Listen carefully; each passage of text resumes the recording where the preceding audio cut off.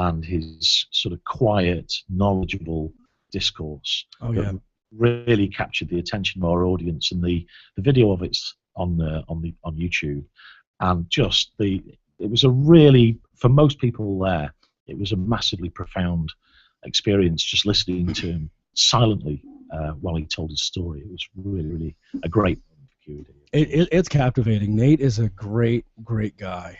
I love him to death. He's amazing, and you can't listen to him talk without feeling for him. Without. I mean, he really brings you into the emotional side of what he's going through. He's just captivating, and the guy's brilliant. He gets right to the point. I mean, I'm lucky to call him a friend. The guy's amazing. I mean, lots of people go through something like he goes through, but I think his real skill is that he understands what he went through, and he understands so clearly and is able to elucidate exactly what the impacts and consequences of that upbringing, because he left a long time ago, but he's still feeling the consequences now, and that part of the story for me is absolutely fascinating. Oh, absolutely.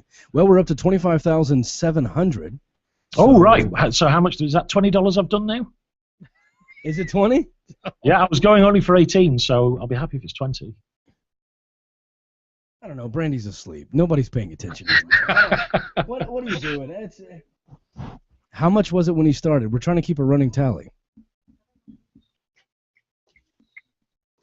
We are so unprofessional around here, Andy. I apologize on behalf of the staff. We started at 25,670. 670. So that's $30 then. Hey, bloody hell! I'm amazing. I'm amazing. That's great. It's great to know you're so popular, isn't it? Is bloody hell like a bad word over there? Because it's not bad here. No, it's commonly used. Like, do they say it on TV? Oh yeah, all the time. Yeah. Okay. I thought you were about to ban it. Whatever he told me. I'm trying to get more strict, because the more I go that way, the more the cognitive dissonance guys goes the opposite direction.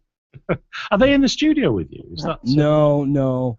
We couldn't have survived that. I couldn't have that. They Tom and Cecil are the funniest guys.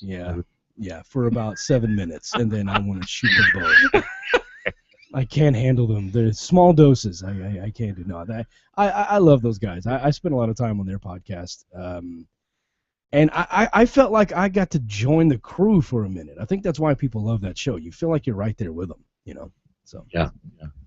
But I did eventually have to come back to professionalism and do a real show. But that is just like college dorm room, beer everywhere. Psh, you know, it's a blast. It's a nonstop party with those guys. Yeah, absolutely. So listen, I've brought a couple of questions with me from my show. Okay, let's do it. Try them out. So how many people are there? Well, you know, this has been an in and out thing. All night we had at one point 30 people total. Moving around, there was all kinds of craziness going on. Right now, inside the studio, it is literally just me, a staff writer, because it's 6:30 in the morning here. It's me, a staff writer, and my partner Brandy. Like it's just us. It's just us three. So there's three of you. Okay, well this will work with three of you. So this is a reprise of a round I did in the early days of Incredulous, and I really love this round. So I telephoned a homeopath and recorded the call, and I told the anonymous homeopath that my wife was suffering from a shoulder injury. So I called them up, and so let me just play the intro first, then I've got a couple of questions for you for what you think happened next. You ready? Okay, sure. Go ahead. Okay.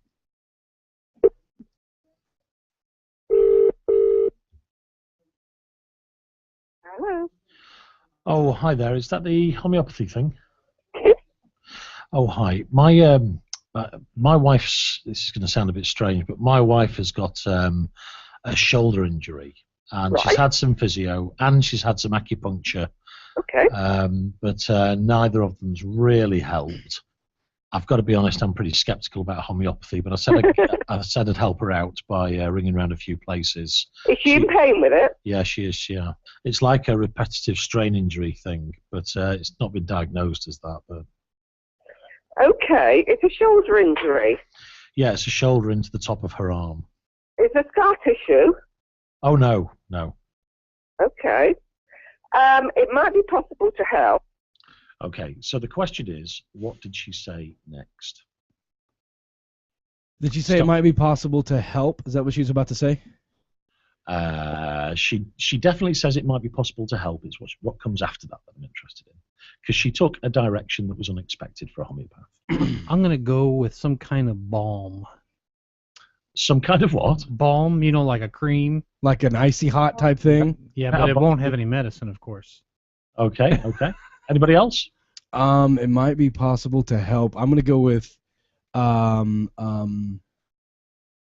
it might be possible to help her no, hang her upside down. That's just a regular thing in our house. Yeah. The anti-gravity machine. Do you have any guesses, Brandy? No. Okay, Brandy doesn't want to guess. Go ahead. Here's the clip. Okay. It might be possible to help, but you'll even be more skeptical about this one. Right. I'm an EFT practitioner as well, and Right. EFT works really, really well for pain. Okay. So that also is something I might be able to help her with. Right. Why am I going to be even more skeptical about that? Is that stranger? Because it's EFT. Right. What is that? What is that? It's called emotional freedom technique, Yeah. also called tapping, Okay. and it's getting quite popular for all sorts of things. Mm-hmm. If you actually... EFT, have you guys encountered that before? No. EFT is all over the world. It's ridiculous. So the way EFT works is the practitioner, if that's the right word, they tap you on various parts of your body to relieve the symptoms that you are feeling. It is the most bizarre thing, and they finish every session with, and I'm not kidding, it's actually called this, with a final tapping session at the karate chop point on your neck. So if you imagine a kung fu chop to the neck, that's what they finish every single session. So you forget all the pain everywhere else in your body. So hold on. Yes. They essentially tap you for about 30 minutes and then just bitch slap you at the very end and go, now we're going to tap your wallet before you leave. That's exactly what they do. It is the most bizarre. Well, it's not the most bizarre. I mean, on Incredulous, we try to bring out these topics and satirize them. Wow. And this is one of the more bizarre ones. Well, she was right about one thing. I bet you were a little more skeptical of that than that. So do they admit that what they're doing is woo, is spiritual, or do they actually claim to have some sort of medical evidence that this stuff works? Well, it's all the energy lines in the body type medicine. You know, it's like Reiki or like acupuncture. They rely, or like chiropractic. I was getting a massage one time. Yeah. And the lady just starts going. Does this story have a happy ending? No. I knew you were going there. Wow. Why would you ask for a happy ending anyway? The massage is much better if you get a happy beginning. Just keep that in mind. You'll be out in like 10 minutes. Anyway, so she's about 20 minutes into it. As she's pushing on my back, she starts going, and then she would push again, and she'd stop and go, and I finally, after about 7 or 8 of these, I finally just said, I have to know, what are you doing? And she says, oh, it just helps me if I just go ahead and just breathe in all the negative energy and blow it out. So I'm sucking in your negativity and I'm blowing it out. So I'm just acting as the filter, but don't worry, just let it all out. I'll take it in and I'll get rid of it. I do it all the time. And I'm just like, what is happening right now? I was so uncomfortable the rest of the massage because I felt like she was like, I don't know, I felt like I was having a back rub by a dragon. It was terrifying. But you had a happy beginning, so none of that mattered. No, I didn't have the happy beginning. I just recommend happy beginnings. I didn't have one. So be clear about that. So, Andy, I think we should be scientific about this, and I think David should volunteer to have his arm strained, and because I've always wanted to karate chop his neck. Actually, my arm to see if that would work. My arm is actually strained. My shoulder is strained, so I want to hear more of this. Do you have more clips from talking to her? Yes, I do, but I'd just like to point out that n equals 1 is not a good scientific sample, so everybody in the studio would have to have their arm sprained. Don't ruin my fun. So yeah, I've got another one here. How long do you think the consultation is that she suggested, and how much do you think she was going to charge for it? Okay, I'm going to say 30 minutes. Yeah. Let's go 200 pounds. 20 minutes, 300 pounds. Oh my goodness. Okay. Well, here we go. Well, how does it normally work? Is there like a first consultation or? There are two ways this can work. Normally I have somebody in for a homeopathic appointment, and it is a 2-hour appointment where I try and find out all about the person and give them a remedy for them as a person. Right. And that costs £80, and that also includes the remedies. Okay. However, if wow. Hold on. So let me get this straight. By the way, you're one of my favorite guests so far. I love that you brought your own audio. It really saves me having to come up with stuff. Oh, that's this is brilliant. So let me get this straight. You're like, I have a strained shoulder. Yes. And she sits you down and says, so where were you born? Yes. Tell me about your father. Do you have a good relationship with him? Yeah, well, my shoulder hurts, lady. My shoulder hurts. Right, but are your chakras aligned? Oh my God! You know that what could possibly take 2 hours? What color are your eyes? She's like a mashup of BS. This lady, and she's getting her homeopathy mixed up with her EFT there, because homeopaths make a really big deal about the fact that it's all about the person, and they have a long consultation with them and ask them all kinds of irrelevant questions that a doctor would never ask you because it's irrelevant. But they perceive this as one of the values of homeopathy. But, okay, but the tapping though, surely she's not going to tap you for 2 hours. I don't know how long she would do it for. I imagine that she'd spend an hour in consultation, and like 20 minutes on tapping, 20 minutes on the homeopathic remedies, and then 20 minutes of wind down or something. I want to go. I want to go, and I want to take my shirt off, and I want to sit there, and I want to let her just start. David, they don't all start out with happy beginnings, okay? Hold on. No, somebody surely has just looked at this woman 17 and a half minutes into tapping and went, are you serious? Yeah. Are you serious right now? Are you serious? I mean, I don't know how these people do their jobs with a straight face. That's what I'm trying to get across. Well, I think they literally believe in it most of the time. You know, it's certainly the lady I was speaking to, people like her, I don't think there's anything vindictive or anything. You know, I think she just genuinely thinks she's doing something good. She's completely deluded, in my opinion. But that's it. So next, I want you to listen to this question, and then tell me what you think the homeopath said next. Okay, I love this game. Okay. Is there any, I'm going to phone a couple of places, but is there any particular reason why I should choose one over the other? Homeopath. Yeah. So that's what I asked her. What do you think she said? Those other places won't care as much about you as a person as I will. Okay, that's a good answer.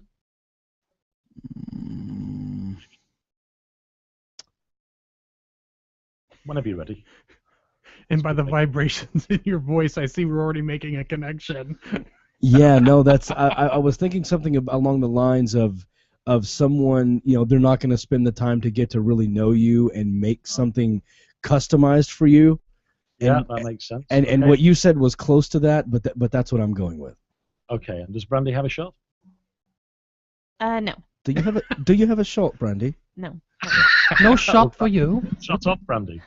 Okay, here's the answer. Homeopath. Yeah. Yes, absolutely. First of all, absolutely. Check how long they've been in practice. Okay. What? What'd she say? Because unfortunately, with the She said check how long they've been in practice. Oh, okay. Society of Homeopaths, which is the main society, you're looking for somebody who is an RS Hom. RS Hom. That is the main society. Oh, okay. We've got code of ethics and this, that, and the other, and insured and all this, that, and the other. Right. And it also means that somebody has been fully trained in ratified colleges, and it's all to a certain standard. Okay. All right. The thing is, when somebody comes straight out of college these days, they're immediately registered. Whereas I had to jump hoops years ago to get registered. Right. They're immediately registered, and then they have to do a year or so of stuff. So if you get somebody that's just been registered, just come straight out of college, they won't have much experience at all. Okay, fair enough. So that all makes perfectly good sense. This, that, and the other is an important qualification for a homeopath. This, that, and the other. Yeah, apparently, and apparently also, if you're delusioned, don't trust them. But if they're delusioned and they have a certificate from other people who are also completely out of their minds, then yeah, no, totally. I'm certified by other crazy people, so it's fine. Yeah, I think people underestimate the value of a piece of paper. And you know what's amazing is she said she had to jump through a bunch of hoops. I'd like to see the college that actually gave it to her, or what avenues that she went to get that Maybe piece she of just paper. walked by the hoops and tapped them. Oh, very good point. By the way, we are still sitting at $30. Yeah, I'm not surprised. So do you destroy my tweet? confidence. You're wasting your time. Do you tweet? Go. Do you tweet or use Facebook? Because we're down to probably about 10 more minutes in your segment. Yeah, well, I do. I tweeted before the show. Okay. Obviously not tuned in. If I have any faithful listeners whatsoever, please, I implore you, don't make me look such an arse on American radio. Donate now. $20, $30, $40, or you can even in PayPal, you can change the currency so you actually understand how much you're giving. Just do it. Get on it. Do it now. It's for the good of mankind. That's right. And if in the next 5 minutes that number doubles from 30 to 60, I will perform Rapper's Delight, the first 2 verses, live on the show. Oh my God, I would love to hear that. I might just go donate myself. That sounds awesome. So right now we're at $25,700. We're looking for $25,760. Oh right, no, I was thinking more 54,000. Oh what? No. Thinking and doing. No, actually, what he's looking for is $25,730, because then they would double what they've done. So all you got to do is give $30 more, and you'll do Rapper's Delight. I might donate it myself. I hear you got 2 tickets for QED at $30. Is that right? Whoa, that's. Yeah, well, the tickets are available to you guys to come up with a witty competition during the rest of the show, and they're worth £99 each. Wow, that's cool. So we're not quite finished with our homeopath. Okay. I'm trying to get me, but we're not quite finished yet. Given the opportunity to trash the competition or professionally make no comment, what did she choose to do? She sounds like she's got some trash talking in her. Oh yeah. I'll go the By other the way, way. she said absolutely. I've been telling you about all the good things about me. Like, that's what it sounded like to me. Yeah, I'll go the other way. I'll say she didn't trash talk. She just talked more about herself. Okay, let's go. Both of those may be true. Here we go. There is actually somebody on the web locally who has a fabulous website, and I know she only qualified last year. Oh, in website design, no doubt. That must be her previous profession, yes. Now, I'm not saying she's no good or anything. I don't even know the person. Sure, yeah. But I'm just making that comment. Yeah, no, that's all right. Other than that, nothing. And she charges more than me as well. Oh, yeah, she's talking trash. All right, well, that's straightforward. So Here's what I just learned. So apparently over there, when they say, and I'm just making that comment, that means, bless her heart, in Texas, when you want to trash talk, but you want to trash talk and pretend like you're still a good person. Yeah. Well, bless his heart, but he's a dummy. You know? Comments like that, yeah. Okay, and finally, before the enormous donations finish, I have a question that Noah Lugens received during his last appearance on Incredulous. spelt with a K, of course. And I'm going to try it on you, only because when I was listening earlier, I noticed there's been a lot of talk about sperm. Oh so my God. Here's the question. Sperm has been used, A, by spies during World War I as invisible ink, B, by priests in the 16th century to mark the promotion of ambitious choristers to altar boy, or C, by prostitutes in France as makeup when mixed with colouring. Go. C. B. The priests. Yeah. Okay. Anybody else? C. Makeup. By prostitutes in France when mixed with colouring. Absolutely. Okay. Brandy, do you have nothing to say on the matter? B. B. Oh, It looks like I've got a clean sweep because the answer is A, invisible ink. Oh. Wow. I tried to tell you to say A. See, that's why I don't get involved. So we just got a $50 donation. Really? We did. We are at $25,750. Refresh. They want to. Oh well, now we're at $25,790. So we received $90. It's going brilliantly. You're gonna have to extend my slot. Can't do it. No Illusions is up in 15 minutes. All right. Rapper's Delight it is. He's got bugger all to say anyway. Right. Are you listening? We're all listening. Oh, yeah. Okay. I said a hip hop, the hippie to the hip hop. You don't stop the rocking to the bam man when it's a up jump the boogie to the rhythm of the boogie to beat. Now what you hear is not a test of rapping to the beat. And me, the groove, and my friends, we're going to try to move your feet. You see, I am Wonder Mike, and I'd like to say hello to the black, to the white, the red, and the brown, to the purple and yellow. But first I gotta bang bang to the boogie, so up jump the boogie to the bang bang boogie, let's rock. You don't stop, rock the rhythm that'll make your body rock. Well, so far you've heard my voice, but I brought two friends along. And next on the mic is my man Hank. Come on, Hank, sing that song. Check it out on the CAS and the OVA. The rest is FLY. You see, I go by the code of the doctor that makes these reasons. I'll tell you why. See, I'm 6'1", I'm tons of fun, and I dress to a T. See, I got more money than Muhammad Ali, and I dress so viciously. I got bodyguards, I got two big cars that definitely takes the whack. I got a Lincoln Continental, man, and a sunroof Cadillac. So after school I take a dip in the pool, which is really on the wall. I got a color TV so that I can see the next player basketball. Hear me talk about a checkbook, credit card, more money than a sucker could ever spend. Well, I wouldn't give a sucker not a pound for a rockin' on the dime till he played it again. Everybody go hotel, motel. What you gonna do today? Say Frank, gonna get a fine girl, gonna get some smack and drive off in a death OJ. Everybody go hotel, Motown, Holiday Inn. I said, if your girl starts acting up, then you take a friend. Nice. So Andy Wilson. The studio audience applauds. Check out his podcast, Incredulous with a K. That's it. That's it. Thank you so much for the time, sir. We appreciate it. Oh, well, it's been my absolute pleasure. You're doing great work today. And talking of serious points, please, people, donate. It's brilliant. Yes, go. Okay. All right, Andy. Thank you so much, man. I enjoyed it. I loved it. Nice. All right. Take care. Wow. So much fun. I guess. That reminded me of when Daniel Radcliffe rapped on Tonight Show.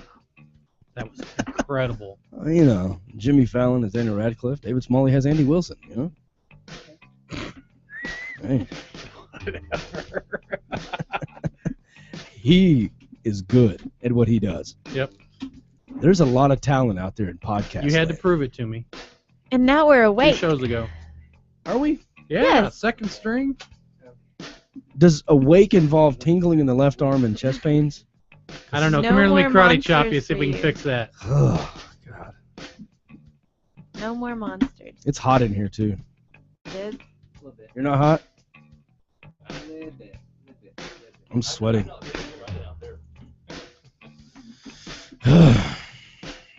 What are we at? 25?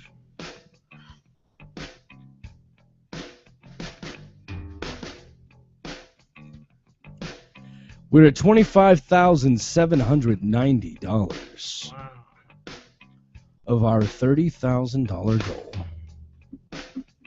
They got me working hard for these last 4,000, John. Well, I can't when you're... Okay, sorry. They've got us all working hard, David. If you have to work, You might as well work hard. Boy, that word of wisdom sounds like it's 6 a.m. Yes, it does. You know, some people wake up working hard. Are you all set? Yeah, just give me about 5 seconds here.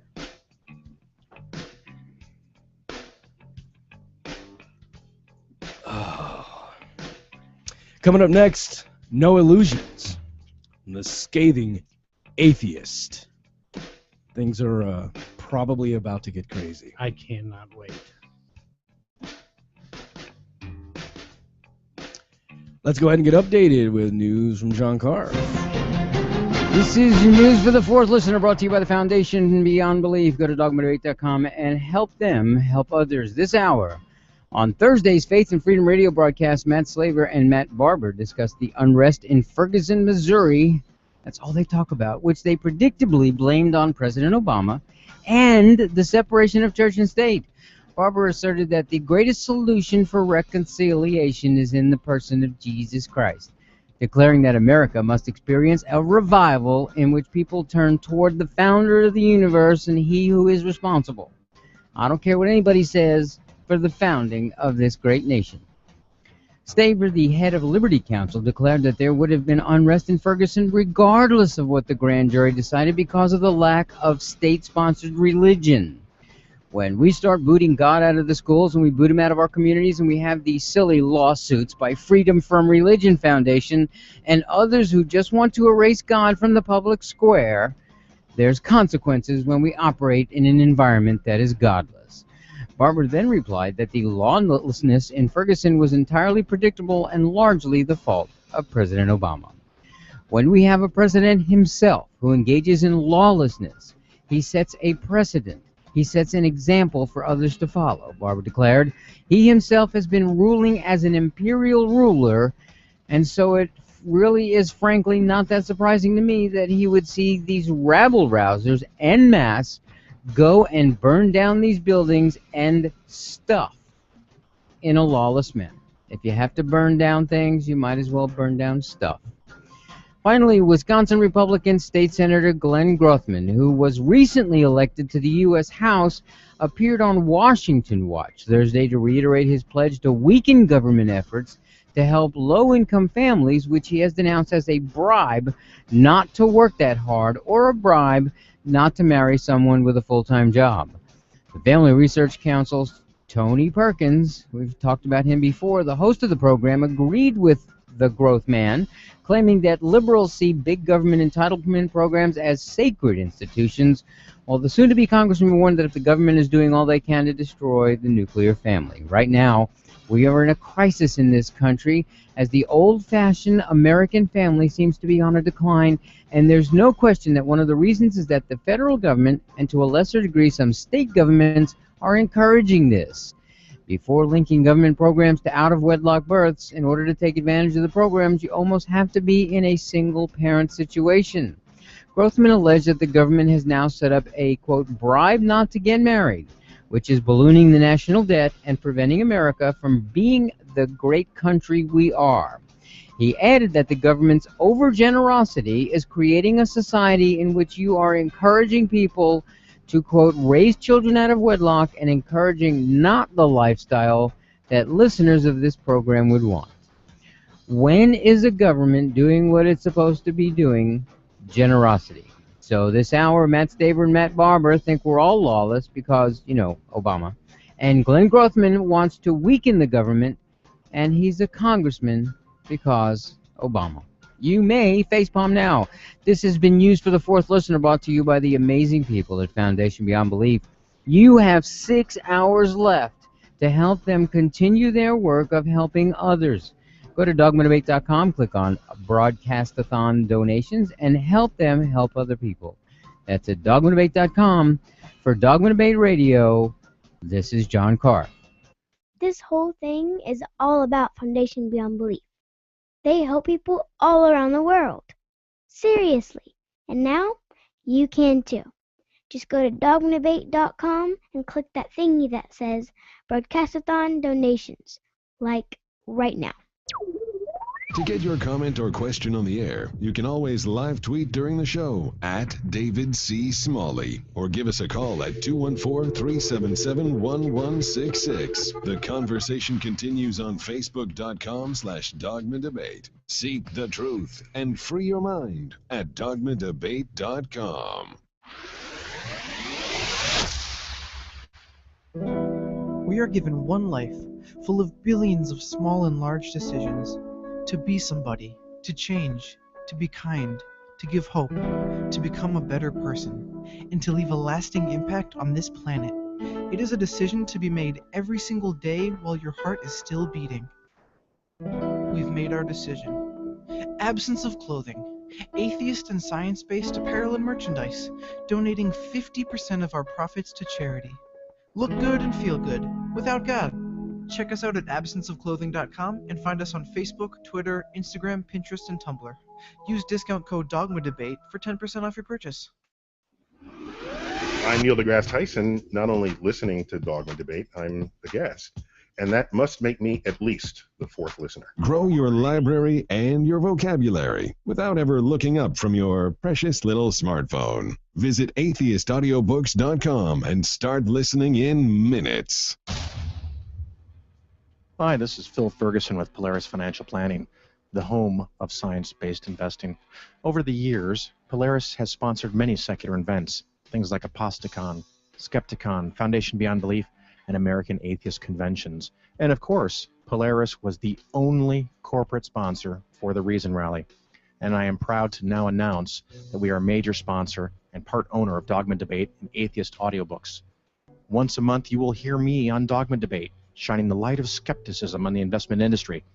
And if you have any questions about investments or an old 401k that you need to roll over, please contact me at polarisfinancialplanning.com. Remember, 10% of Polaris's gross revenue goes to promoting a secular worldview. So you're not just getting better investments, you're changing the world. Polaris Financial Planning, it's where reasonable people choose to invest. You're listening to Dogma Debate with David Smalley. Founded in 2006 for the purpose of realizing one man's vision, the Richard Dawkins Foundation works to remove the corrosive influence of religion in education and in the public square, while also working to eliminate the stigma that surrounds atheism, secularism, and non-belief.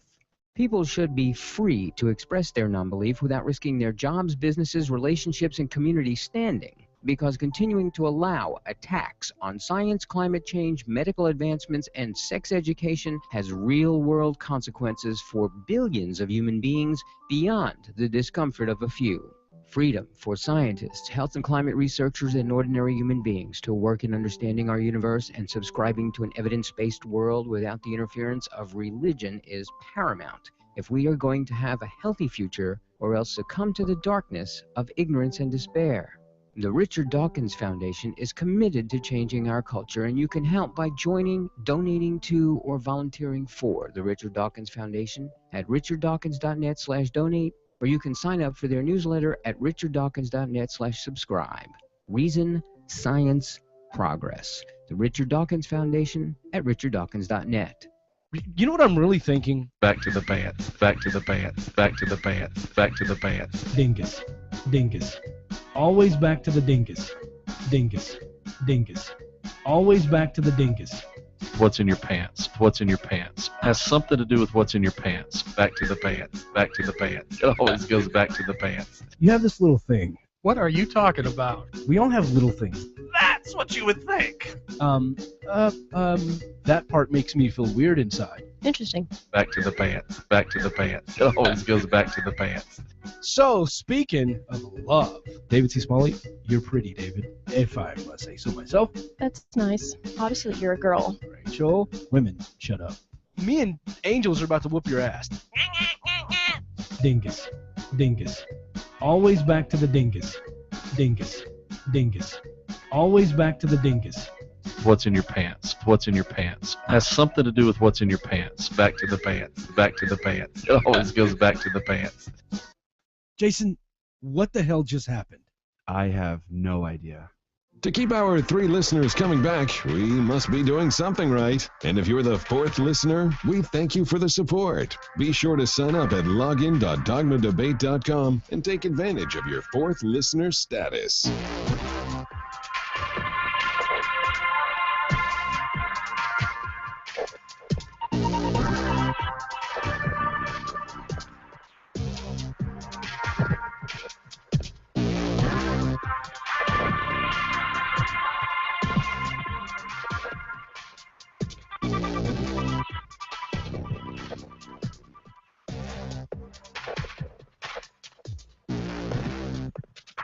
Welcome back to Dogma Debate.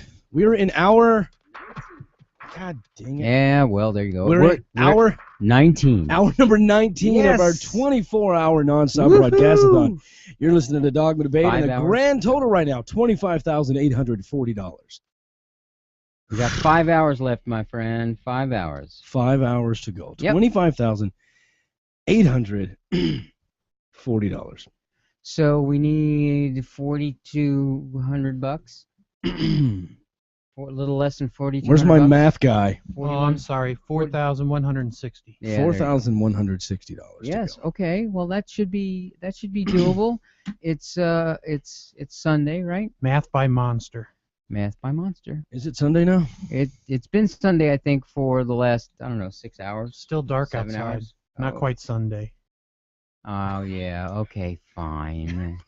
No, it's Sunday. Domingo. It is 7 o'clock in the morning here. Yes, it is. But the real question is, what time is it in Georgia? It's 8. In fact, Podunk, Georgia, is what I've heard. 8 o'clock. That's exactly where it is. 8 o'clock.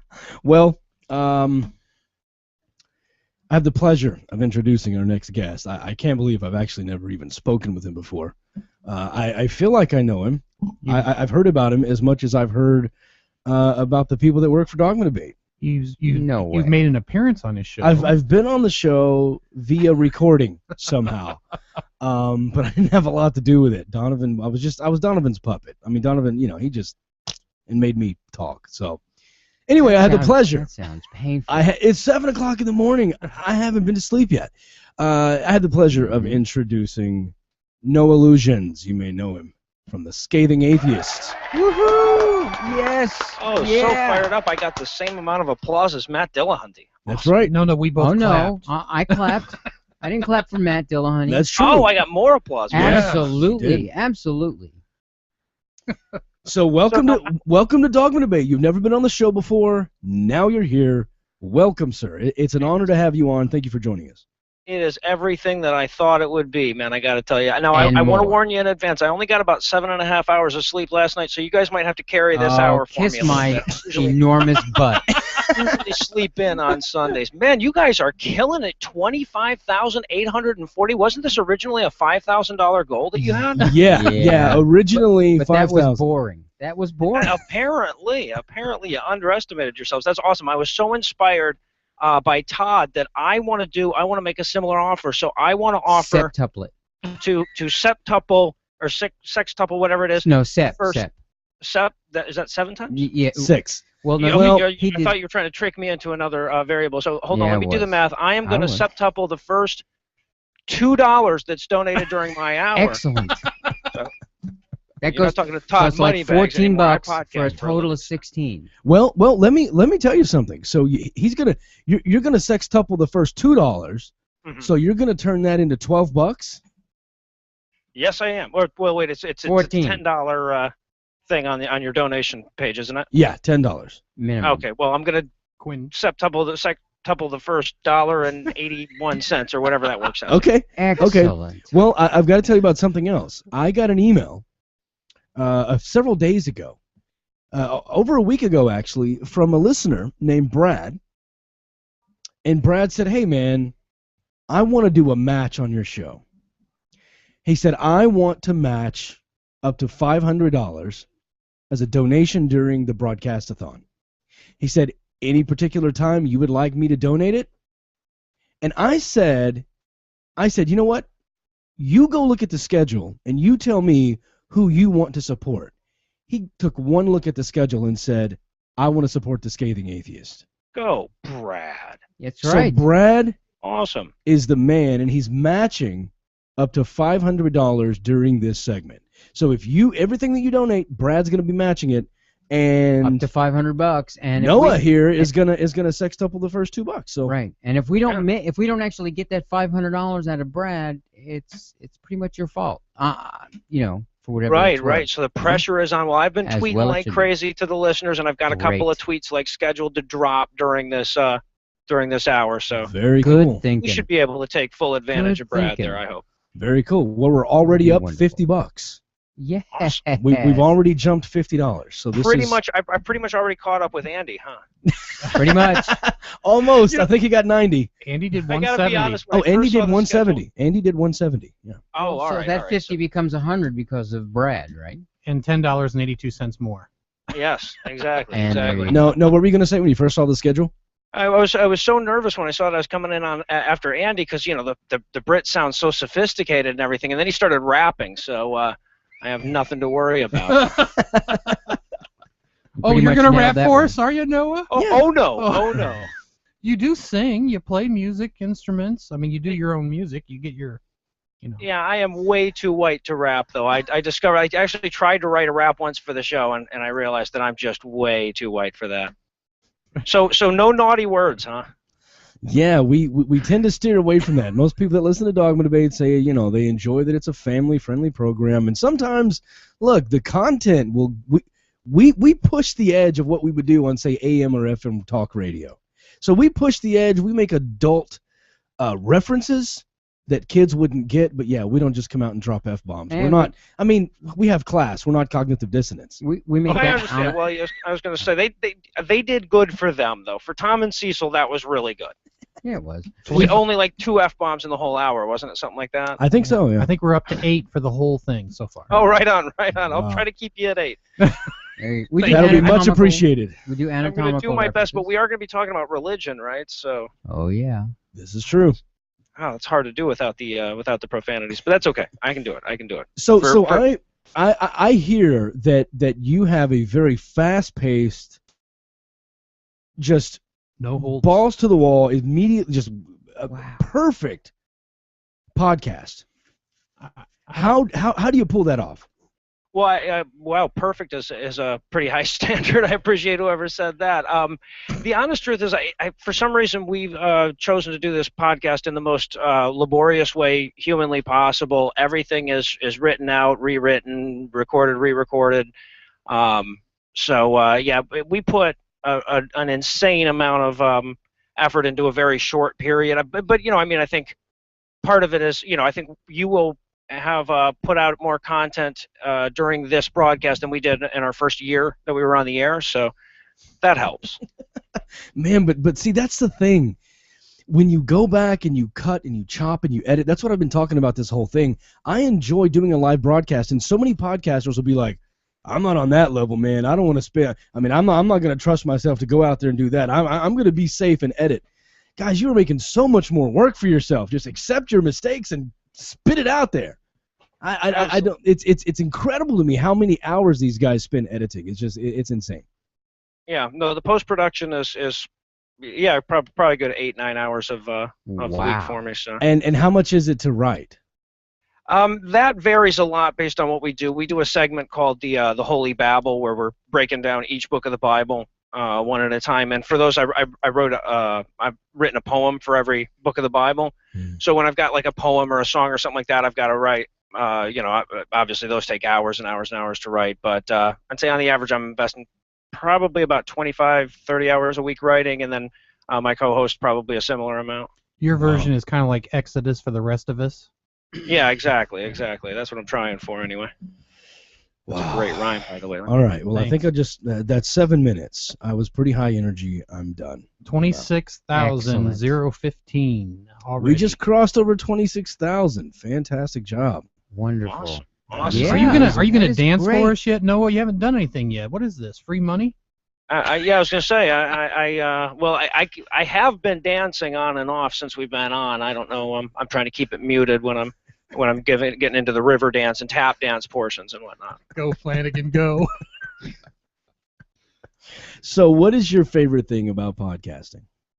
the community by far, man. I got to say, when I first got into this, I really looked at podcasting as a sitting in your basement by yourself activity. I had no idea of the awesome community I was joining when I got into it. But I have just met so many amazing people, and Andy Wilson, in addition.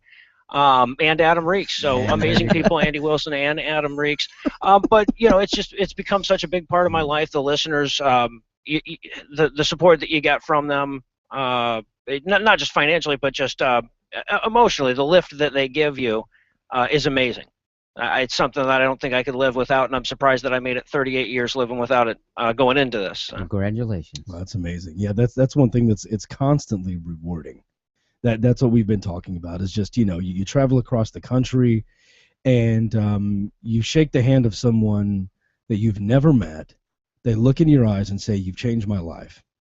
Or, "I was all alone and I thought I was the only one, and then I found you." And see, I get more, "You made me spit something through my nose, thanks." But it's all about what matters to you personally. I'll take that. Yeah. I've had gray matter come out of my nose. I've laughed so hard at your show. So speaking of spit, we had Adam Reeks on earlier. He swallows. He's a nice guy. And my producers, he doesn't know this, but my producers pulled a couple of clips from when he was on. Like, this is all during the live show. And, we have a couple of things we'd like to play you. They're very, very short. I have less than 5 seconds of audio total to play for you. Okay? But it's very well done. It's very important. Right. It's very important that you hear exactly what he said. Here we go. Have you heard the latest episode of The Scathing Atheist? Okay. He followed it with this. Noah very kindly had me on his terrible show. That sounds like Adam, I'll tell you what. No, I think I've started something there. Yeah, yeah. And open Pandora's box now. Those really weren't taken out of context, by the way. No. He really didn't say that one. This is going to be Noah very kindly had me on his terrible show. That's just going to be a normal part of our conversation throughout the hour. That's fine by me. You want to play the stuff from Adam now that people are listening. I feel bad for him since. How did you guys do during his hour, by the way, money wise? How did we do money wise for Adam Reeks? I guess you probably don't just have a running chart. Yeah, we do. Donovan's taking his shoes off. What happened? He did $255. $255 in small, but to be fair, American bills. to be fair though, he did some big push at the end for a final $500 because he said if he met the goal, he was going to make a chopped up tape of me like he did with Pastor and he Manning. Failed Pastor Manning. Miserably. Well, no, he didn't fail miserably. Apparently, people started tweeting, "I'm trying to donate and it's not working. Australia is down." And they were flipping out because they couldn't. Down under. They left the word off. I guess they for some reason the donations weren't working or something was happening, and so maybe they tried to get it in. So I don't necessarily. You sound like my first wife. I'm sorry. Wow, I was trying to give him the benefit. I was trying to give him the benefit of the doubt. I know. We just hit 26,215. So yeah, we've already had a couple hundred. I think he's already beat Adam actually. Yeah, so we're getting close up to 500. We were at 25,840 when I started. So. Yeah, and don't forget we're gonna have Brad that's matching up to 500. We've almost gone through his whole 500, haven't we? That's 300 so far. Yeah, we've hit 300, Brad. Keep that in mind. I know you're listening. Awesome. Yeah. 385. Nice. Yep. Here we go. Excellent. Thank you, Noah. Milk Brad for all we can. I got to tell you, I've been in solidarity with you guys. It's been exhausting, occasionally checking in with you through the last 18 or so hours. But I've done it. I've done it through solidarity. I cracked a beer with you guys yesterday afternoon. We could feel it. You're a soldier, man. I still don't understand why, but I sniffed my flashlight around 11 when Tom and Cecil were on. I knew you'd tune in for that. Smelled like choke chicken. Everything kind of does. Barbecue. But, notice how I haven't cussed though. I'm skirting around it. You can be extraordinarily offensive. That's what we do. Awesome. That's exactly what we do. And David was warned that's what would happen. Yeah, and that's fine. That's fine. We've got more donations. We're up to 26,255 now. So Awesome. they're pouring in. Keep them rolling in. I cannot wait to hit this $30,000 goal. Yep. This is going to be That amazing. is so amazing, guys. I'm because I am a huge fan of the work that the Foundation Beyond Belief does, and it's really exciting. You guys are going to raise more money for them in 24 hours than I'm going to make this year. So and that's all going to several really good causes. So really stoked to be a part of it. Yep. Yeah, it's really exciting, and like we've said earlier, the idea was 5,000, and then 2 days before, we get an email from Dale McGowan that said, "I think you should try 10. I think you guys can pull it off." And then on our 10th hour, we hit $10,000, and then Todd Stiefel did his sextuplet thing, and then he said, "I'm leaving you with this: increase your goal to 30,000," and we were at 19 when he left. And so, now we're at 26,255, and it's been amazing. That's awesome. That's just really incredible. I gotta say, proving once again, and not that we within the community needed proof of it, but proving once again what an incredibly generous group of people the atheist community is. Yes, they are. Oh my gosh, you're exactly right. Yeah, you're exactly right. And someone said something to me one time, and I forget who it was. But they said when a Christian does something good for them or forgives them, they always think in the back of their mind that this person did this possibly for the right reasons, but there's always that threat lingering over them that if you don't forgive or that you don't do something nice, then Sky Daddy's watching and might hurt you or might judge you for it. And I believe it was a Christian that told me, if an atheist, no wait, it was Teresa McBain, actually. She said if it was an atheist that forgives you, they mean it. It's genuine because there is no overlying threat that's going to make that person do something they don't want to do genuinely. Absolutely. Yeah, without the threat of hellfire or pitchforks. Right. There's no book suggesting a certain percentage of your income that you should give to Foundation Beyond Belief. There's no threat of eternal punishment if you don't give enough to Foundation Beyond Belief. These people are giving because of the few things they believe in. The humanism that Foundation Beyond Belief does is something that a lot of these people believe in, and I'm honored to be a part of it. It's record breaking. Up until this point, their record for 24 hours was $3,800. Yeah. Last year's about going to go 10 times over that at the goal. That's awesome. Well, that was their record, but last year's actual they did a podcast instead of like a live broadcasting. I guess they called it a podcastathon even though it was live. They raised $1,600. Mm-hmm. And I remember getting excited for them for that as well. Yeah, so. I mean, and I'm not bumping chest here. What I'm saying is the atheist movement. No. It's not about me versus them. I want to make that clear. Seriously, it's about look how much they've done over what they did last year. It's not me doing it. It's the listeners. It's the atheist community. Look how much more they've given this year. Think about what next year's going to do. Yeah. I mean, this is just a phenomenal thing to see a community of people come together like this. If I wasn't nonstop working for this many hours in a row, I would be emotional. I'll be emotional. I say for that you, all man. the Which time. emotion do you want? I would like somber and meaningful and proud, sort of together. I don't and do then any of those unbridled joy. Unbridled joy. Yeah. Go do them. You offered. Scene. Go. Well, yeah, I was going to say I'm just doing it facially. I hope you didn't. Yeah, we knew that. We could tell. Okay. We felt it. The wordsmith like you is doing it facially. Yeah, good time. You sound like my first facial. wife. Good facial. Good facial. See, I was trying to get to the facial joke before you, but I'm not letting you. I'll let you get the big ones. I probably had more wives than you. At one time? Oh, man. Guys, I am exhausted. I don't know. At this point, I don't know if I can handle Donovan this early in the morning. Yeah, he told me that. I'm ready to go, man. So Noah, did you get up, did you go to bed and then wake up for this? Yes, I did. Well, you know what? Honestly, it's such a big day for me. I guess odds are pretty good. None of you guys are big fantasy football players. No. All right. Not anymore. Last week of the regular season, I'm in a league with a bunch of other atheist podcasters, and I'm in a win and you're in kind of a week. So I've been, I've kind of slept, but not because of this. So you studied. That's what it was. Yeah, exactly. Okay. I was checking injury reports and whatnot pursuits. till the wee hours of the morning. Trying to go from last place to playoffs. It doesn't matter. Win and you're in. You heard him. That's right. That's right. I got to beat Mark Nebo from the Ramen podcast. We are rooting for you, by the way. Absolutely. Glad to hear. Absolutely. Glad to hear. I appreciate it. The Take shadow that, of the Mark. Yeah, take that, Mark. Figured I'd already started some trash with Adam Reeks. So is it one of those fantasy football leagues where you can win money, actual real money?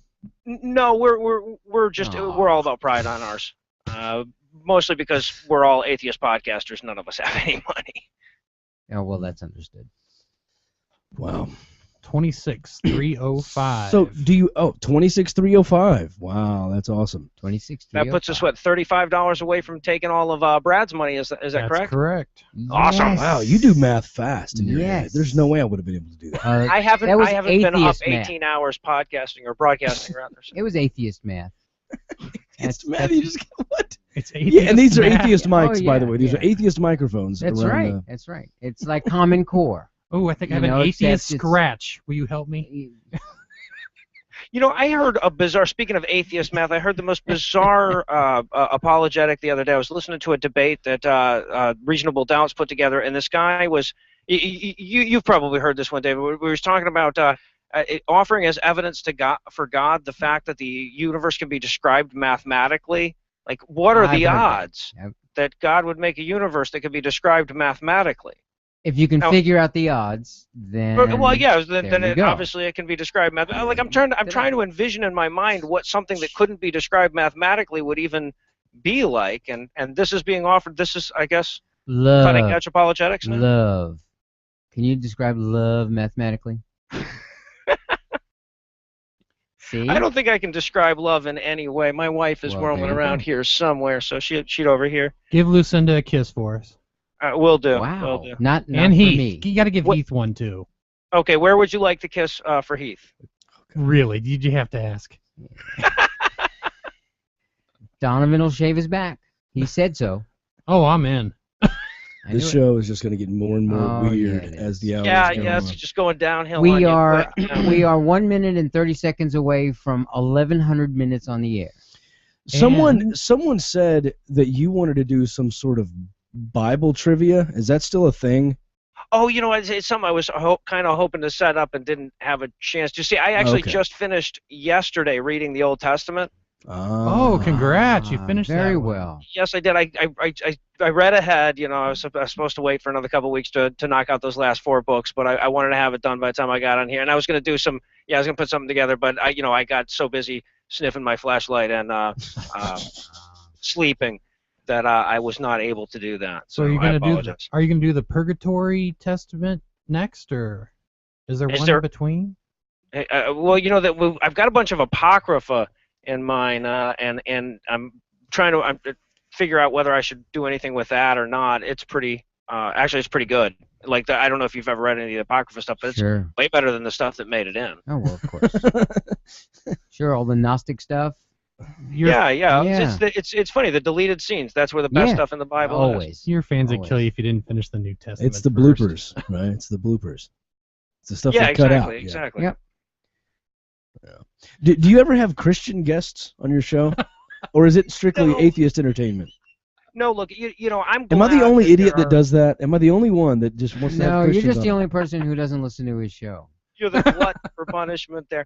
No, look, I'm glad that there are shows like yours and like Atheist Experience that are Reasonable Doubts, even that are like outreach to the theistic community. I'm really happy those shows are out there. I don't have the patience for it, man. I commend you for what you do. I don't have the patience for it. I don't like pretending that there's still an argument.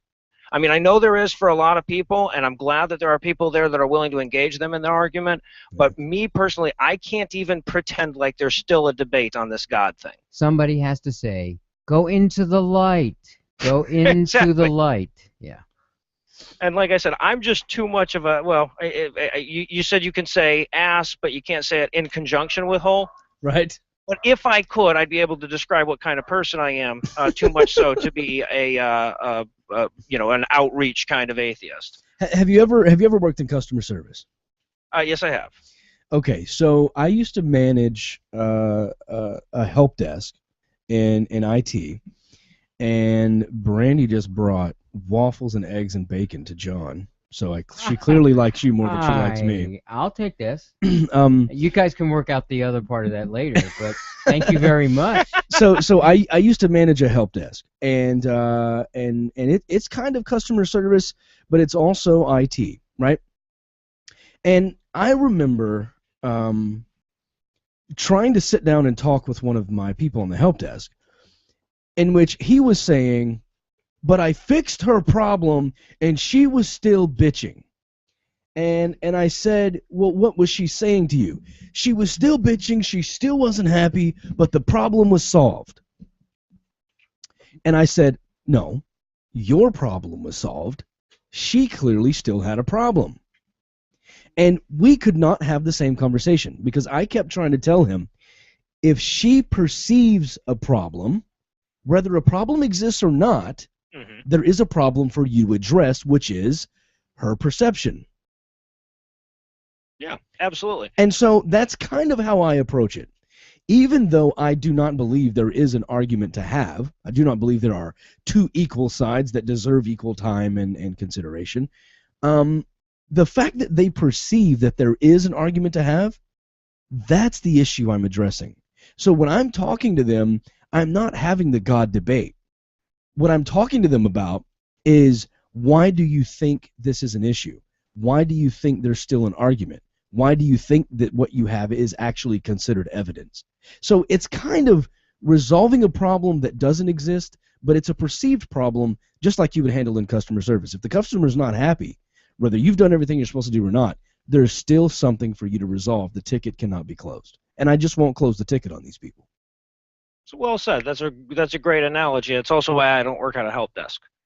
But yeah, no, that's exactly, like I said. I'm really glad that there are people out there in the world with the kind of patience that you have and the kind of resolve to really dig down deep with these people. And I heard the debate that you hosted at. Forgive me, was it at the American Atheist Convention this past year? I've been all over the place. Maybe was I the moderator for a debate? Yeah, I believe you were the moderator for a live show that you guys were doing. That was going to be, well, I mean, I did a show at the American Atheist Convention. I brought a Christian protester from outside inside. Yes, that's exactly. But I was a moderator for a debate in Memphis, Tennessee, with Cy Ten Brugencaid and Matt Dillahunty, and then I brought Cy Ten and Eric Hovind on stage with me. Then too. So was it that, or was it a protester in Utah? No, yeah, it was the protester in Utah. Although Okay. I've got to say that debate between Dillahunty and Brugencaid is one of the greatest things in the history of debate.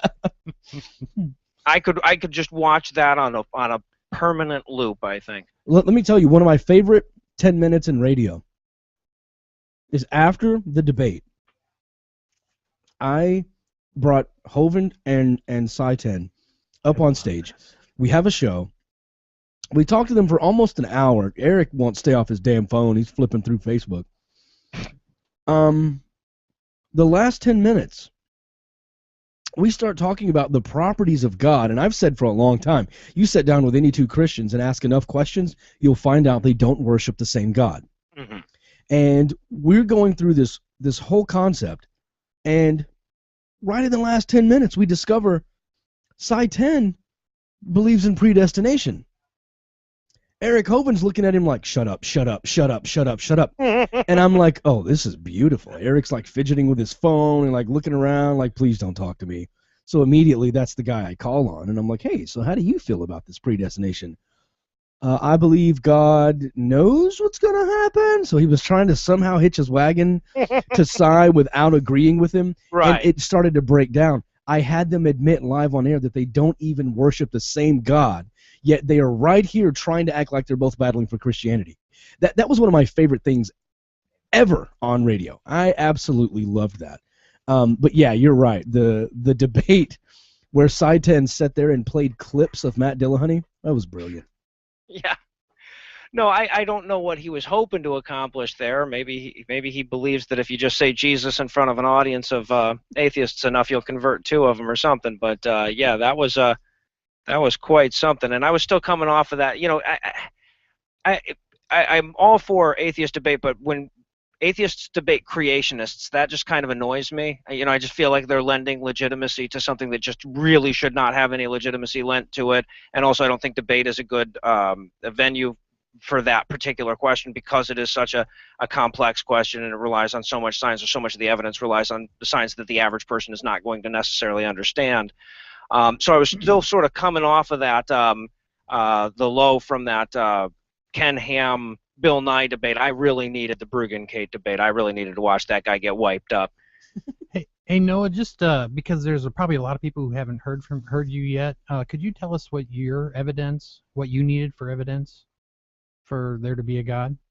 Oh yeah, you know, a great view. yeah, you get that question so often, and I think so many people give a very complex answer, or they try to come up with some scenario where the only possible explanation for this could be God. And you know, look, there is no scenario. So, you know, when people ask me what would it take for you to believe in God, I look at that like, you know, well, what would it take for me to believe in evolution? There's no one piece of evidence that creates that. But all I want to do, you know, for me to believe that there is a question, for me to believe that there is a debate, all I want to see is the very minimum. You know, show me that a place of worship is 25% less likely to get hit by a natural disaster than another comparable building in a similar area, and I'll have the debate with you. Show me even the most minor piece of evidence like that to support the God claim, and I'll believe that there's a debate worth having. But they still haven't even come up with anything like that. So like regrow your pinky? Right. That would help. That would help. You know, Wait, I still have my pinky. I had to check and make sure I still had my pinky, but I do. You know, I'll say one thing about the creationist debate. I slightly disagree with you on the creationist debate, and let me clarify why. I think it's still important to have the debate, and I do not think it lends legitimacy to the creationist viewpoint at all. I think that especially in places like Georgia and Texas, and especially in Texas where the textbook issue is constantly coming up, there are educated people that are creationists. There are people with PhDs who are creationists. There are people who are running our State Board of Education who have now inserted Moses as a founding father. Right. This is a reality. People think I'm joking when I say it. This is a reality in our state. So as long as they are actually making progress with that type of nonsense, we have to address it publicly. Now, now the debate part of it is not necessarily to change that person's mind. It's because all of the people that are there of the creationist mindset that are looking for the evolutionists to get the floor wiped with them because they don't have any evidence and we have Jesus on our side. The point is the evolutionist gets to list out places to go look up information. Places like talkorigins.org. And certain scientific studies that are easy resources, certain websites that will send people from their chairs to their computers at home, and ultimately at least 5 of them out of 500 will go look it up and go, holy crap, there's something to this. That's why I think it's still important. Yeah, no, I definitely agree that it needs to be engaged. I don't know that debate is the best way to engage it, but the point that you're making there, that there are groups for whom there is no other way to get in front of them than to do a debate, because they'll go, like you said, to see you get creamed in the debate and still show up. Like I said, the frustrating thing is that a debate is not necessarily won by the person with the best evidence or with the best argument. You know, very often a debate is just won by the guy with the best personality and the best one-liner. So if it's the right person doing the debate, you know, like I think, honestly, I think Bill Nye did a phenomenally good job in that debate. He did a lot better than I thought he was going to do. So if it's the right person doing the debate, you know, I'll set aside my qualms about it. But I've seen a lot of people go out there and get their asses handed to them by the creationist in the debate. And I have to feel like we've done more harm than good in that instance, and largely it's because of the technical issues. So I guess a lot of it is just about the debate technique there as well. Yeah, there was a time where we did what we called a drunk show, where we had Aaron Ra on, and Aaron had to play the part of a creationist. And Rachel, who was our staff paleontologist at the time and used to do our science segments, she had the debate from the evolutionist perspective. And she was like, I'll only do this if you let me drink. So, of course, we let her drink. And Aaron basically just used trapping words, talked really fast, interrupted her, and destroyed her in a debate. And he knew he was wrong the whole time. And I think it was funny. We all laughed. We had a great time as it was happening. But looking back at that, that's a very poignant time in the show in which we can look back at that and we can say, you know, even when you're wrong, you can make someone else appear wrong. The way he would trap her into something, he would back her into something, catch her in something she said, use it against her later. And it's really important that sometimes even when you know what you're doing, you can kind of walk into a trap, you know? And so, yeah, that's a very important point. Yeah, and I think a lot of people, people who have the scientific background, they familiarize themselves with the science. They haven't familiarized themselves with the pseudoscience that they're going to be arguing against. So, like I said, it's damn tricky, and yeah, absolutely needs to be engaged. And if that's the way that you can get in front of these people and show them that they, that hey, maybe you need to rethink this, then I'm all for it. I would like to find a better venue that wouldn't lend itself to quite so many scientists going out there and making themselves look stupid and diminishing their case in a sense. But I guess, yeah, when you're in a position like you're in with Texas, you can't exactly ignore it. Right. And if if there are creationists out there that are pushing this type of stuff, they are influencing our State Board of Education, and then they turn around and say, hey, evolutionists, would you like to debate me? If that evolutionist says no, oh, God, that just gives them more fodder to go, aha, the evolutionists won't even debate me. Richard Dawkins turned me down. And Richard Dawkins can say whatever he wants about why he did it, but that's not going to be the argument in front of the State Board of Education. See, we clearly have evidence that the atheist can't respond to, and then, it looks like we don't have evidence. And so sometimes I think we're kind of backed into a corner. Yeah. Well, I don't know. I mean, obviously there's a limit that you'd have to draw on that somewhere. There's, but I think that limit is basically going to be determined by, just how many people have they suckered into their nonsense. And obviously with creationism, that number is distressingly high. No, I need your help with something. Contingently, I'll help. Andy Wilson has said that he has 2 tickets to QED. Awesome. Worth about 99 pounds a piece, I do believe. $200 American. And or he said probably $250 American. American. American. There's a U in there. Oh, yeah, sorry, there's a American. U in there. Get it right, Donovan. I'm just here for the side basically jokes. what he's saying is he's suggesting that anyone who promotes the broadcastathon on Twitter, so promote it, use the link to donate, which is razoo.com/dogmadebate, but you have to use the hashtag, or sorry, not hashtag,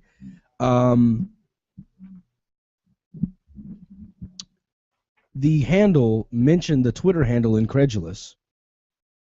Did he accidentally put an I at the end of that, or is that the actual? No, that's his Twitter handle, incredulosi, @incredulosi. Incredulosi. Okay. I don't know if it's a typo. If they use incredulosi with a K, I mean, we'll really have to tweet it out and say everyone who retweets this will basically be entered into a drawing. He said he would administer it. Any ideas? I mean, anything you would like to do with that? He's wanting to somehow run a competition, do something to give away these 2 tickets during our broadcastathon. Honestly, I don't know if you'd want to trust any of my suggestions because they would all involve me getting the tickets. So no I'd copping love to out, make no. QED. That'd be awesome. Okay. I'll give it some thought, but that's why I pre-record. I don't really think on my feet. And the truth comes out. Yeah, this is what's going on. So you're telling me when you do a roast, you have it all prepared? Oh yeah. Oh yeah. No, the amount of preparation I have is meticulous. As a matter of fact, I'm reading the sentence. The amount of preparation I have is meticulous as I say that. I wrote it down in my notes. You're doing pretty good so far. Well, thank you. Yeah, what I'm going to do is I'm going to tweet right now. Here's what we're going to do. retweet to be entered. Yeah. To win. Can't hear you tweet. 2 ticks. Can I say ticks or is that cheesy? TX. I'll just spell out tickets. That's tickets. Win 2 tickets to QED. How do you spell courtesy? Come on, Twitter. COURTESY. Screw that. I right click. That's how you spell it. KER. No one knows what I'm talking about. Courtesy with a K. Courtesy of Incredulosi. All you got to do is retweet. You don't have to donate. Just retweet to be entered to win 2 tickets. And here we go. And then it's razoo.com/dogma debate. Hashtag DD24. Noah, you need $28 to do 600. Whoa! Oh, right. Awesome. Nice. Retweet to be entered to win 2 tickets to QED courtesy. Here we go. All right. Yeah. If you're listening, Andy, yes, you are administering that. So producers, tell him that. Yes. And yes. Andy, if you're listening, I just retweeted it, so I am eligible. Awesome. All right, let's get back over here on these donations. Our grand total right now is $26,412. Is that right? Nice. Holy Babel. So 472 or 672, 572. I'm sorry, it's early for me too. Yeah, 572. Nice. Yeah, 572. So Brad, the 500 has been completed. Yep. Put it in, Brad. Go ahead and stick it in, Brad. We both sound like my first wife. Shove it in there. I want to see it. You're beating me to all of the good my first wife jokes. I'm just saying. I want to see it pop in there. And we're 40 minutes Unfortunately, in. that didn't sound like my first wife, or we'd still be married. Exactly.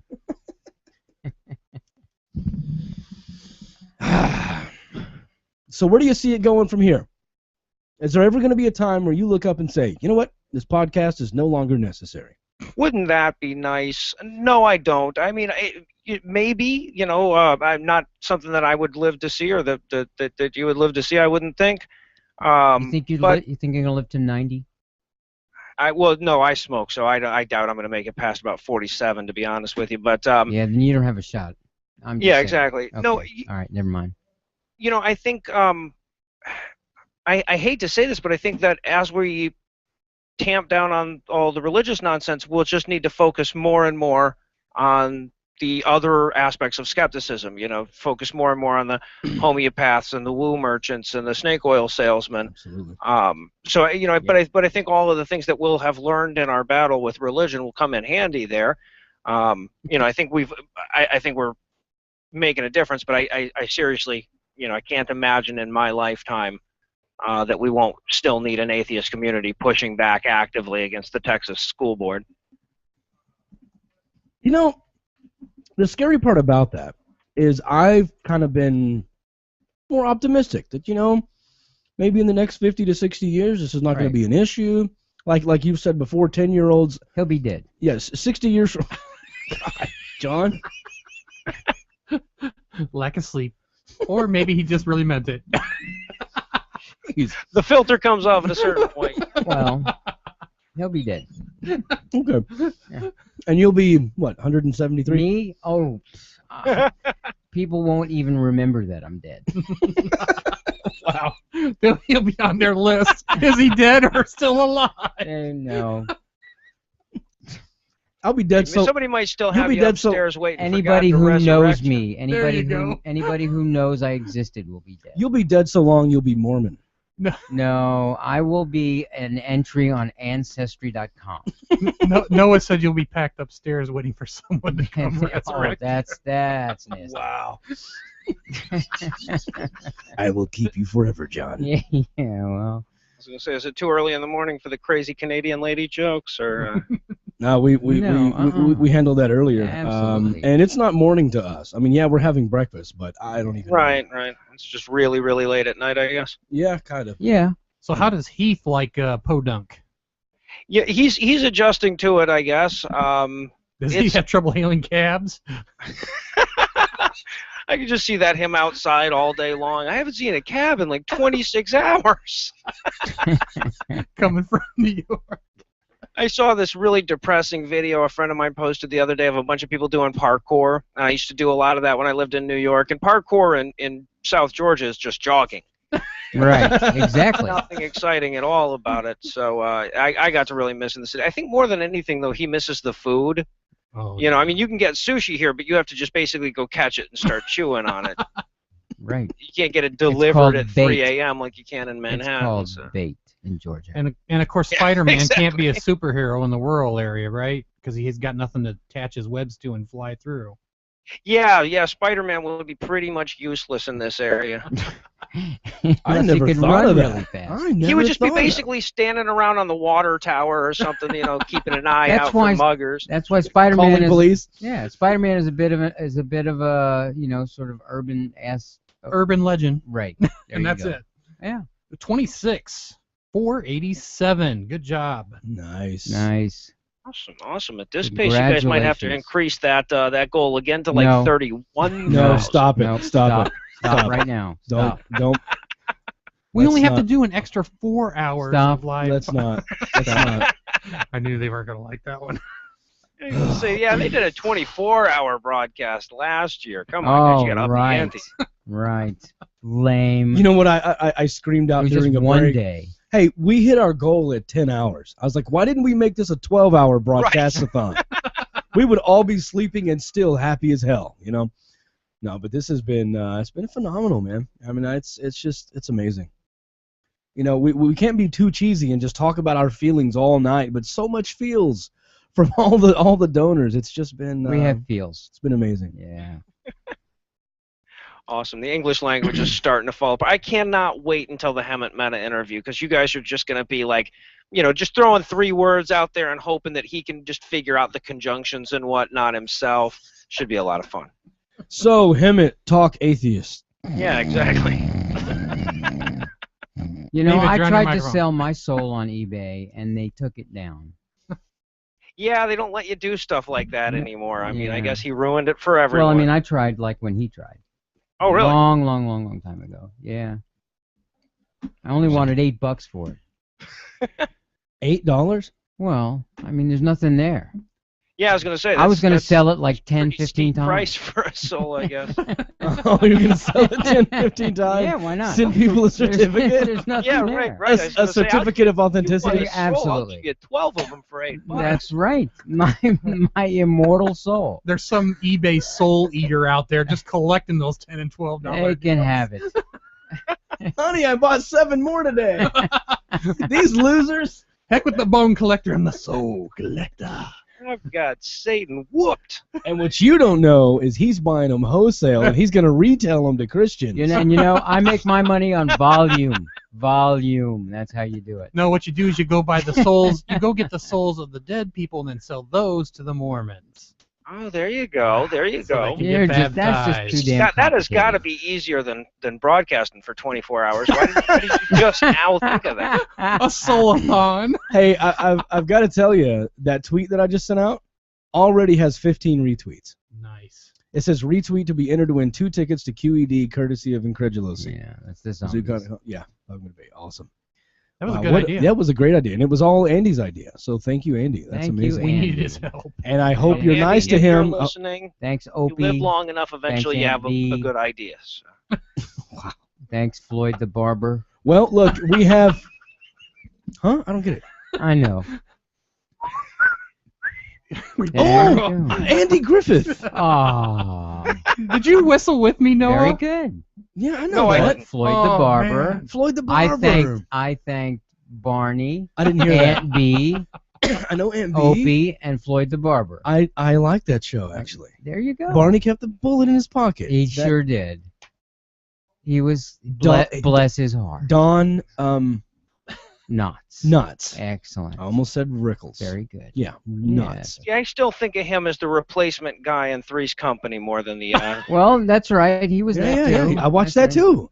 Yeah. That's what I was first aware of. You were kind of a Don Knotts fanboy. I like that. I never considered myself a Don Knotts fanboy. No. But I didn't like the replacement. I mean, the original Roper? landlord, the Ropers. Yeah. Every time I turned it on, actually, every time I turned it on, Well, it was they the were Ropers. amazingly homophobic. I kind of went, no, I just didn't like her dresses. She irritated me. Oh, it's the but woman isn't you that didn't so like. strange though? If you look back just whatever 30 years ago when that show came out, and Right. that homophobia could just be kind of a given precept of the show Of like course, that. yeah. Yeah. It's crazy to Well, think. they're all dead. God, John, what a way to take us out. He's like Zombie John right now. I'm going through it. I'm Just, going, yeah, John Ritter's dead. Walking yeah, John. Oh no, Walking John. They're all dead, except for Suzanne Summers. Yeah, and she's going to that's- live forever. Yeah, well, it's a robot. Go Thigh Master. She died 13 years ago. That's right. She just won't stop smiling. She's in the top of somebody's house, and they're just waiting. Noah. 26/5/22. Oh, 26/5/22. our producer's yelling at Yes. us. He said, "Leave Suzanne Summers alone." He's pissed. What? Whatever. Chrissy? Leave Chrissy alone?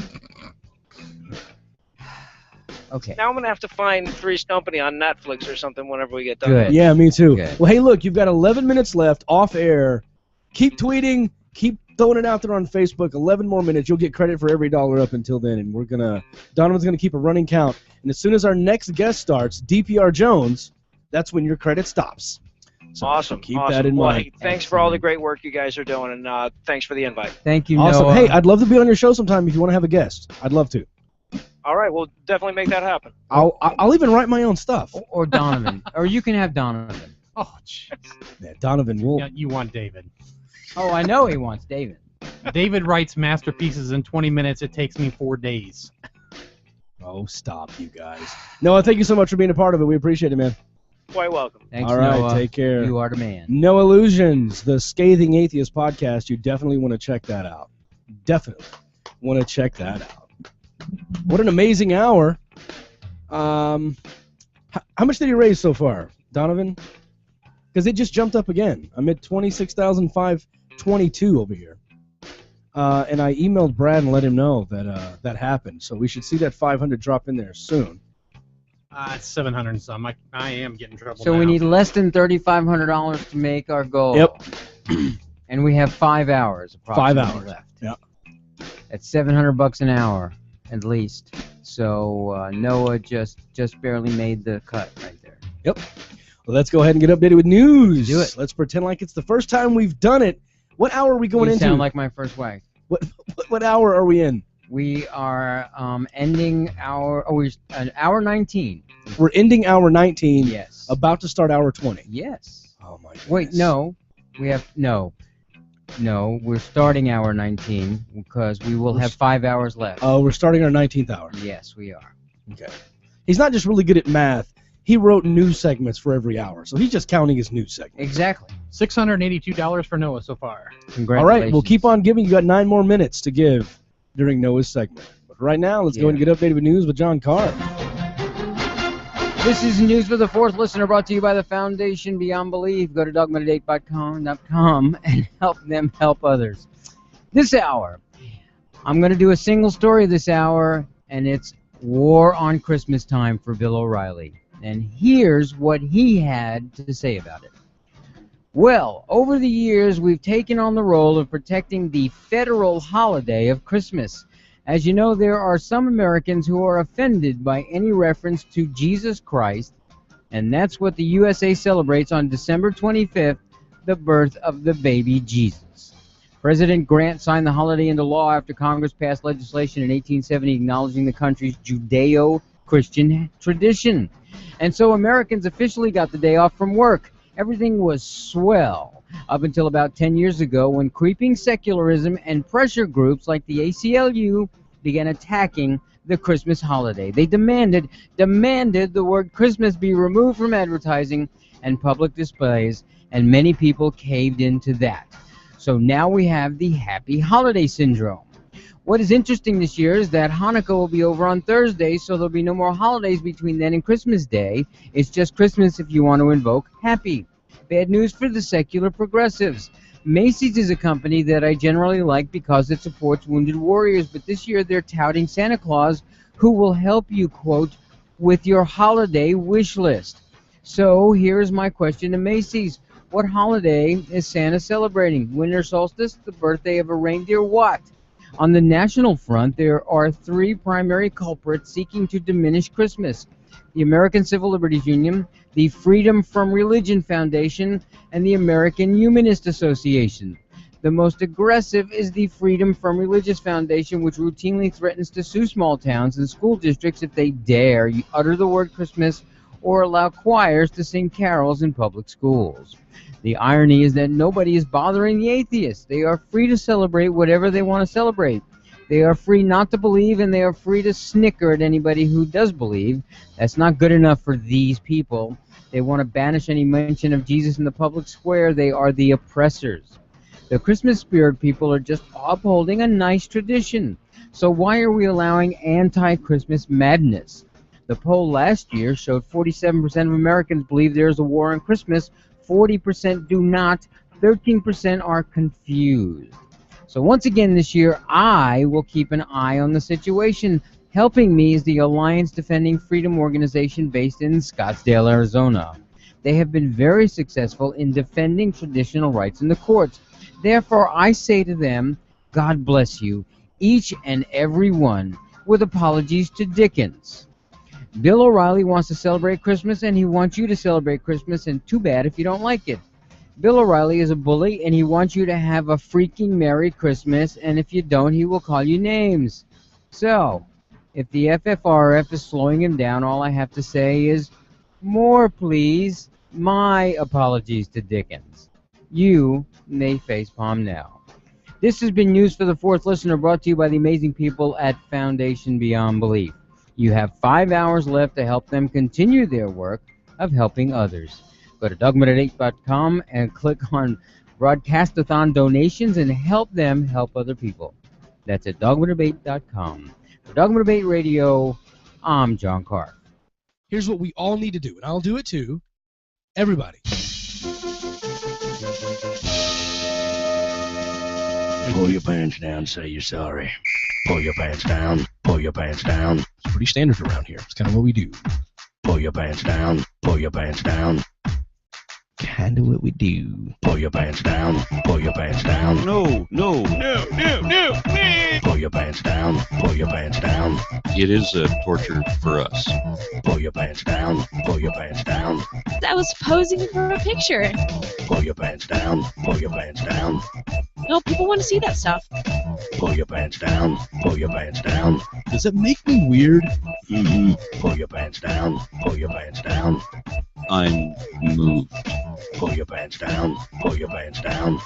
Do this thing before you go to bed. Pull your pants down, pull your pants down. If she's horrible, pull your pants down, pull your pants down. Here is how you should act every show. Pull your pants down, pull your pants down. Let's do this or be fired. That's so disgusting. Pull your pants down, pull your pants down. That makes me feel weird inside. Pull your pants down, pull your pants down. I was gyrating a little. Mm-hmm. Pants down, pants down. What about the woman in California? Pants down, pants down. This is not church. You can do it! I can't do that. To get your comment or question on the air, you can always live tweet during the show at David C. Smalley or give us a call at 214-377-1166. The conversation continues on Facebook.com/Dogma Debate. Seek the truth and free your mind at dogmadebate.com. This whole thing is all about Foundation Beyond Belief. They help people all around the world. Seriously. And now, you can too. Just go to dogmadebate.com and click that thingy that says Broadcastathon donations, like right now.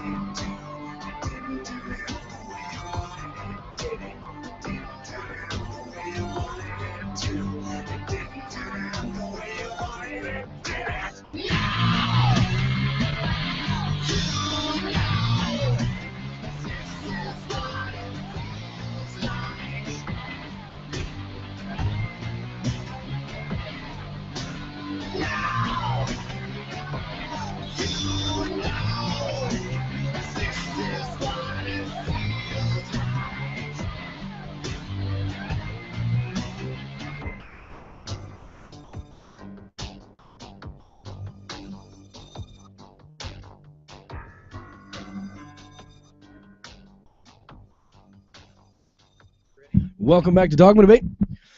This is hour 700 of the 24-hour broadcast for Foundation Beyond Belief, and that was actually the broadcastathon. Donovan, what's our total count right now? Oh, were you talking to me? See, this is 25,840. Hang on. I'm gonna mute that, John, for now until you pull it away from that. Let's see, 26,672. $26,672. That means we brought in how much during Noah's segment? $832. Wow. Nice job. Awesome. All right, very cool. $26,672 is where we're starting off with our brand new guest, and we're on our way to 30,000. So what's the difference, Donovan? Say it. 3,328. 3,328? Yes. Oh, we can do that. Yes. Our guest will knock that out in the first half hour. Ladies and gentlemen, let's welcome DPR Jones. Oh, yeah. How are you, sir? I'm good, but what a way to build me up for a fall. That's what we do on Dogma Debate. You know, I've been listening for the last since David Hawkes came on, and I've been incredibly impressed by the quality of all the guests and how wonderfully interesting they are and how great they are at encouraging people to donate. And then I come on and given 832 in the last hour. I mean, come on. Yeah, you got it. Match that. I can't rap. I've got very little to offer. The only thing I can think of doing is, let's say, if we get $500 in my segment, I will tell you the most embarrassing story of my life, which so far I think only 4 people in the world know about. Oh, that's the best. The best I can offer. Mike. The most embarrassing? No, it's actually DPR. Watch. What? Yeah. Is something wrong? No, it's just it sounds like you have a really good microphone that's close to your computer. I know when I do that, when I put my really expensive microphone. Oh, look at that. Yeah, see, look at that. Beautiful. Now that fixed it. That's perfect now. Okay. Sorry about that. Yep. No worries. I recognized it. It sounds like you had an RE20 microphone too close to a laptop or a Bluetooth mouse. Oh. I'm throwing it out there. The mice could affect microphones, but there we go. Oh. Is that better? Yeah, actually it started up again a little bit. That's weird. Yeah, listen to this. Listen to this sound. This is a Bluetooth mouse coming next to my microphone. Listen. Yep. That's cool. Cool stuff, huh? Sorry, I've got another problem. Suddenly a cat has appeared and is lying over the keyboard, so anything could happen. I'm going to have to try and remove it. A cat has appeared. I'm going to try and remove it. I hope your iTunes account is on there. It's been moved. Stand back. He's moving a cat. And he doesn't. He doesn't pussyfoot around. It's not a cat. It's a gog. Gogs are very similar to cats, but I've got 2 gogs, and the difference between a gog and a cat is that a gog's sole purpose in its life is to torment me. Yeah, I hear that sound again. I woke up this morning, and I've got excuse me, I've got 2, Gog and Magog, collectively known as the gogs, and Gog, I don't know what it had eaten, but suddenly started throwing up next to my bed, and I literally woke up to a scene from The Exorcist. For such a small thing to produce so much vomit, it was frightening. I know that's probably far more information than you require. Hey, it's going great. We are morning talk radio now. As you're having your eggs and bacon, think about this thing vomiting all over DPR Jones. That's the picture we're painting. That's the type of quality programming we provide here at Dogma Debate. We'd like to see that cat's head spin. Do you have a video of that one? Yeah, you said literally. I want to see the head spinning. I want to see it. Oh, they're monsters. Absolute monsters. Yeah. So I understand that you do a charity every year, a big charity event every year as well. Is it also is it like a 12-hour event? Is it a 24-hour event? Is it a 2-day event? I remember trying to get involved last year, and then you had all the slots taken, so I didn't get involved. And then this year, I heard you try to contact me on Skype Messenger, and I didn't get a chance. I never saw the message on Skype, so we missed each other again. Go ahead and confirm me for next year. I want in on that, and please confirm. The format's going to change next year. It's, I think, 5 years now we've done it in support of, and whenever I say this in French, I get criticized because my French accent is so bad.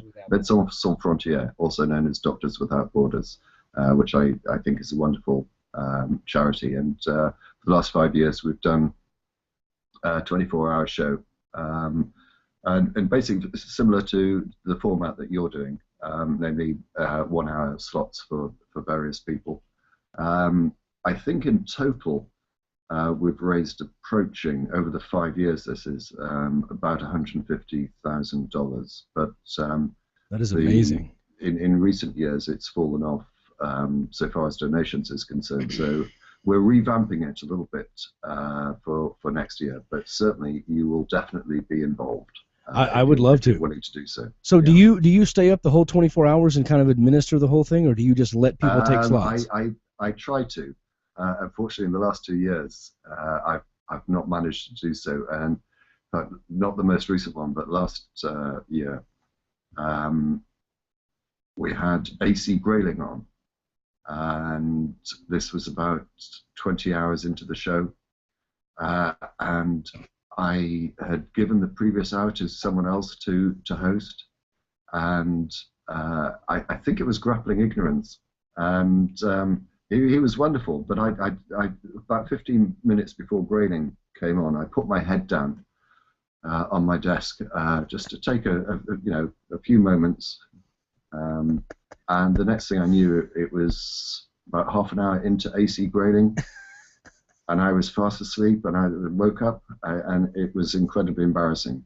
Wow. Falling asleep for AC Grayling is not a good thing. Now, I'm guessing you were on video and AC could see you. No, fortunately I wasn't.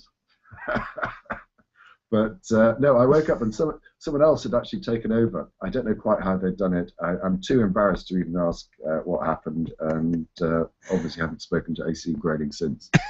No, that's not true. I did actually phone him up about 6 months later to see if he would come on to the Magic Sandwich show. And when he answered the phone, I said, "Oh, it's DPR Jones." And his immediate response is, "Oh, what do you want this time?"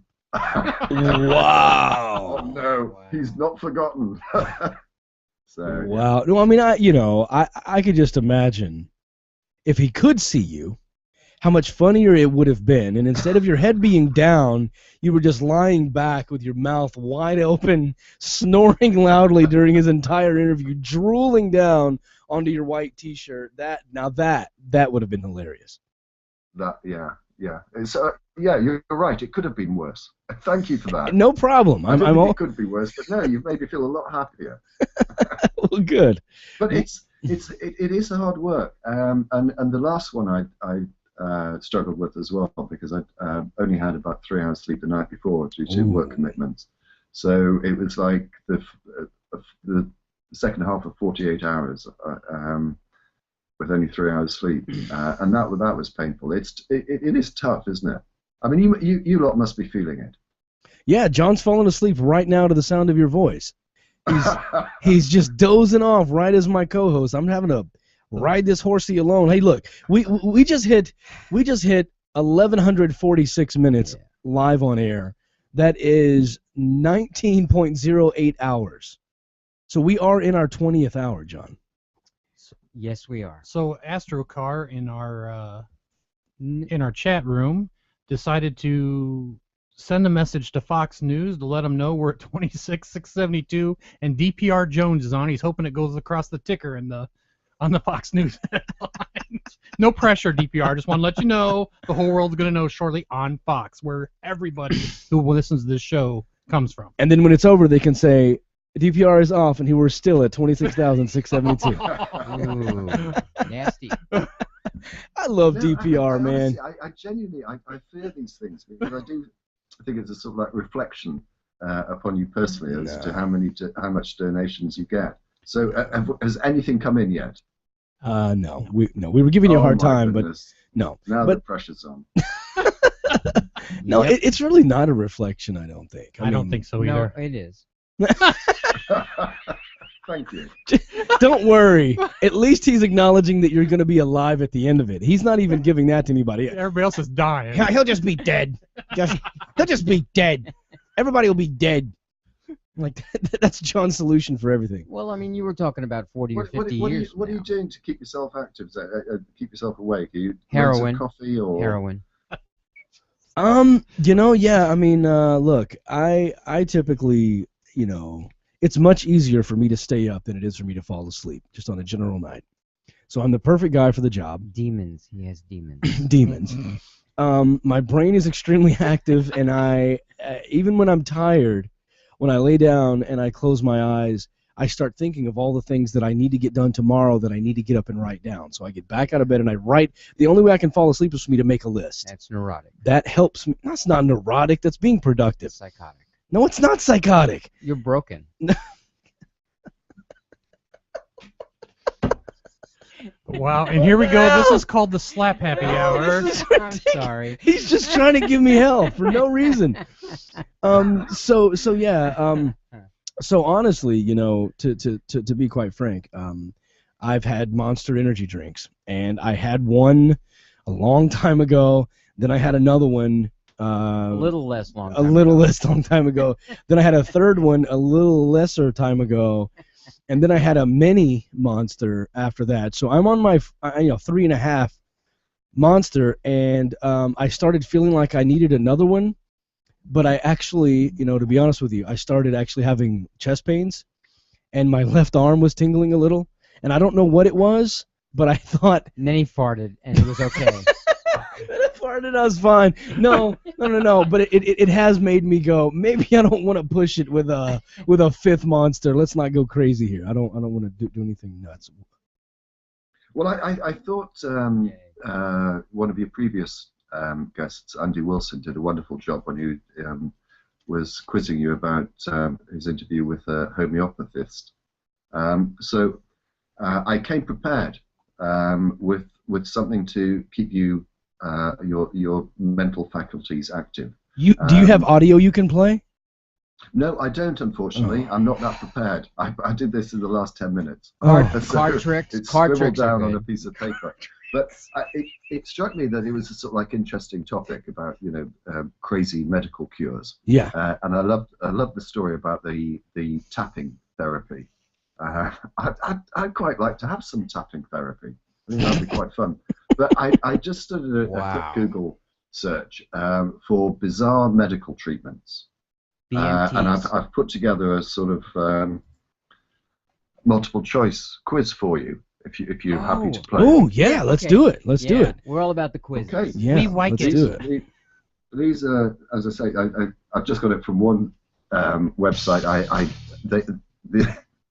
It may be a game show nonsense, music, but based on the website. The first question, and a couple of them do actually relate to ancient Egypt. But the first question is, what did the ancient Egypts put in their mouths to cure toothache? A dead mouse. B, cat poo-poo. I know I've got to be careful how I describe things. Cat poo-poo, or C, a poultice of poppy seeds. I'm going with poppy seeds. Sure, for the Cat opiates. poo-poo. The opiates. Yeah. So we've got one poppy seed and one cat poo-poo. No. We have 2 poppy seeds. Me and John said poppy seed. Okay. Okay. The recipe Donovan. is 2 poppy seeds and 1 cat poo-poo. I'm getting our scores ready, DPR. I'll keep scores so I can win. Good. I'm glad you do. I'll keep scores so I can win. Okay, well, at the moment, you have 100% failure. Oh my gosh. Really? A dead mouse? The dead mouse. What kind was of the mouse? correct answer. Mickey. And also, the website tells me that Egyptians weren't the only ones big on mouse cures. In Elizabethan, God, I've lost the ability to speak. Elizabethan England, one remedy for warts was to cut a mouse in half and apply it to the offending spot. So there you go. Which half? Sorry? Which half? It doesn't say. Oh. History does not record. Okay, so you, no points to anyone so far. Okay. In Mesopotamia, how was the illness of a person diagnosed? Was it A, inspecting a dead mouse, B, inspecting a sheep's intestines, or C, inspecting a cat's poo-poo? You see there's a common thread between Sheep's intestines. Yeah. Yeah, let's go with the sheep. I got sheep intestines. Get as well. out of there. That's mine. No, you're right. We all That's got it. right. We're dying. It's not gonna make it. That's a winner. You've got 100% correct on that one. Told you. I actually knew that one. Really? Okay. I should've let you guys pick Because first, you're a darn it. Mesopotamian expert. No, I read it. You read it? Yep. In what? Mesopotamia They times? cut the sheep open, the intestines spill. You did it like tea leaves, but back in then, that's what they did. You're Telling lying. You. No. Tell them, DPR. I think there's something in the Bible about examining. Oh no, I'm getting confused with the cure for leprosy, which involved dead birds and stuff. Well, and that smearing makes blood. sense, at least. Oh, it does? Well, it's in the Bible. Yeah. Okay, I'll give you that. Number 3. DPR, it's Number 3. 8:15 in the morning here. We have not been to sleep. Just let him pass. I'm sorry. I'll be How was quieter. stuttering cured in the 18th and 19th century? Was it by the use of a dead mouse, the cutting off of the tongue, or the use of cat's poo-poo? Now, you know cat's poo-poo is going to be a right answer somewhere along the line. Yeah. Let's go with the tongue. So, stuttering, the cure for stuttering. Tongue. What are my options again? A dead mouse, cutting off the tongue, or the use of cat's poo-poo.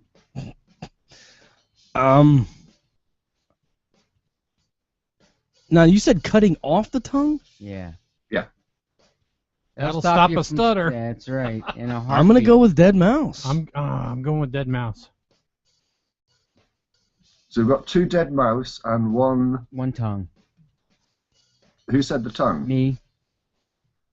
That's John. right. John's right. They would cut Yeah. off their tongue for stuttering? Yes. Yeah.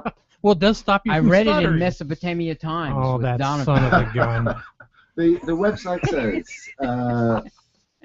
that cutting off the tongue is still used today to cure oral cancer and is now done under general anaesthetic, which wasn't the case back in the day. Right. And the pain wasn't simply one of the problem, the only problem.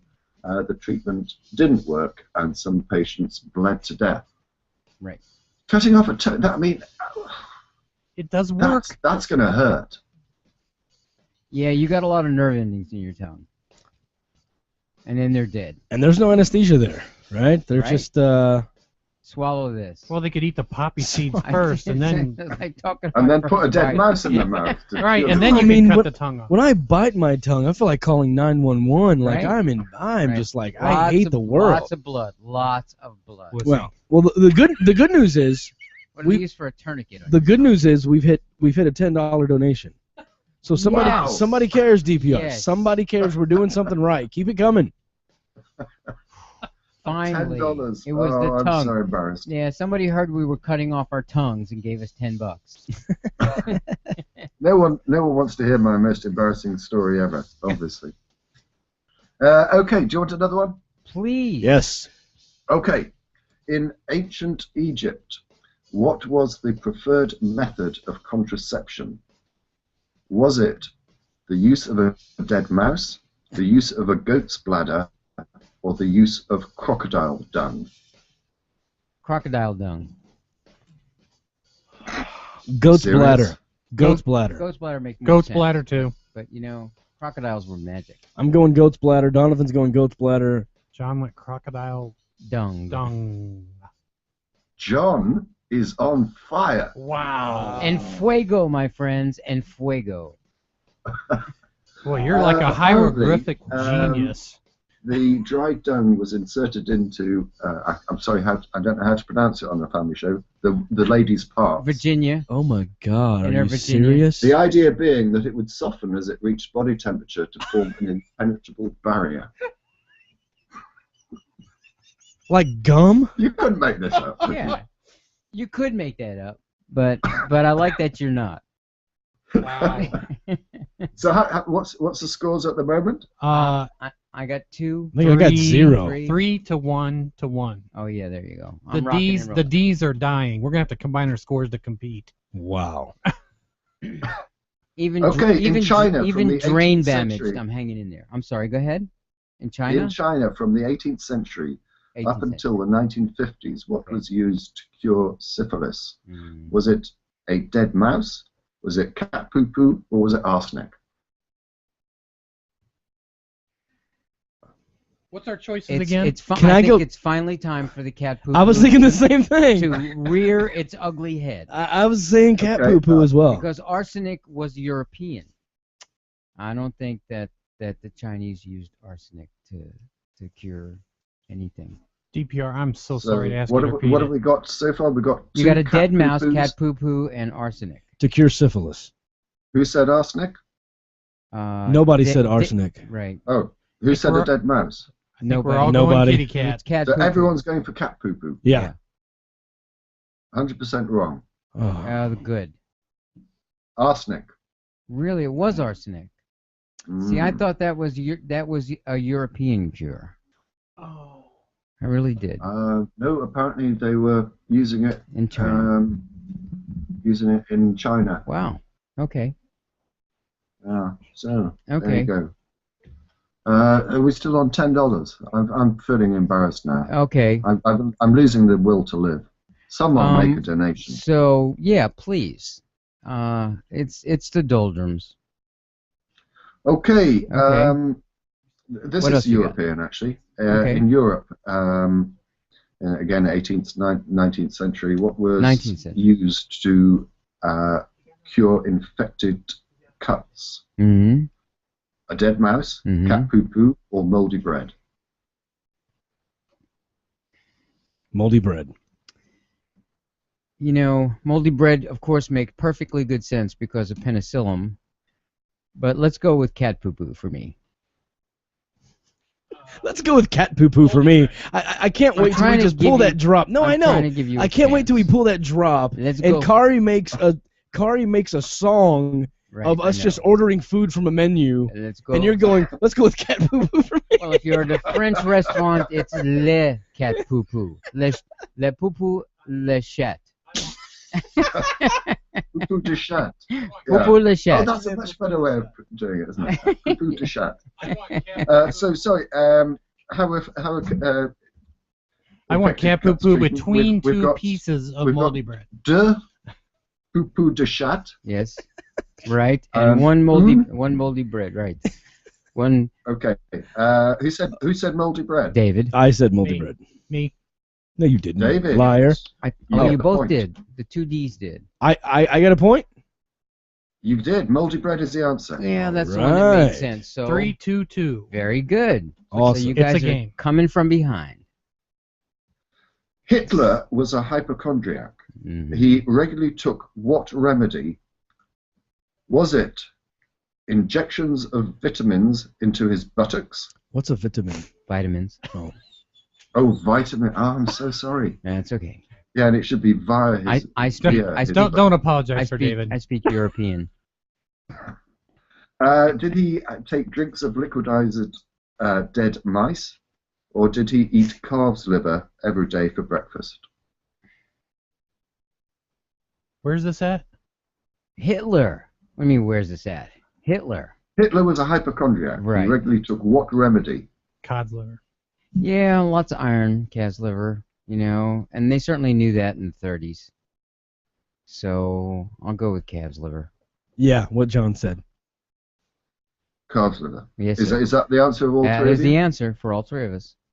Okay, and all three of you are, again, I'm afraid, wrong. Wrong. Wow. He regularly took injections of vitamins in his buttocks. In his buttocks. Buttocks. I never want vitamins in my buttocks. So who's winning at the It's moment? still 3-2-2, and I'm still in the lead. Barely. Yeah. Oh, okay. This is the last one I've got for you. Okay. An early form of breast enlargement involved injections of what? Paraffin, cat urine, or honey? Honey. Cat urine. Paraffin. Honey is the only food that honey's got the a only food total that split here. doesn't honey's the only food that doesn't go bad. Okay, so who said honey? Me. John. Sorry, you're wrong. Who said cat urine? I said cat urine. Sorry, you're wrong. Oh, who said paraffin? I did. You're right. Donovan and I are tied 3 now. and 2. Damn it. Yeah. Oh no, I've got to have to find a tiebreaker. Yes, we need a tiebreaker. Okay. Well, we do have some good news for you. Go on. So the number has jumped up quite a bit, but someone was doing a $500 match during the last segment, and that money just hit, but that actually has to be credited back to Noah because the guy was doing the $500 match. Brad was doing a $500 match during Noah. So that's not your money. And we hit it. That's not your money. But how much has he earned so far, Donovan? He's got an extra 110, though. Oh, 120. 120. So that's 130. 130 total. Oh, hang on. He got more. All of a Wait. sudden. Yeah, he got more. That's what I was telling you to refresh. There's more than that. I'm standing taller now. Yes, you are. My shoulders are broader. That's $155. $155 in small unmarked American bills. Or, you know, whatever. We've still got, what, 20, Digital 20, credit. 25 minutes left? Yes. The embarrassing story takes 5 minutes, so you better get your donations in quick. Yeah. A tiebreaker. Just some trivia that you know well that you're a smart guy. You know something that's obscure. He's a yeah. I know that. He's a yeah. Okay. I don't know if he tells I don't know if he tells his profession, but I know what he does for a living. Okay. He's a very smart guy. So in the Middle Ages, wow.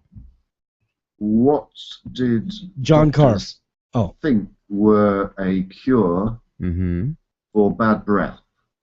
Wow. Was it smelling farts in a jar? Was it eating a dead mouse? Or was it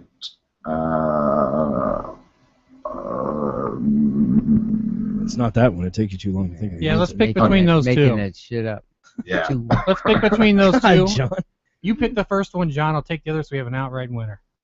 I'll even let you go first. Okay, what was the third answer? Doesn't matter. Doesn't matter. He couldn't think of one. It's obvious. It was one of the first two. So it's either flatulent sniffing in a yaw. In a jar.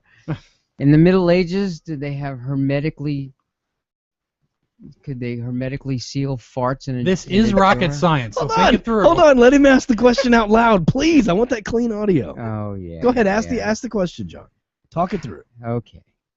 In the Middle Ages, did they have a way? Of course they could. They could use wax and hemp rope. To do what? To hermetically seal a jar full of farts.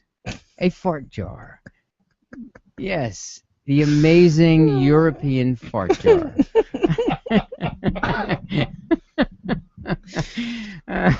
Or chewing on a dead mouse. Okay, then I get whatever the other one is. Okay, fine. Then I'll go with the fart jar, and Donovan will go with the dead mouse. I love how he's ordering for you now. That's just going to be awesome in the song. I'm ordering for him. No, Yes. I know. It's like I'm at a restaurant. He gave me the dead again. The dead. Yes, I got the dead. Right. Okay. I've got to actually read this properly now. It says, in the Middle Ages, some doctors believed like cures like. So when confronted by the Black Death, thought to be caused by deadly vapors, they were convinced that the key to fighting the disease was to use a bit of therapeutic stink. Some urged people to keep goats in their home. Others recommended flatulence stored in jars. So I think the farts in a jar, even though I misquoted it, I think that determines our winner, doesn't it? Yes, it does. John. It does. Ladies and Proudly. gentlemen, John Carve takes it with jar farts. Jar farts. First Right place here. flatulence. Yes. First place. In fart history, John is your man. Dun-dun-dun-dun. That's what we've determined. Yes. Wow. I have taken the first fart in a jar contest on Dogma Debate. DPR, that And was the prize? That was fun. Yeah. I That think was that's fun. my Snip prize. it. Snip it. Yeah. Well, okay. Wow. Are people still listening to this show? No. I know at least one person is. I got a message from, Melissa. Haha, woke up this morning and I had to go to Walmart. So glad I can listen from my phone. The only bad part is that if I laugh at something, these people look at me like I'm crazy. Don't worry, you're in Walmart. Right. You're not going to stand out. She says, keep going, guys. You're doing great. Just made a donation, getting closer to the goal. Excellent. Thank you, Melissa. Thank you, Melissa. That is Yes. fantastic. Excellent. It's for a good cause. Farting in a jar. Oh, wow. Yeah. It's been a long night. And now it's today, and it's daylight out there. Out there. What are we at, Donovan? We're at $27,327. Excellent. $27,327. God, I cannot believe that. We started with a $10,000 goal, shaking our heads, going, "We are going to so fail," and we're about to triple that. Yes. Unbelievable. Well, the time and effort of all the folks that we got on the phone or who sat here and did their thing is just amazing. Just amazing. Absolutely. Yep. And the atheist community answered the call. Absolutely, they did. Yeah, they did. So what? You've done a very impressive job, and it's a pleasure to be part of it, even though it's only $150 part of it. But is that where we are, Donovan? Congratulations. We're at 100. Can I just revisit something that? Sure. I think it was your last guest was talking about, and I'm just interested to take your views.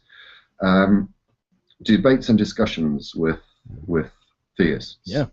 It seemed to be that his opinion was that there is no such debate, and to a large degree, I can sympathise with that. Obviously, it's not the sort of like tactic or approach that you take, David. I'm sorry. Did you ask a question, or did you say you like? Yeah. No. Yeah. The question. Engagement with theists, is it productive? Of course. Right. Oh, absolutely. I find it extremely productive.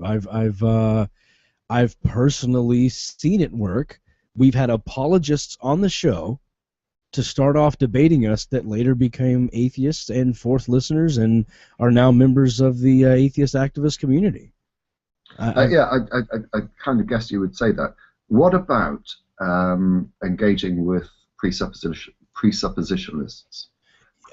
Because that is something that I would normally I would agree with you. Engagement is a good thing. But engagement with them, I think, is generally a waste of time. And I disagree. The great thing about Delahanty and Sai's debate is that that should put the whole thing to bed. I mean, if that is as good as a representative of that argument gets, namely Sai, if that's as good as it gets, there is absolutely no point, in my view, in engaging with them. Well, there's a way to shut that down. Yeah. There is one way to shut that down, and if anyone out there gets a hold of Cy 10 Brugencade before I get him back on the show, feel free to use this, because I've been saving something for him. When he asked the question, how do you know a jar of farts? No, I have not been saving jars of farts for Cy. Here, Cy, open this. And everybody just leaves the studio. Roadrunner comes out with a little wooden sign. Open this, and then takes off. We've been up way too long. Oh, God. Yep. No, I've been saving something for him, and here it is. Whenever he comes up with this, how do you know anything to be true? You can't know anything without God. Tell me something do you know? You say, well, I know that my mother is my mother. How do you know that to be true? Could you be wrong about that? Da-da-da. He goes through his whole spiel. Right. Here's what you say. I'm going to hand it to you on a silver platter. Here's the one thing that you know for sure. Now, it doesn't matter if you have evidence and you can demonstrate all these other things. Here's the way to stop pre-sup apologists.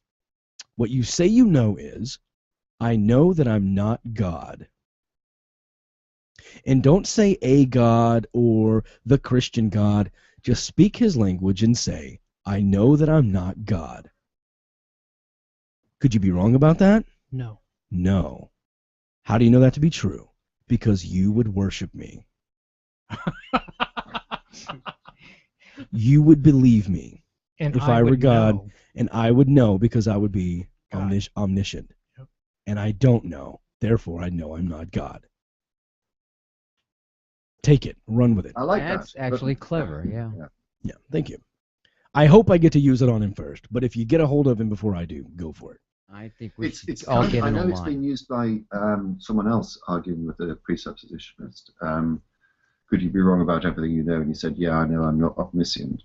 And the person was so floundered, he actually said, could you be wrong about that?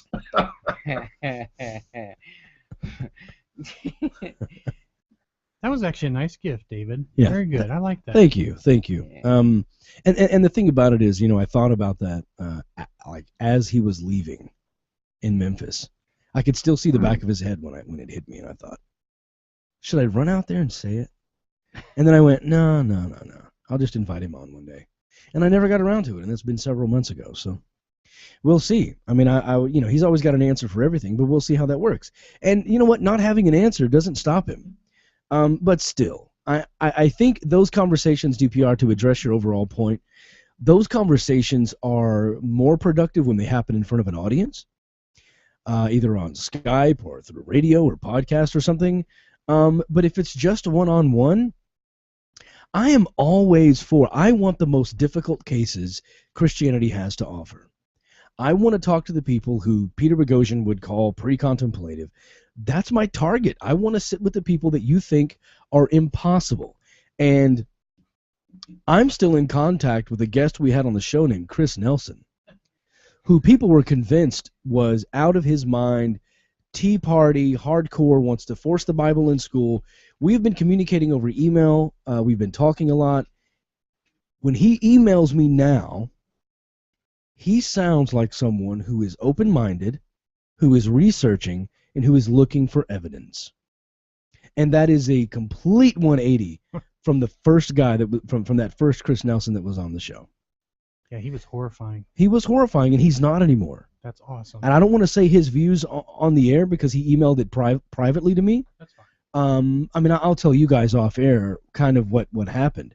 But, the stuff that happens between me and him, I keep it between us until I have him back on the show. But I promise you, you're going to enjoy the ride. You're going to enjoy the progress. So, no, I don't think anyone is pre-contemplative. I would sit down and talk to someone from the Taliban. Absolutely. So we had, what was the other one? Eric? Was that the other one that did that? Eric Lounsbury? Yeah, was he pre? I don't think he was pre-sup, was he? The one that debated Matt Dillahunty on the show? Well, he called in our show like 2 or 3 times, and then we ended up hooking him up with Matt for a debate. But I don't remember him being pre-sup. Maybe he was. We had Cy 10. Yeah. And so here's the interesting thing. Did it do any good? It did for me because I learned how to talk to those kind of people where I would have never taken the time if you hadn't had them on the show. That's the other big piece. Thank you for reminding me. That's the other thing I was going to get to, is that it also, if you do it in front of an audience, it helps the atheists in the crowd, or at least the even other Christians in the crowd, know how to respond to these people when they get caught up with it, so that they don't end up being stuck with something. It at least gives them ammunition or protection from the ammunition the precept is throwing out. So yeah, I'd prefer to do it in front of an audience, but I would still do it privately too. I mean, I think it's a good thing. And even if you end up walking into their steps and into their traps and get caught in something, the next precept you talk to, to watch that trap. I mean, I would just never shy away from the conversation. And the reason I say that, and I say it all the time, never opt out of a conversation. Never pass on a chance. Never miss out on the chance to have a conversation, because the next mind you change could change thousands. You never know when you're talking to the next DPR Jones. That's right. That's going to go out there and change lives. You never know when you're going to talk to the next Seth Andrews or Matt Dillahunty that was a Christian, and you were that one little spark. And maybe when that guy is standing in front of an auditorium filled with 1,200 people at the next convention, he's going to say, I was in this one debate with a guy named Donovan in an airport, and it changed my entire life. It did too. I talked to a Christian not too long ago who says he really doesn't even identify as a Christian. He uses the word believer right now, which is kind of like atheists calling themselves as Gnostic for 6 months, like it's on a probationary trial period, right, before they go, all right, there's nothing. But yeah, he's stepping down, calling himself believer, because he says, I started talking to this atheist at work. He didn't get mad at me, and I started Googling what are atheist arguments. And he's like, I found your blog because of your top 10 reasons for atheism, and that led me to your show, and now here we are. I was like, wow, so he's becoming a non-believer through casual conversation at work, which incidentally are outlawed by their policy. Don't talk about religion at work. Right. These guys did it anyway. They did it respectfully. They did it calmly. They didn't involve management. They just had their own little conversation, and it really started to change this guy's life. And he admitted to me on the air, he's losing his faith. And he wanted to know if I had anything to say about it. And I just kept pointing him in more directions. I told him to listen to this show, listen to Seth, grab you some atheist audiobooks from atheistaudiobooks.com. Keep it going. Don't stop looking for answers. Read the Bible. I told him that. Go back and read the Bible. Always. Please go read the Bible. Yep. Yeah. As long as you're looking for the truth. I firmly support that view. Read the Bible, because that's got to be one of the greatest reasons to start disbelieving. Absolutely. Just say it into the microphone. 175 DPR. For a second, one of the things that I find most difficult when having conversations with theists is to get them to understand what evidence is and how their reference to the Bible doesn't count as evidence. Well, DPR, I think a lot of atheists make the mistake of talking about of coming to a faith-based discussion with facts. Yeah. I think it's important, no matter what the conversation is, to have the same conversation, and you need to meet them where they are. Don't expect them to drop their faith and meet you at the fact table to discuss evidence. If they are talking about emotion and faith, then you meet them in the emotion category, and you talk to them about the emotions that come with religion. You talk about the negative effects of religion. You talk about other ways of handling it if religion weren't there. I disagree with the approach of coming at a believer who says, I have faith, I have a personal relationship with God, and you're throwing down fossils. You're not going to make much progress. Yeah. You're going to get frustrated. They're going to get frustrated. You're going to feel like it was unproductive. Well, that's because you weren't even speaking the same language. And where do you start with that? Yeah. Now, if they start offering scientific evidence, then you can discuss it, and you can talk about why that's not evidence. Absolutely. I'm not talking about addressing scientific evidence. What I'm saying is, when you're dealing with someone whose response is to most of the points you raise, but it says in the Bible that. Right. Yeah. I find that frustrating, because you have to address that point. You have to address the point, well, because it says something in a book doesn't make it true, but they believe that it does make it true because it's called the Bible. And this is what it's been ingrained in them from a tender age.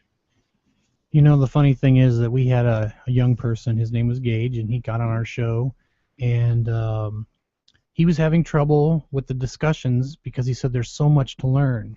I said, you don't have to learn the facts. You don't have to know those things.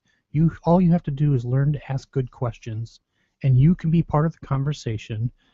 And that was the biggest thing for him, and he became an activist right after that. I mean, it took him no time at all to go, that's all I needed for the courage.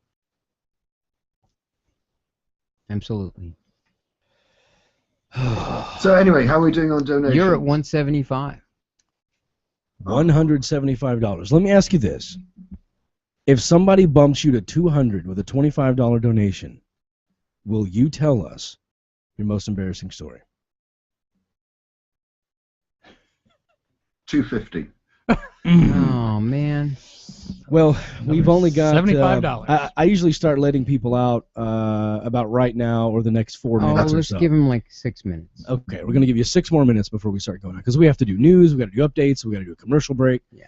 And then we're going to play some music the next hour and give people some more Shelley Siegel. And I'll tell you what I'll do then. If it comes in within the hour, I'll come on Dogma Debate if I'm invited, and I'll tell you my most embarrassing story. So 250. There you go. 250 up to the hour mark.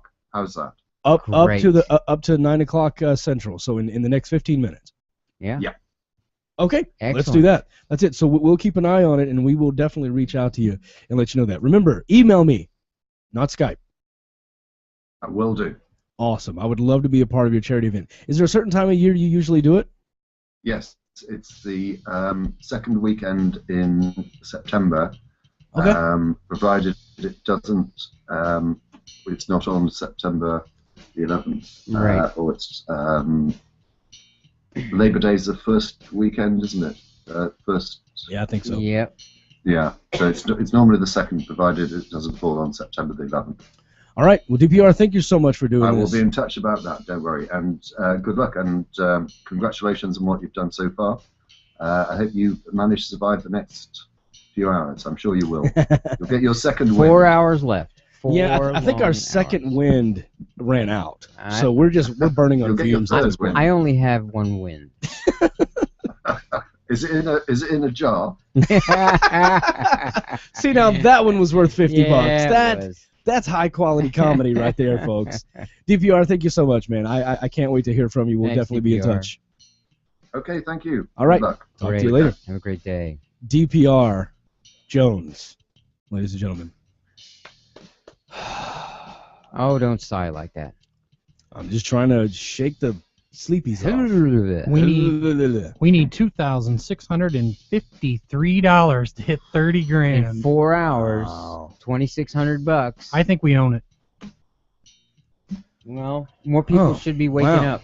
Dog just ran in here looking all rested, bouncing, wagging a tail. Yeah. Look at you. Hey, Pooch. You look nice and morning-y. All right, let's do this. Okay. This is News for the Fourth Listener, brought to you by the Foundation Beyond Belief. Go to dogmadebate.com and help them help others. This hour, yet again, a one-story news segment. This week, the Australian franchises of Kmart and Target opted not to stock the video game Grand Theft Auto 5, which came out last year but was re-released for newer consoles in November. The move followed an online petition campaign with tens of thousands of signatures saying the game encourages players to murder women for entertainment. Critics of the game have long complained about its long-standing depiction of women as scantily clad strippers and prostitutes.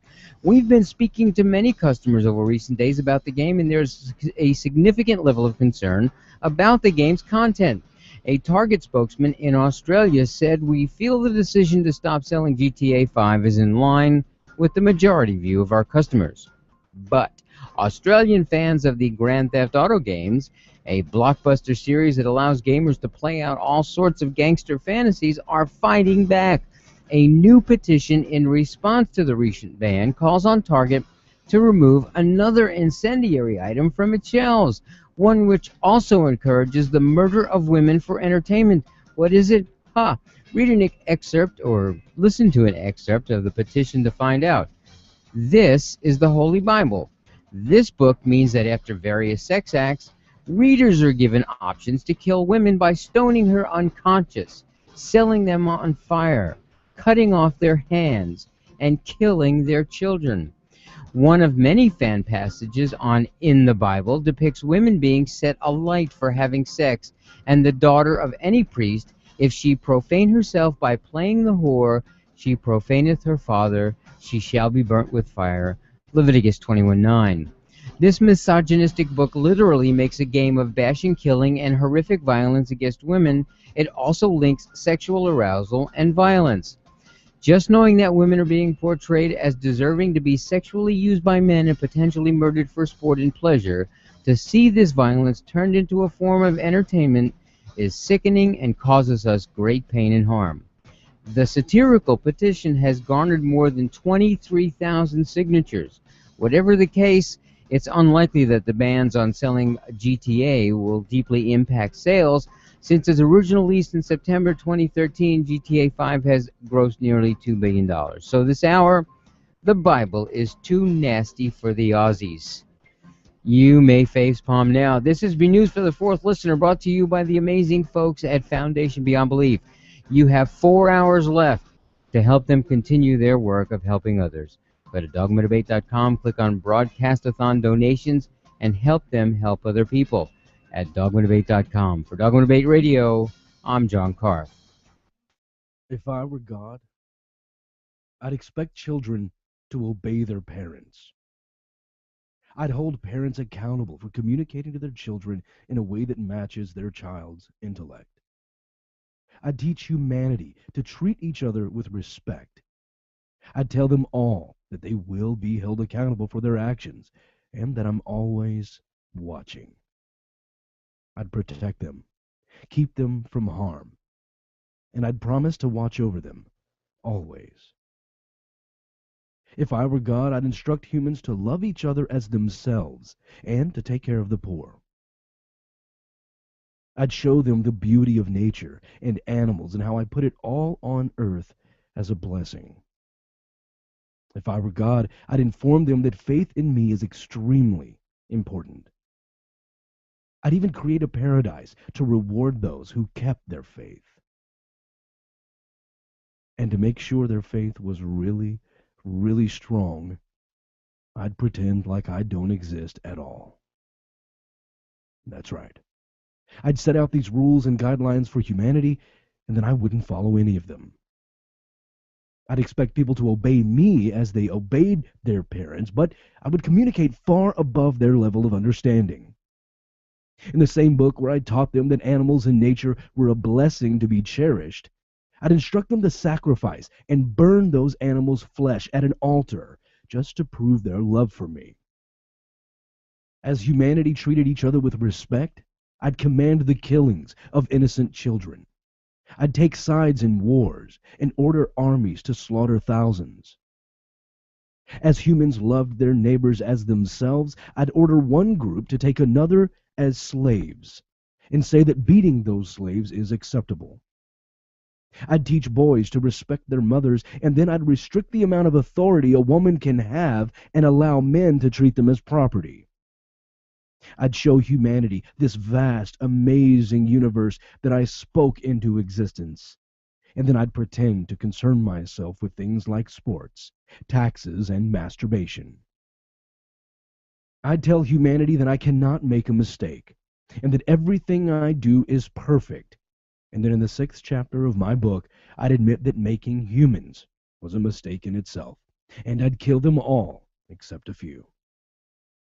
I'd create all of humanity like very special children, and then make a percentage of the population attracted to one another and tell the rest of the humans to kill them. If I were God, I'd tell them that I sacrificed my son for them, but then I'd have him back in 3 days.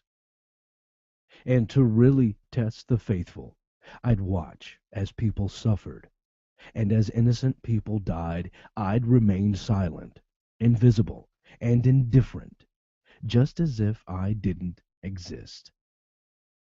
As women cried for help while being raped, and I was the only one who could hear it, I'd remind humanity that I did without my son for 3 days, so this wasn't my problem. And even though I'm the most powerful thing in the universe, I'd blame a devil for all the things that I didn't take the time to take care of. I'd leave so many mysteries, and like a charlatan, I'd say all questions will be answered after you commit to me. If I were God, those who doubted me would not only be blocked from entering that amazing paradise. No, that wouldn't be enough. I'd throw them into a lake of fire, not for a year, or a decade, or even a century, but for all of eternity. They would suffer. They would learn their lesson. Not that it would matter, because there are no second chances, but they would learn nonetheless. And then, to make it seem like I really don't exist at all, if I were God, after all this, I'd tell the humans that I am the very definition of love. I'm sorry. That's if I were the Christian God. If I were an actual God, I'd communicate with humanity on a level that matches the intellect I gave them. I'd provide updates as time changed to keep them on the right course. Each human would understand their bodies and never have to wonder about an illness. I'd never take sides in wars. I'd speak out against them. I'd say rape is detestable, oppression is detestable, and slavery is an abomination instead of shrimp. I'd move to stop child molestation, and I'd fight against hatred and for equality. I'd strive to create an environment which does not need natural disasters to thrive. A population that wouldn't want to harm one another, in which everyone is truly equal, and I'd create a biological system that would eradicate even the purpose of cancer. Above belief, above faith, fear, above threats, I'd put happiness as the ultimate goal. That would be doing the right thing, the godly thing. It would be my responsibility, but that's only if I were God. Right? Or maybe, since there isn't one, I'll just do those things anyway.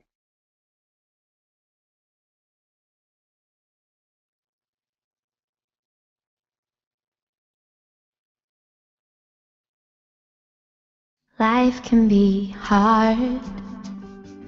Things can get rough. Stay on your guard and protect the good stuff.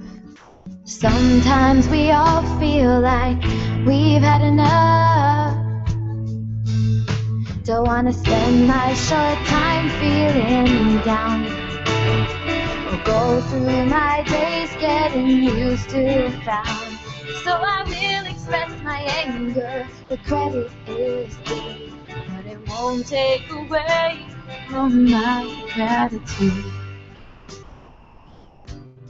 There's nowhere to hide.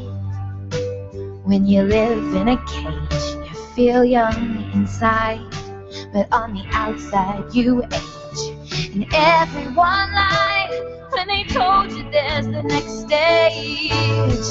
'Cause one day my memories will all be gone.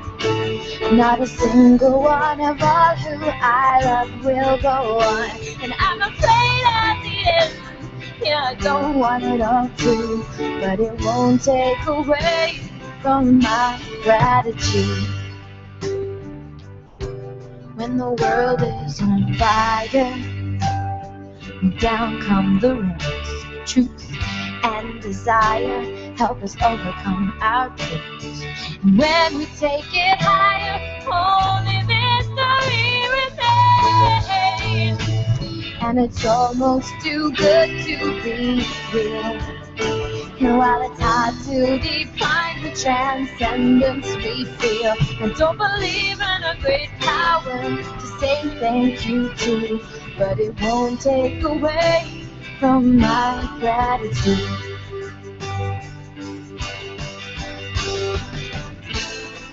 And after the rain has washed everything away, here comes the rainbow to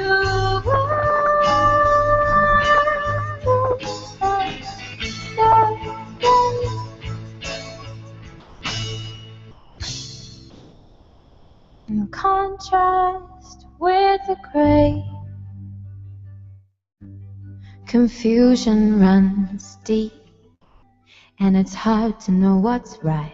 Sometimes you can't sleep and you get lonely at night, but you decide you keep in the morning brings a new light. I'd rather find out what's real than deny. The truth may be hard, but it's better than living a lie. So before disaster strikes and everything I've built comes unglued, I'll be reveling and dancing in my gratitude.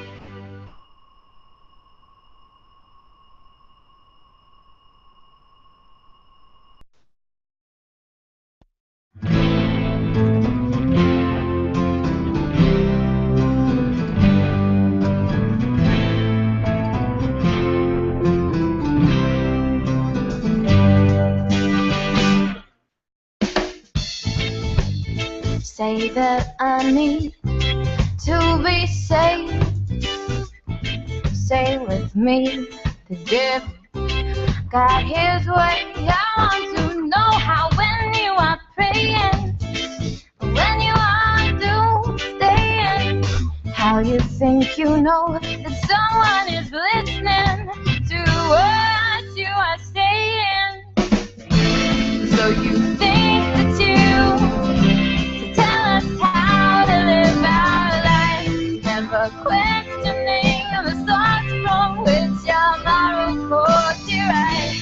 You think that suffering is part of some great plan that's been devised. I wonder when we'll be rid of your life.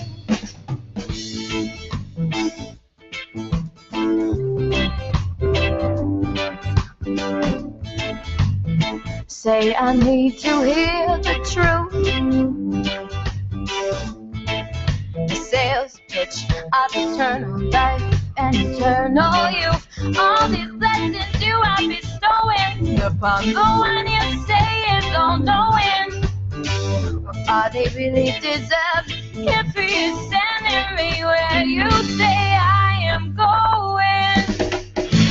So you think that you tell us how to live our lives, never questioning the thoughts from which your moral code derives. You think that suffering is part of some great plan that's been devised. I wonder,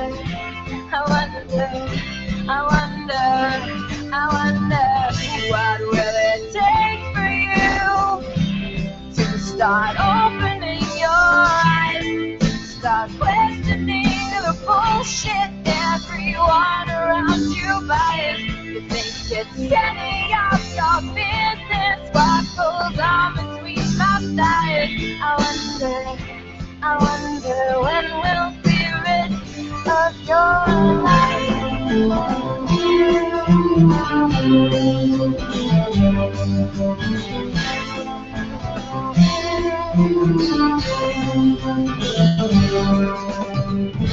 And so you think that you can tell us how to live our lives, never questioning the source from which your moral code derives. You think that suffering is part of some great plan that's been devised. I wonder,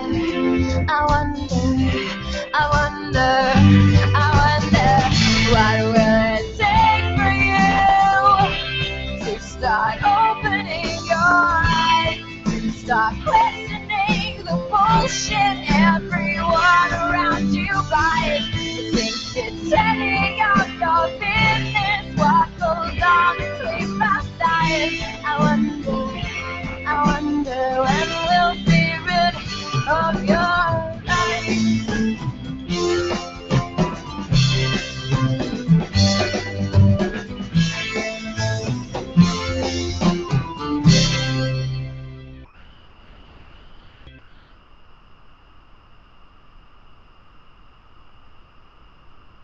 This whole thing is all about Foundation Beyond Belief.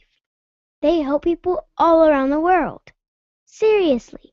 And now you can too. Just go to dogmadebate.com and click that thingy that says Broadcastathon Donations, like right now. To get your comment or question on the air, you can always live tweet during the show at David C. Smalley or give us a call at 214-377-1166. The conversation continues on Facebook.com/Dogma Debate. Seek the truth and free your mind at dogmadebate.com.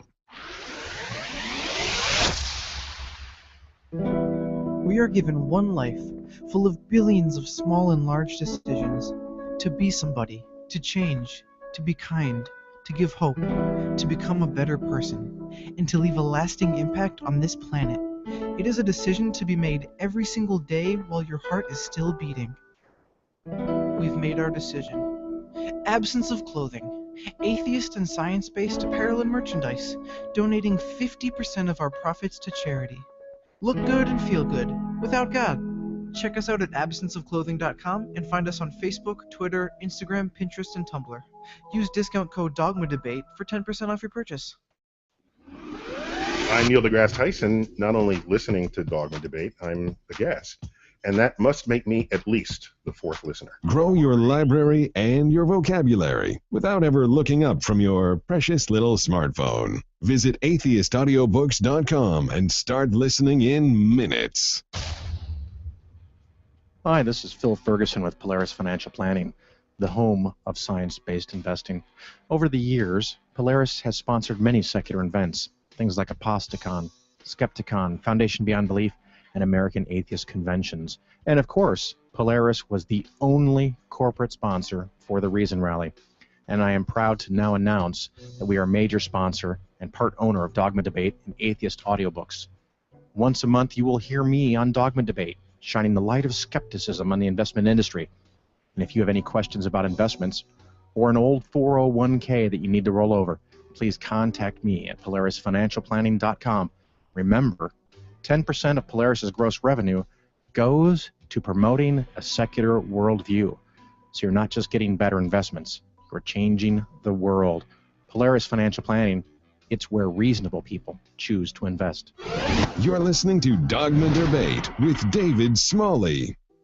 Founded in 2006 for the purpose of realizing one man's vision, the Richard Dawkins Foundation works to remove the corrosive influence of religion in education and in the public square, while also working to eliminate the stigma that surrounds atheism, secularism, and non-belief. People should be free to express their non-belief without risking their jobs, businesses, relationships, and community standing, because continuing to allow attacks on science, climate change, medical advancements, and sex education has real-world consequences for billions of human beings beyond the discomfort of a few.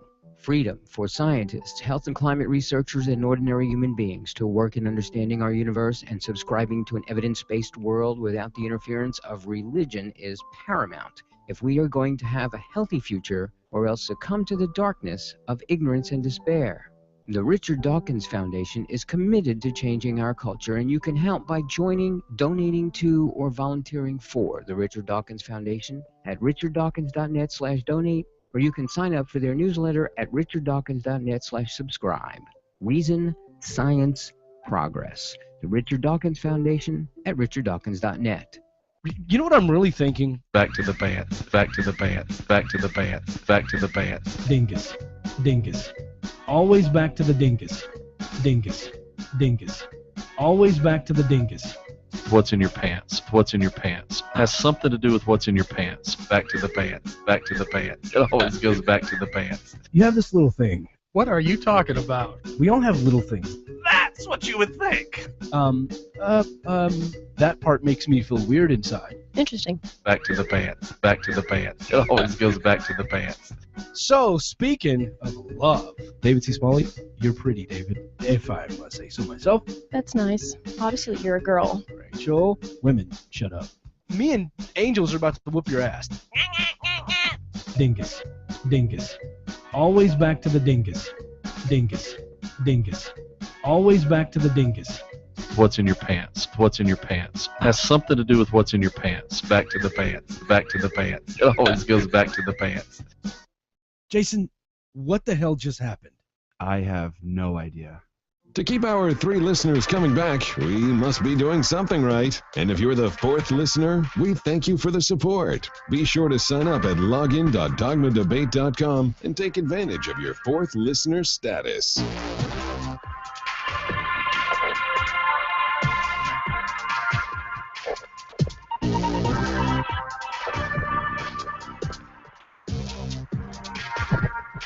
I was on a show one time, and I said, sprinkle some Jesus dust on it.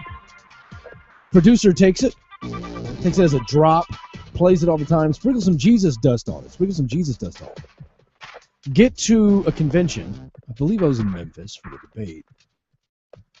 4th listener, Paleo Clipper, walks up to me with this in her hand. Jesus dust. Handmade Jesus dust. Handmade. From Jesus' hands. Right, Jesus, yeah. From the body of Christ. Yeah, my understanding it is... It compels you, by the way. My understanding is if you swallow it, it literally becomes the body of Jesus, but I don't have any proof for that. Oh, yeah. I understand. Actually, it says on the side, replaces holy water. Wow. We have the greatest listeners in the world. Yes, we do. And that's all I have to say about that. We appreciate them. We love them. See, okay, now listen. Let's do some technical troubleshooting live on the air. Oh. Do you hear that buzzing? Yeah. Hold on a second. Yeah. No. Don't start changing a million things. I want to go line by line. Watch this. I'm thinking it's... Go ahead. Open that back up. Put that back where it was. You think it's the fan from the laptop? No, watch this. Watch this. I'm going to mute John's mic. That was part of it.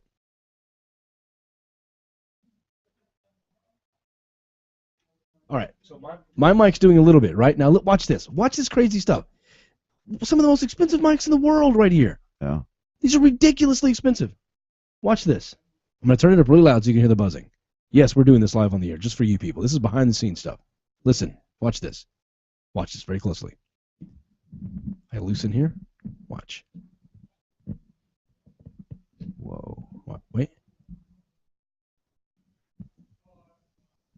See, so how did you figure that out? I think that's a faulty ground. They're all like that. Trial and error, I guess. They're all like that. So there's that one. Now there's one more. The mixing board. Now there's one more in yours. Listen to this. Yeah. Okay. There's 2 things going on at once with yours. I hear a buzz and a hum. I think, well, one of those. One of them is the laptop, but the high-pitched crackly buzz. Yeah, that was... Right there, stop. No, go back. Right there. Yeah. Now you're just picking up the laptop Right. noise. Right. So, but you got to pull that thing away from your laptop.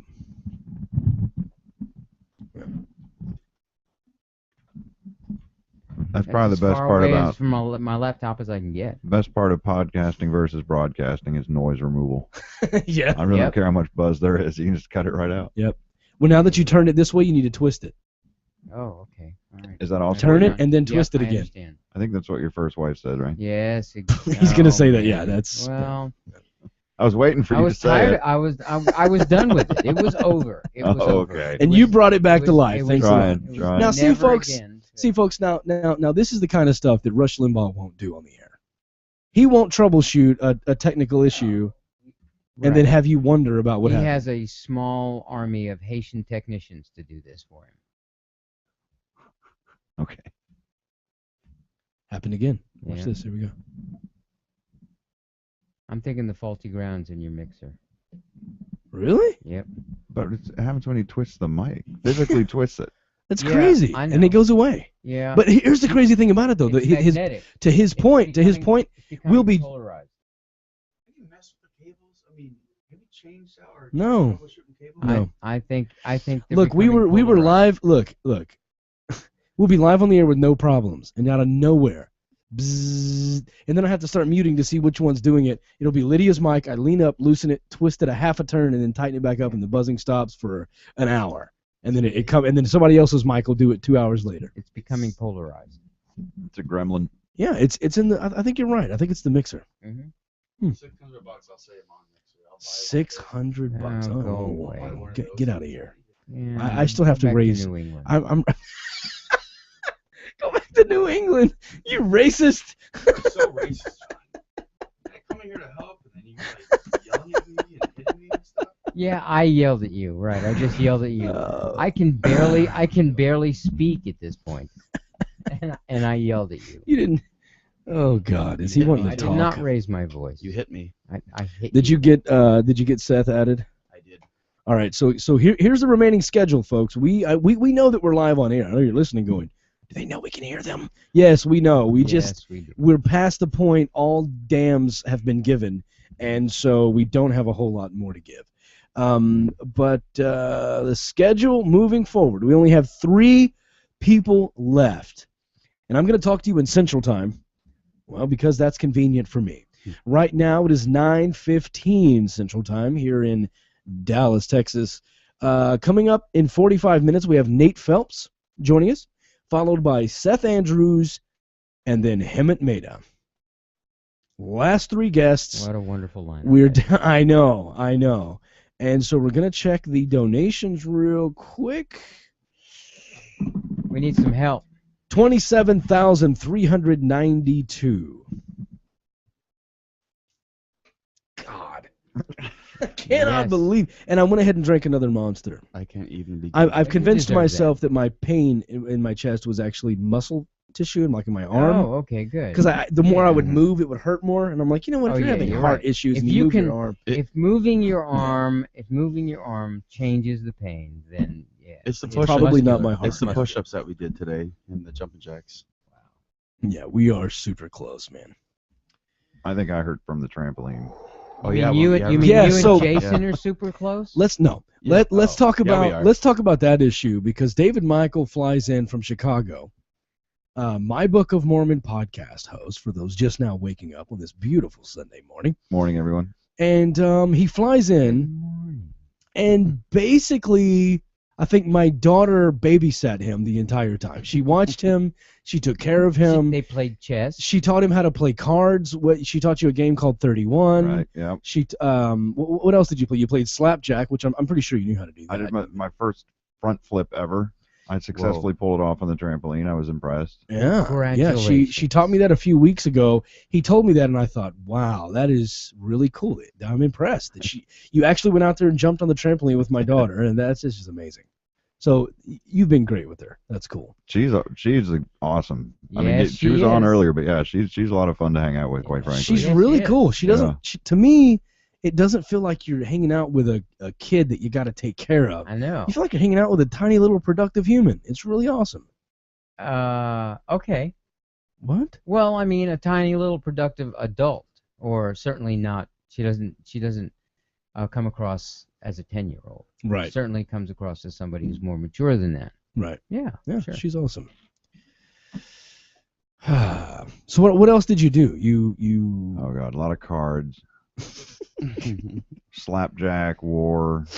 She wanted to learn how to play poker, and she swore that Mom and Dad said it was okay for her to learn. I was like, let me go find your mom. I and like make that sure. girl. I was like, I know better when a 10-year-old says, Mom and Dad said it was okay. I'm like, yeah, I'm going to verify that. Yeah, there you go. So we never got around to poker. But she knew where the chips were. She's like, oh, we can make this happen. Well, what we do is 31 is a game that sometimes is played with poker, and you'll put in dollars every time you're the lowest hand, and then you just go around and play again. It's a cheap way you could play for 3 or 4 hours and spend $4. It's not a big deal. So when we don't play for money, when we play with the kids, we play with chips to see who can get the most chips at the end. So yeah, she knows what the stuff is because we play for gambling, but it helps them learn. Wow, I just lost everything. And I'm like, now imagine if that was $4,000 you just lost. So, I'm teaching them to play games that are fun at the same time. She's pretty good, though. She's probably getting the rush. Wow, imagine if that was really $4,000. Exactly. I hope Can't it's wait not till I can get out to Vegas. Hope it's not counterproductive. So David, at Dave4796 on Twitter, says the microphones are fatigued. I think that's probably it. Well, Sarah sure, Green. let's go with that. Sarah Green says troubleshooting makes for excellent radio. Now that's a fourth listener. We know that. because we say that all know the time. Mr. Angel Reyes says, I fall asleep around 2 a.m. Pacific listening to the audio remixes. Can't wait till that guy uses an audio mix from David. LOL. Great. Wow, there are some people who have stayed up with us the entire time. Yep, and there was a person who was in the chat room. I don't know if he stuck it out, but for most of it, Roscoe. Can you see the chat room? Hey, Roscoe was the one we were supposed to reach out to. We told him to hang on, remember? And then he hung up. So all good. They called me back. Thanks anyway, Donovan. So yeah, we got his info though. You want me to try? All right, cool. What were we doing with him again? Oh, I was giving him the audiobook. I need that info somewhere written down so I can give him the audiobook. Yeah, definitely. Great. Definitely. But just email it to me so I'll just have it so we don't have to track down paper later. There was a bit of a controversy around what the commitment was for Adam Reeks, because you were saying that you didn't think he got there. No, I'm pretty sure he didn't. Because it was, Well, I think what he said was if we get to 25, he'll do it, and he was over 25, but I think you were thinking he meant 25. No. When he first started, he said get to 2,500, and then we hit it even, or 25.5 or whatever it was, and then he said if you do 500 more, I'll do this at the end. So that was two separate things. Got it. I still think he's going to do it. We need to hear the interview. Oh, wow. Sounds good. Is Brandy going to do some dedications? Well, we are literally just trying to kill time before she does. So Yeah. let's hope it happens soon. Oh no. Well, I'm looking through Twitter and I'm just I want to share what everybody's saying. Sure. People are saying I don't think I can stay awake another 4 hours. I'll try my best. Sure you can. Personal achievement. Yes, you can. Yes, you can. You tweeted that 10 minutes ago. I'm going to retweet it just to encourage you to stay up at Dave4796. I'm logging into the chat room just to see if there's anybody left. That'd be awesome. Yeah. Yeah, there That are. would be awesome. There are people still in the chat room, or they just no, they're fresh to Well, the chat room. Donovan's one of them, so that doesn't. He doesn't count. No, He's not even in here. He pretty much doesn't count at all. Yeah, there's some folks in the chat room. Wow. Let me say hi. Oh wow, 27,392 now. So we are. Let's see, 30,000. I can't do math right now. Not 30. Come on, fingers work, brain. And it's 27,392. 2608 is all we have left to go. And if there are any 3 people on the planet that can make that happen, it's Nate Phelps, Seth Andrews, and Hemant Mehta. Yep. That's when I created this batting order, I had that in mind. If we need a strong push, those 3 guys are going to be. So they're all batting cleanup. Yeah, absolutely. Yeah, that's great. Absolutely. I think Hemant Mehta is going to just going to have it easy because it'll be done by then. Ooh, that's a bold prediction. Yeah, yep. That's my prediction. Awesome. So what happens at 1 o'clock? Do we just collapse where we sit and snooze? Do we what is everybody doing? I have to drive to an airport and not die doing it. What time are you flying out? I think it's like 4:30 flight. So you're just gonna go sleep in the airport Probably. somewhere? Oh Excellent. man. There you go. Oh man, that sucks. Ouch. Yeah. You good to go? You have a mouthful of food. You're not ready. You don't look ready. I know that sound. Oh man. What? Nothing. Be sure to speak into the mic. I'm saying speak into the mic, sweetie. You're just nasty. I think it's time for some Just dedication. nasty.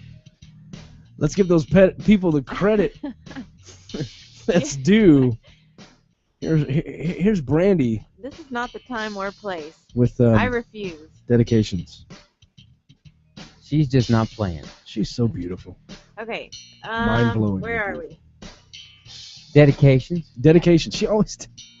I know, but I never remember where I left off. It doesn't 'cause it matter. all gets If you jumbled read up. if you read somebody again, then It's okay. They probably didn't hear it the first time anyway. So just go. All right, we're on page 1 of 25. What? You're not going to start over. Yeah, let's. I don't do know. it. I don't have that I'm kind of just time. kidding. Okay. Jeff says for DPR sanity. John says alligator dung, Fort Worth. Crocodile dung was the answer Oh. to the trivia question from DPR. Well, the donor wins because he donated, so he's automatically right. Oh yeah. And I guess maybe in Fort Worth you don't have crocodiles. You probably have alligators. So there you go. SEMO, dedicated to cognitive dissonance, if still possible. Sure. Brad, thanks for the fantastic show. Micah, to all the atheist podcasters for providing weekly shows. Whoop, whoop. Justin, there's just a random P. I don't know what that means. All right. We'll take it. I've taken a random P. Laura says, I'm donating because you have Noah Legends on the show. No illusions. Illusions? I'm sorry. That's okay. No, it's okay. You're good. We don't... I can't even... All the stuff is jumbling together now. Let's see. We don't need no stinking God. All right. Nicole says Noah's biggest fan. John, to all 6 of the heathens in Podunk, Georgia. Great. Donald, say hi to Noah. That there's a bunch of like symbols. Don also in Podunk, Georgia. Next page, hold. Next page, hold. You're putting the That's a entire. dedication. She's Yep. putting the entire radio show on hold. Yep. I have to. Hold, please. Well, This is hold music you're that's listening right. to now. Well, Hold, apparently, please. that's right. I mean, the page has to Stand refresh, behind the so. white line. And it brings me Hey, back to these- the same ones I've already read. What These the heck? people are important. They matter. Okay. Absolutely. Anik says Brad and the Scathing Atheist Rock. Yep. Anik again says, for your adrenaline spiking cry. Timothy, Rapper's Delight. Awesome.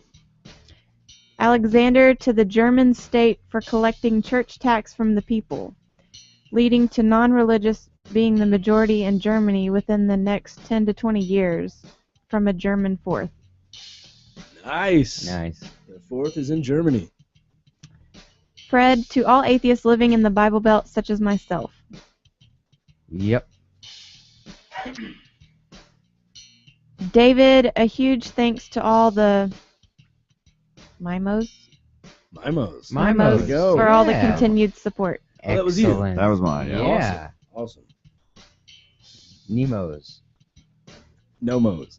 The Nomos. Nemo's Mimos. Latin means nobody. Oh. Look, I can't even pronounce my own name at this point, so just It's pronounced bear with Brandon. me here. Brandon. All right, Adam, on behalf of at Simone and Oz. Yeah. So what was happening is Oz is a nickname for Australia, and so Simone was trying to donate during his segment, but something was happening with it. She couldn't do it, or Simone couldn't do it. I don't know if it's he or she.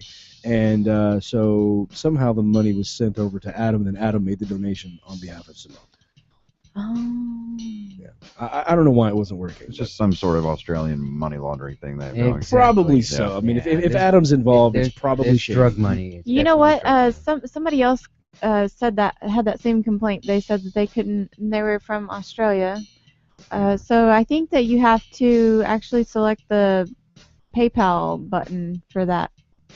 Because Wow. they can't convert the currency or something. Probably. See, next time we do this, we Yeah. need to really Make sure. watch closely on what is selected as the donor site Right. to make sure there's not going to be a currency transition issue and all sorts of We stuff. we didn't think we were gonna make No. 10 grand, and so Heck we went no. for the cheapest. Right. To make sure that they got the most possible, Yep, bang absolutely. for the buck. Period.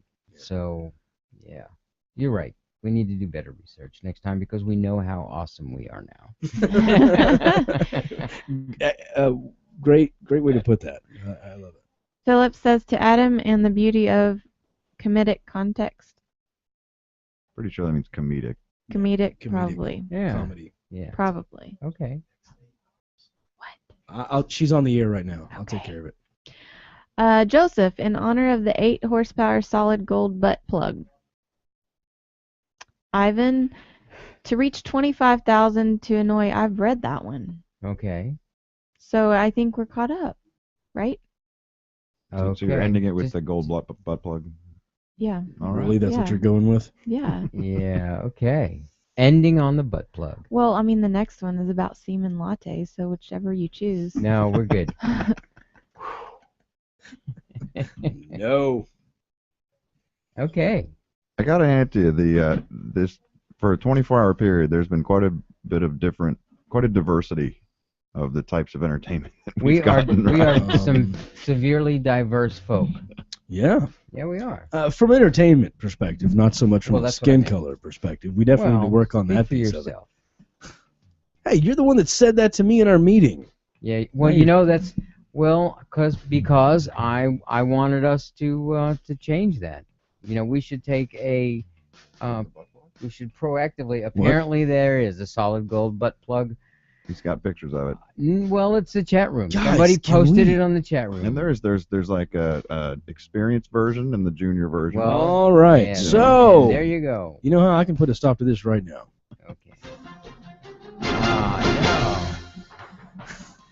This is news for the fourth listener. Brought to you. Okay, all Just right. I'm telling you, those are your choices, John. Okay, all right. You say butt plug again, we're doing news. So it was acceptable at 1 a.m., but now that the kids are up. Right, it's 9:30. People are trying to have their cereal. They're listening to this, eating cereal on Sunday morning. They're thinking, hey, family, Dogma Debate's on Sunday morning. Instead of going to church, let's listen to a family-friendly atheist radio show. They click it on, and you guys are all about butt plugs. No, not cool. Randy started Not cool. I quit talking about it 5 minutes ago. Yeah. So if you are going to church this morning because you're still closeted and you have to go, give us a call at 214-377-1166. We want to hear from you on your way, and when you get there, hand your phone to the preacher. We want to talk to him. of course. And don't forget to make a donation to Foundation Beyond Belief through Dogma Debate just to spite your family. And not just that, but to counter whatever you're going to end up giving the church this morning. Right. Right. So just stick your hand in the collection plate and make like you put some money in it and call us. Or better Just yet, jingle it around. Just pull some out. Well, there you. Well, And I wasn't divert it going to to a go better that far. I source. wasn't going to go that far. There's probably a law against that. I'm just assuming. Well, Can it's you called not- like theft. That might be the law. No, if the plate is an offering. Yeah, because they're not offering you the plate. You're supposed to put an offering in it. That's right. And you know. I mean, what are we talking? Larceny? What? Class C? Class B? No. It's petty. It's Okay. petty. Well then. And if you're stealing from God, is that even prosecutable? You just say, no, God will smite me. Well, No, as soon I would as- challenge it and see if he shows up in in court. court. Yeah. Exactly, because you are allowed to face your accuser. But you're not. And see, so then the church will then have to say that it's their money. You know what? We're just being evil atheists right now. This is wrong, and I do not condone this behavior. Okay. I expect better out of you people. Yeah, that's right. That's right. Sorry, just Dad. don't give them any money. give it a Foundation Beyond Belief, because it'll do good stuff. And give it at razoo.com/dogmadebate, or you can go to dogmadebate.com and click on Broadcastathon donations. Wow. And you know what? You know what I've decided? We're gonna get new commercials. We're gonna get them at the commercial store. Hold on. I meant. Let's send Jason to go get some new commercials. Here, take the credit card. Go to the commercials. Oh God, I need a nap. You can get a great deal at Costco. for Yeah, like- that's if you're what willing I to buy hear. 10 at once. No, you can buy 7,000 commercials. You get 18% off. The big box of commercials. That's right. Yeah, I know Brandy went to Costco when I go. Last week I'm like, hey, we don't, because we like to get like styrofoam cups and stuff. It's easier on the kids, dishes and stuff. I'm like, hey, get some styrofoam It's cups. easier Okay. on the kids. You mean And when then- you hit them? No, with them? no, they don't have to do dishes. Yeah. No dishes. And so I'm like, did you get cups? Oh, I forgot. Okay. Then the next time she comes, oh, I forgot. I'm like, oh, okay. Next time she comes home, I'm like, did you get the cups? Yeah. Cool. How many? 500. Yeah, there you go. And she's She not settled joking. That. She settled that. She's not joking. I'm There's- not going back to Costco for cups. There's still a box out there that I think has 487 cups in it. It's But been you know out. It's been in our garage She for got- 2 months. She got Hey, tired of look. you asking her about it. I guess so. Look, but they came in handy for our 24-hour broadcast. That's true, because As well they did. we And still have 423 cups left in the garage. We're just gonna do this every week till the cups are gone. Exactly. and the thing is that David thinks that you can go to Costco and have choices. No, there's not choices. There's one option, and it's usually 500 of them. And it usually sucks. Yeah. And so you get it if you Yeah. really want it. Yeah. And you think because they would you're at least. required to shop at Costco. Well, look, you would Well, think he they said a lot. Oh, okay. So- All right. you would think they would at least have choices. But like the toothpaste, you can buy 700 tubes of generic toothpaste Or you mint can just flavor. get the 5-gallon drum. A drum that you just have to hold on, that you have to spoon out into your own, stuff it into your own tube. It's like a 3-hour process, but man, you save like You saved 30 cents. Well, after you eat that 5-gallon bucket of pickles, you're gonna need some toothpaste. You get home and open it up and say, wait, what is tooth powder? What is that? That's still a thing? Oh, I can't tell you how many times. Can't tell you how many times we've opened something and went, good God. I know. How much mayonnaise can one man ever use? I know. Have you seen their jars of mayonnaise?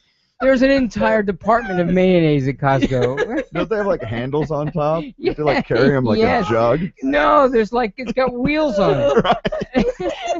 Like luggage. Yes.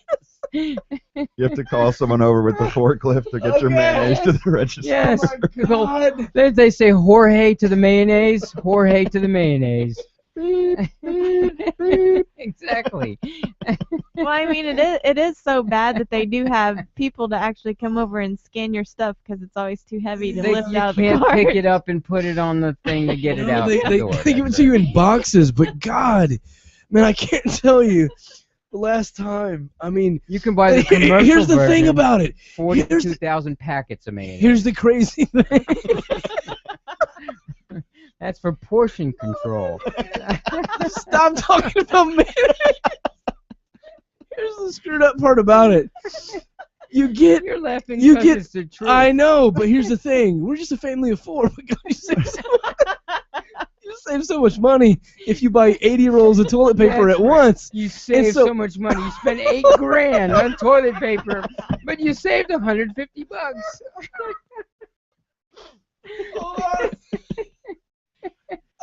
Let me finish. So here's what happens. Hold on. So here's what happens. You buy 80 rolls of toilet paper, That's right. and then you take like 2 or 3 out and stick them in each bathroom, and then you take your other 72 rolls and go, what the hell am I gonna do? Right. You So stick you them in the stick 'em- garage, they turn yellow, and eventually the people who move in here next throw them away. Oh, it hurts. Yeah, and then one day you're out of toilet paper and you're like, damn. Right. I thought I solved it for we life. left $7,500 worth of toilet paper in that last house. Oh, I'm staying in the bathroom going, Brandon, I need you to go to the attic, move the Christmas tree, get the toilet paper that we bought last year.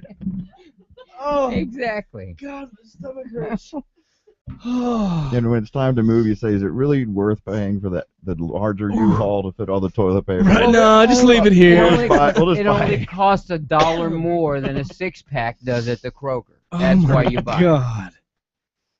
Oh man, I'm gonna be sick. That was ridiculous. Whew. So back to mayonnaise. No, I can't handle any more mayonnaise. We're done with the mayonnaise. We're down to 2403. People are donating right now. Apparently they like our Costco drama.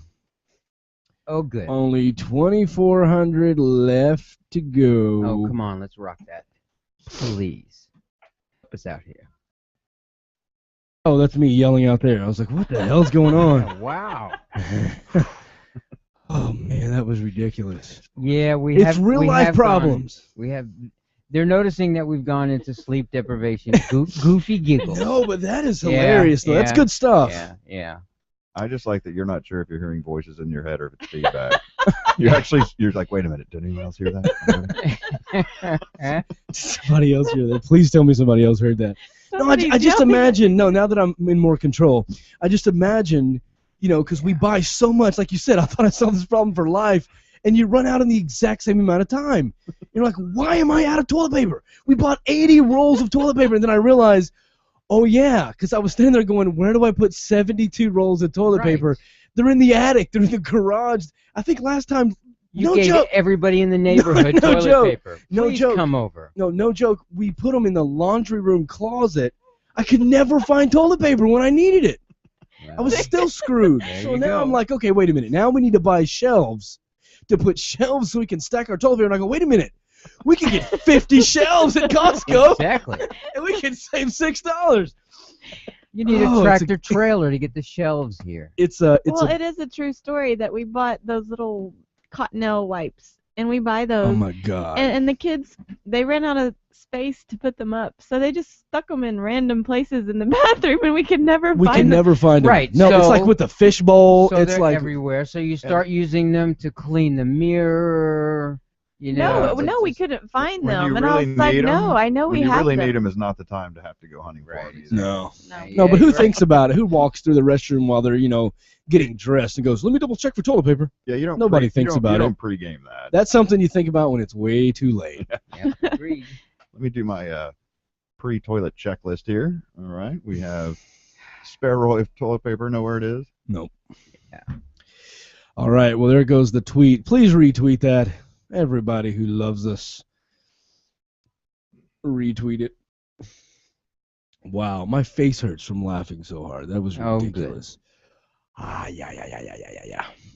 All right, we're 20 minutes from the top of the hour where we're going to be bringing Nate Phelps on. At least that's the plan. Okay, so we're coming up to the 3-hour mark. Yes, we are. That's a good thing. Yes, we are. Hope we're able to get Nate on. He's confirmed, and he confirmed. I heard. Right, I heard Jason Nate confirmed? say his name. I don't know. So I think they've got him. I think they've got him. Okay, cool. That's a good thing. Very cool. Nate's an awesome dude. Yep. We did a fundraiser for him not long ago. That worked out really well. We had a $2,000. See, we should have known. We had a $2,000 goal, and we collected $2,300 for Nate for the movie. You're right. Yes, we did. We went over our goal. We sure did. I thought it was a $3,000 and we were short. Nope. $2,000 was the goal, and we stopped it. We killed it at $2,300. We had to stop. People just kept donating. Yeah, so that the they could actually send it to him. The KC Atheist Group could go ahead and cut him the check. Yep. Exactly. Refresh. Refreshing at the orders of Brandy. Mm-hmm. Well, I just tweeted it out. We were at $27,597. We are now at $27,697. $100, yes. Oh, just dropped $100. Did you see that come through? It's Casey. Thank you, Casey. Thank you, Casey. Only 2,300 left to go. She's from my hometown. Hey. But we won't talk about where that is. We won't talk about that. About where your hometown is? You can't tell us? Yeah, it's just really far away. It's really far away. Yeah. Shanghai. Yes. Yeah, probably. Wow. You don't even look Asian. Oh, wow. I remember... I don't know. Nope. I don't know what I remember anymore. That's very interesting. You're great on the radio. Thank you sweetheart. for sharing that. Thank you. That's why I have to read exact wording of what to say. Well, that's okay. I don't know if I Not could everybody. read. Not everybody's good at the ad lib thing. Mm-mm. Yeah, that's Not okay. me. Yeah, okay. All right, I need water. This monster's not going well with belly laughs. You need what? Monster. Need some water. Yeah, He water. has monster. Sorry. He needs water. Wow. I don't know what life is. Aqua. I don't know if you want me to read that tweet or not. Top one. God. You'll get mad at me again. I don't want Dad to get mad. Yeah, we don't want that. No, go ahead. Go ahead. You All read right, it. It's for your everyone- voice. For everyone driving to church, you might want to turn it down for the kids in the car. We just got from at Naked Mormonism. Just woke up to hear 24-hour broadcastathon talking about golden butt plugs. Sad I missed what led up to it. It was just as It entertaining. was the last 21 hours, I think, led up to it. What's that? Oh, I tried to. Ah, okay. Well, just in case you haven't heard it on the last 142,000 times that we've said it before, go to dogmadebate.com. Be entertaining, guys. Go. Yeah, right. That'll work. Oh, no. Yep. Go to dogmadebate.com and look for the link broadcastathon donations and click on it and give us some money, or don't give us any money. Give the money to Foundation Beyond Belief. They can use it.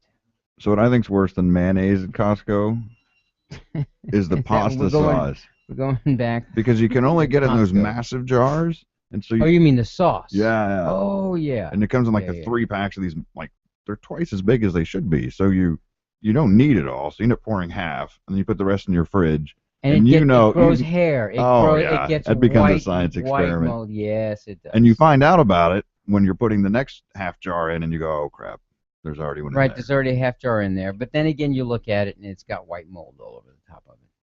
But I saved $1. But you saved $1, right? I think if you scrape that off, what's under it's still okay, right? Well, you know. I think so. Yeah. Yeah, I think, you could probably even eat the mold. This could be good for you. Yeah. I think in I think in the Middle Ages it was actually used to heal something. Probably. If the bleeding doesn't work, I think David got that one right earlier. we're rubbing some mold in it. Yeah, that's right. There you go. That'll work.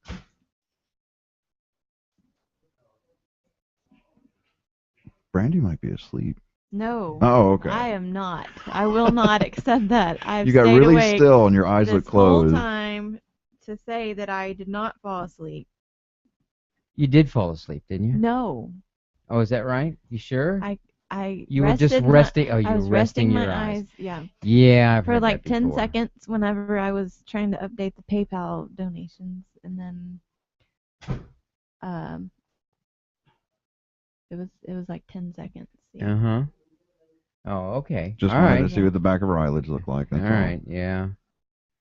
Yeah, I thought my head was a little bit heavy for a minute, but then it just snapped right back. There's kind of a wall you have to get past.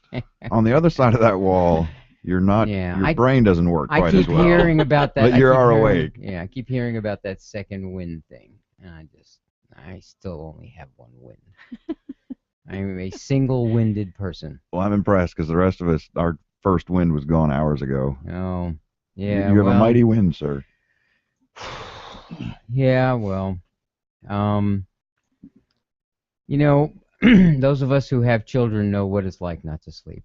So I've got grandchildren at this point, so yeah, sleep is something that we used to do. That's what I tell anybody when they first get, the first time they're pregnant. I tell them, okay, great, go to sleep, quickly, sleep now, because you don't know it yet, but sleep is something that you did once when you were younger, because it goes away till they leave the house anyway. Yeah, I think the human body way of preparing you for that is that the reason that the baby grows right where it does is it pushes on the mother's bladder a little bit more the bigger it gets, so that she has to just keep running to the bathroom all night. So then by the time the baby comes, she's used to not getting more than 2 or 3 hours of sleep anyway, 'cause she's constantly having to wake up. Mm-hmm. So that's how the body prepares us Instead for the fact that you're not going to Instead of letting sleep. them catch up with a lot of sleep, so that they'll have some in the bank. Yeah, well. We're talking about lack Were you of guys sleep. interesting while I was gone? Not very. No, not very. I'm disappointed. Well, it's like there's not a whole lot cranking around up there right now. That's I'm just okay. And reacting. you know what the bad You thing know? the bad thing about it is our listeners are probably Some of them. sharp. They're awake and they're Oh, sharp. yeah. Yeah, and yeah. they're paying All right, attention. let's get some topic suggestions in the chat room. Yeah, let's do that. Yeah, in why the not? chat room We're they're out. talking about that in Sweden they could probably use that much mayonnaise because they actually have my something God. called pre-dinner mayonnaise. Ooh. I don't want. You know what? I don't want to know what that is. Pre-dinner mayonnaise? Yeah, that's what I'm reading. That's what. Oh, it's Philip who wrote that. Here's we're quoting Philip. Huge jars of mayonnaise keep coming up. It's the Swedes that would use that much. See regular, ordinary Swedish mealtime and their pre-dinner mayonnaise. Okay. Hey, I have some dedications. All right. Thank Fantastic. goodness. Yeah. Oh my goodness. Jeffrey says, for my children Charlie and Ellie, FBB is helping me teach them about giving. Great. Paul says, in honor of all the voices of reason from the Dogma Debate team. Voices in my head. That's beautiful. Anik, pretty please, DPR, you've made us curious now. She was asking for the so I wonder if he hit the 500 in the time frame. Donovan would know that. Yeah, right. For his most embarrassing moment. His $250 within the hour. I don't know if we got it. I'll check with Donovan. Nathan, and I'm looking at. Well, Yeah. I don't know what kind of. I'll just skip that part because I. Is it another language? Yeah, but I have no idea what that is, so I'm not even gonna try. Okay. Well, thanks, Nathan. Yeah. Yeah. Thanks. I Nathan. just thought it was cool, and then I was like, wait a second, I shouldn't be commenting on that because I don't know what that is. Okay. To DPR Jones, because not knowing his most embarrassing moment would be an international incident. Well, yeah. Okay, back up. Marcella says, I overslept this morning and missed Noah. Please make sure this gets credited to him. We will Okay. do that. Yes, we will. That's all I got. Okay. It's 9:50. You ready? Yeah, in about like 3 seconds. Refresh. 3. Refresh. Here we go. Right now, the grand total $28,032. Nice. All right. Let's do math. I don't know how we raised money in the last 30 minutes. For some reason. That was pity donations is what that was. Apparently, talking about Costco and pissing your pants at the same time really makes people want to donate. Something. So if we got to do that Something. again, we will. We're only $1,968 away from knocking this thing out. Okay, man. so I have more. All right, go for Yes. Henry says to Heath and Noah. Henry again says from a herd mentalist. it. Awesome. Great. Janet says, just because I've never heard John be funnier, hang in there. Thank you, Janet. Thank you very much. That Janet is woman I lived with for 7 years. Aw. Yeah. And apparently thank you, Janet. Apparently you weren't funny One of my then. best friends now. I mean, life and stuff. That's awesome. And Janet is the person who's responsible for the fact that I was able to adopt Meg. So, awesome. Thank you, Janet. Janet rocks. That was so awesome. Yeah. Mark says, for David Smalley, who sounds really, really tired. And high. I'm kind of both. Yeah. Okay. I'm ready to do some news when you are. Let's rock this.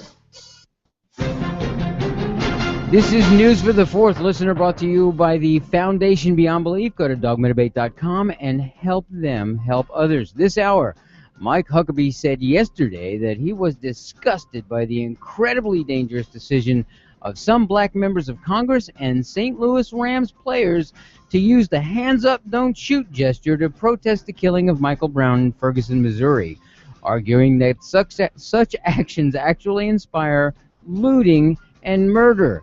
In an interview with Newsmax TV's host J.D. Hayworth, who is a former GOP congressman, Huckabee said he found it just incredibly dangerous that you have members of Congress on the floor of Congress holding up their hands in the hands up, don't shoot position, as if to say that somehow that is going to get you shot.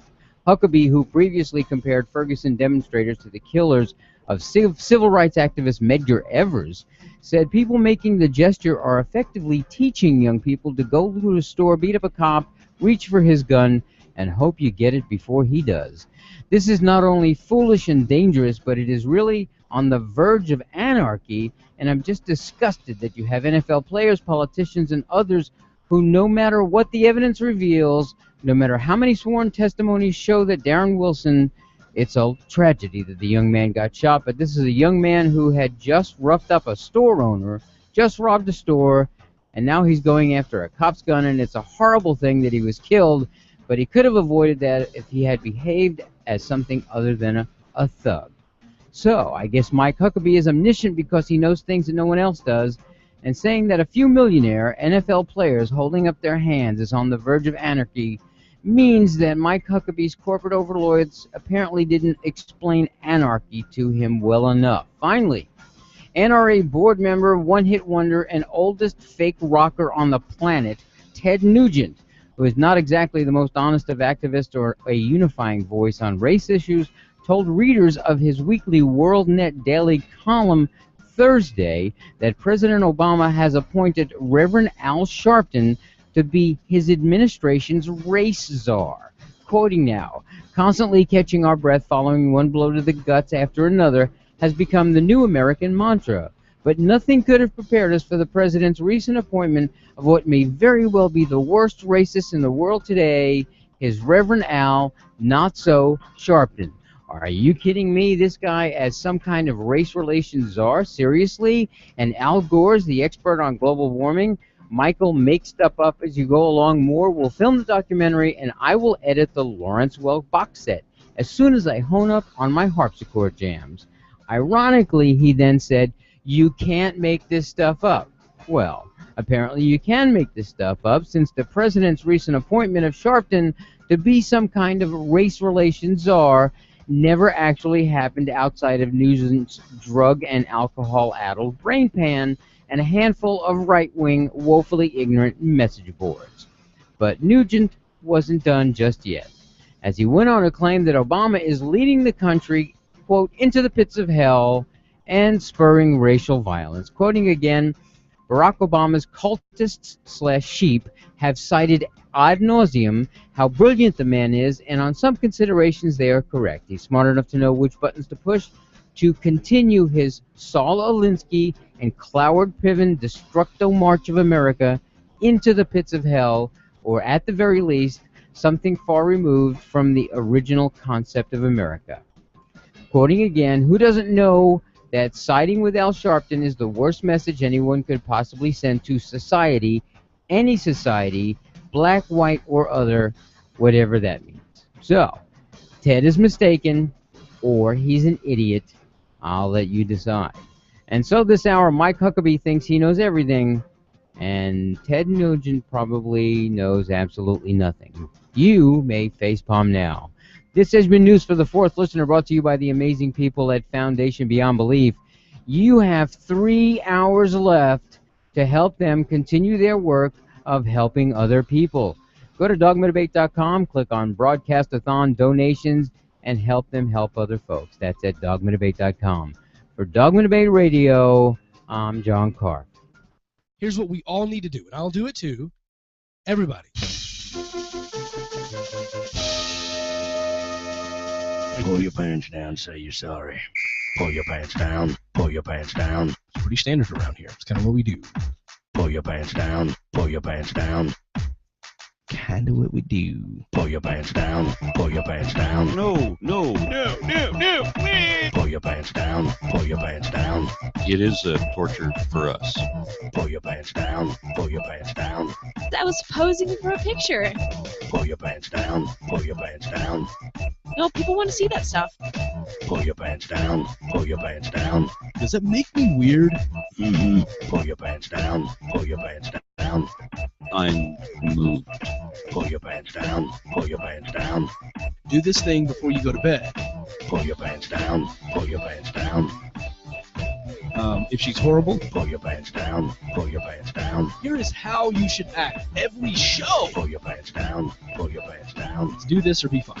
That's so disgusting. Pull your pants down. Pull your pants down.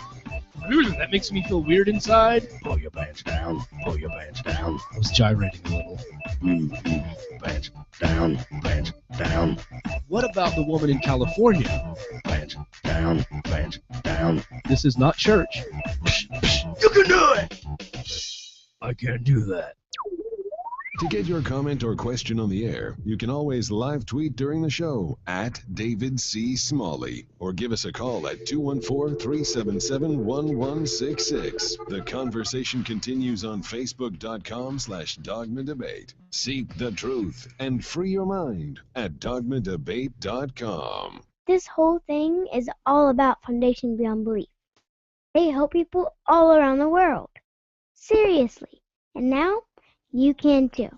Just go to dogmadebate.com and click that thingy that says Broadcastathon Donations, like right now.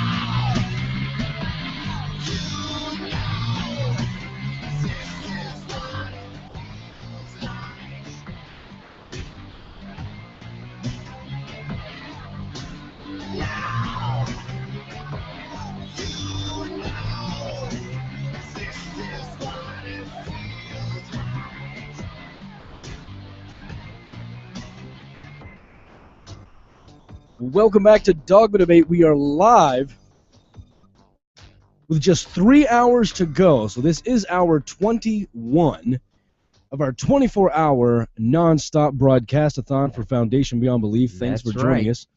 We are at a grand total of $28,116. $28,116 in this 24-hour broadcast-a-thon for Foundation Beyond Belief. Can you believe it? No, even these donations are beyond belief. Thank you so much to everyone that helped us obliterate that first goal and push us to have Todd Stiefel challenge us to move our goal to 30,000. The fourth listener rocks. Absolutely. So what's the math, Donovan? How much do we have left to go in 3 hours? $1,884. $1,884. A little over $600 an hour, and that's well, we were averaging $1,500 an hour earlier. Right. So well, let's pick it back up. We should be able to do this, folks. Let's see what we can do. As always, if you want to be a part of the conversation, we've only got 3 hours left. You can live tweet during the show at David C. Smalley. But better yet, because Twitter is so nuts right now, if you want to get your comment or question on the air, give us a call. The phone number, 214-377-1166. 214-377-1166. One more time. 214-377-1166. The producers are standing by right now to take your phone calls. And if you want to make a donation, this is going to be the Nate Phelps Hour. Operators are standing by. Want to make a donation, go to dogmadebate.com, click on Broadcastathon Donations. That's it. We've got Nate Phelps this hour. Coming up next hour, Seth Andrews. And then the hour after that, the friendly atheist Hemant Mate is going to join us to close this thing out. So get on it. That's right. Dogmadebate.com, click Broadcastathon donations. If you want to go straight there and don't want to worry about our website, fine. Go to razoo.com/dogmadebate. That's where we link to anyway. If you want to do the fourth listener $4 challenge, that's on the same page as well. So just go there, dogmadebate.com. I'm so excited about this. 1884. Guys, we got this. We can totally do it. Now I want to introduce you. Did you have something to say, Donovan? I just thought it was amazing that during No, we your don't care. last hour you did Oh, I'm $754. $754 During your fun hour. And the Costco belly laughing, making fun of the toilet paper celebrating. Where you hour. left us. We're all punch drunk. Well, I left you for 30 seconds. Yeah, Come but on it now. seemed like a really long time. Everybody especially for the donated the listeners. minute you walked out of the room. It was Yeah. amazing to watch it. Hey, if you guys will pay me to leave, you drop 1,800 in. I'm walking out this studio. I will walk out in a heartbeat. No, you will not. This is we for will finish. Let him go. Let him go. We did not. You don't stay need up me. No, let him go. You don't need me for 21 this. hours for you to walk away. If you love somebody, sometimes you've just got to let them go. Of course. Well, now I would like to just welcome to the show someone who's been my good friend for quite a while now. I absolutely love doing these types of things with him. Ladies and gentlemen, Nate Phelps. Yay! Hey, can you guys hear me? Yes, we can. Yeah. Oh, thank goodness. My computer's acting up, so this is on the iPad, guys. That'll work. Hey, that's cool. Thank you for improvising and making that happen for us, man. That is very, very cool. We've been taking a running tally of everybody who's been on, and you're up against some pretty stiff competition. So I hope you're tweeting and Facebooking this stuff, Nate. Yes, I am. Okay. Yes, I am. Come on, you got to Oh, shill for us now. man. This is for Foundation Beyond Belief, not for Dogma Debate. Remember that. You make him do it. My goal is $1,872 this hour, okay? That's right. Delete 10. He's gonna leave like $12 for the rest of the guys to pick up. That's hilarious. That's right. Awesome. Seth ought to be able to pull that off. And then Yeah, let he could him- probably do $12. Yeah. Just let Emmett rant for an hour, and then you guys can go home. Hey? So, Excellent. You've been doing this how long now? 21 hours. 21 hours. We started at 1 o'clock yesterday afternoon Central Time. So I figured it would be an unfair situation if I came in here sober. So I've got my beers lined up. It's already an unfair situation. Yeah, I've already seen some messages saying I feel like I'm a sober person in a room full of drunks. They're done with us already. Yep. Yeah, Don't I'll be blame with them. you in about 20 minutes, okay? Awesome. Okay. Sounds good. Sounds good. Nate, what have you been up to, man? Well, I just, it's been quiet for the last couple of weeks. I just got, prior to that, I spent 10 days in Scotland and the UK, giving talks in Glasgow and Edinburgh and London. So that was fun. Very cool. Are you're giving your talks about your story, about everything that happened to you, or?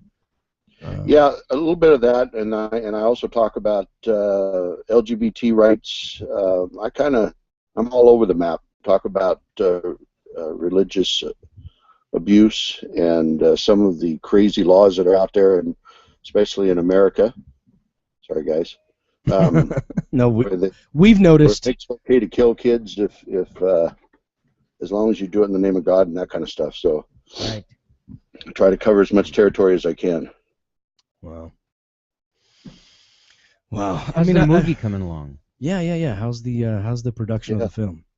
Yeah, the producer is trying to arrange to get me and my brother Mark, who also left, and one of my nephews, who I've talked to quite a lot on social media, but haven't actually had an opportunity to meet. So we're going to try to get together still sometime this month and do some filming along that lines. And we've got some grant applications going out through PBS, and nice. Great.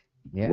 There's a station there in the Kansas City area that has, as I understand, has committed to the back end, making sure there's wide distribution of it once it's done. So they're giving us a lot of support. So it's going to happen. It's just a matter of timing at this point.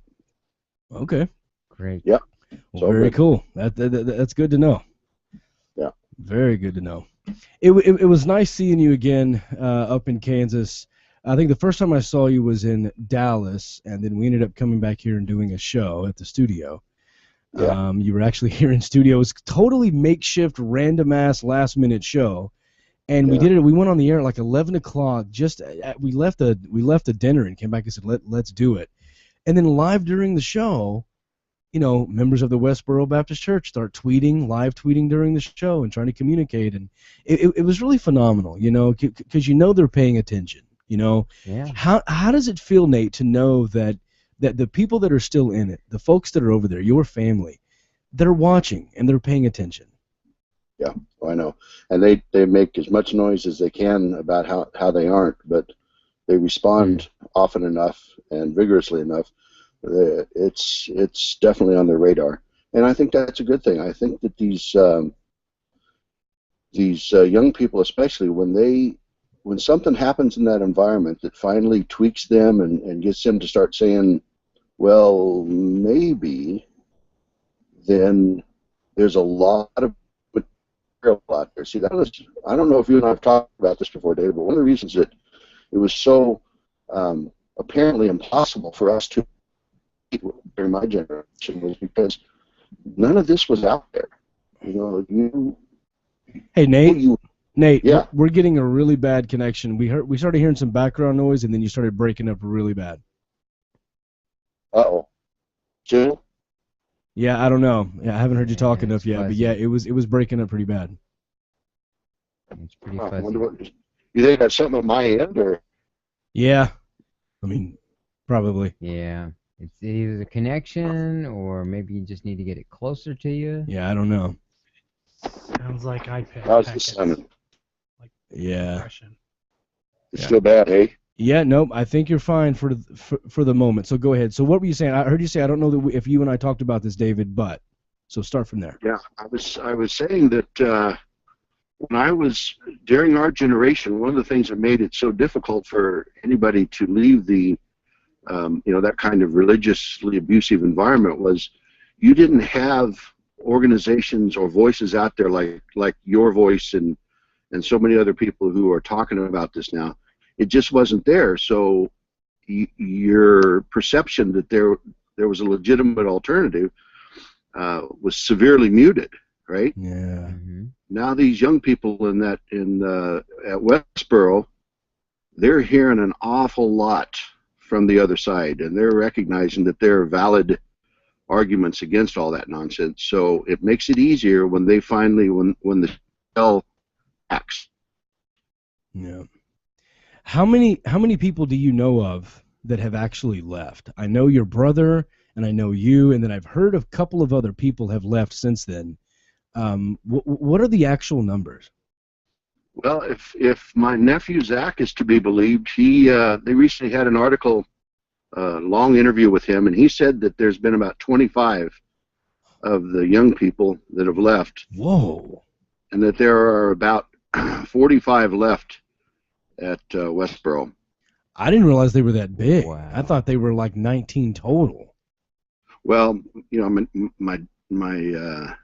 my siblings have had 50 some kids. So the thing I don't know, Dave, is whether that includes mine and Mark's, because my old man he was free with his numbers, right? When it worked for him, he counted us, and when it didn't, he didn't. So there's at least over 45 grandkids, and it sounds to me like more than half of them have left now. Wow, well, that's impressive, and I hope you know that you have something to do with that. Yeah, I think so. I mean, that's big, man, and I think, just like you said, there weren't voices, but there also wasn't just information. There wasn't the internet, there wasn't all of the things that we now have at our disposal. I mean, look, it's pretty clear the internet is here, and the internet is where religion goes to die. And it blows my mind when I saw a news story about 6 months ago of this church saying Now the church is encouraging people to bring their iPads, and they can follow along on their iPads in a new Bible app, and they're encouraging people to come. And I'm thinking, oh, you are screwing up, man. Yep. You are look. Iran has it right. You know, if you want to keep people indoctrinated, you block that stuff out. China, they've got it figured out. If you don't, in North Korea, well, they're professionals at it. You want them to think they are the most powerful military in the world, just show them your little military. You know what I mean? Just show them, and I know they're not a small military, but just show them your country. Put a block around them, put blinders on them. If they have an iPad that has an app on it, and they can literally just type in, woman, and it'll highlight every verse that has woman in it, or homosexual, and it'll highlight every verse with homosexual in it. I don't think that's very healthy for the church, but I'm glad they're doing it. Open yourselves up, be all about the information. I just think they're shooting themselves in the foot. Yeah, unless they can figure out some kind of filter that blocks out anything that is opposed to them. They're see, that's the thing. I mean, when I was going to church, it was you just had to believe whatever the preacher said, or here, read this big-ass confusing book that speaks in a language you really don't understand very much of. You know what? It's a lot easier just to hear the man who was eloquent and charming and charismatic and was you wanted to respect him, you wanted to love him, you wanted to follow him. It was much easier to just listen to what he had to say and then move on. But now that they can literally type a couple of keys and have it all at their fingertips, man, the internet is where religion goes to die. Yeah, but Dave, I got to tell you, there's still a lot of people out there typing on Facebook and other media sites this nonsense that God is love and they're still taking the message that they're getting on Sunday and they're putting it out there.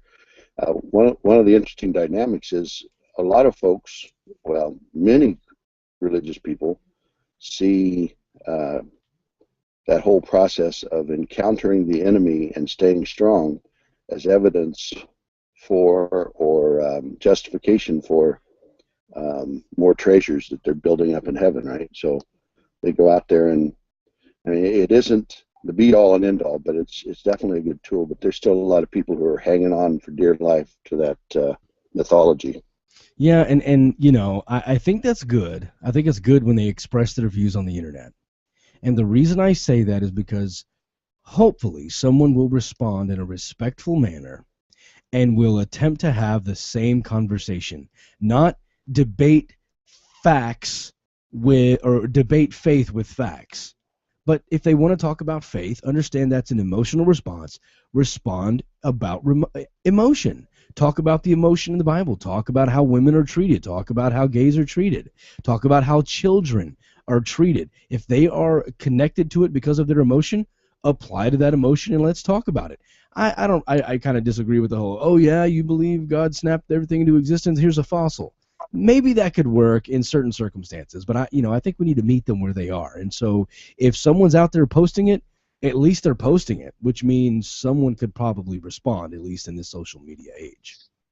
Well, and that's true. And you also have people watching.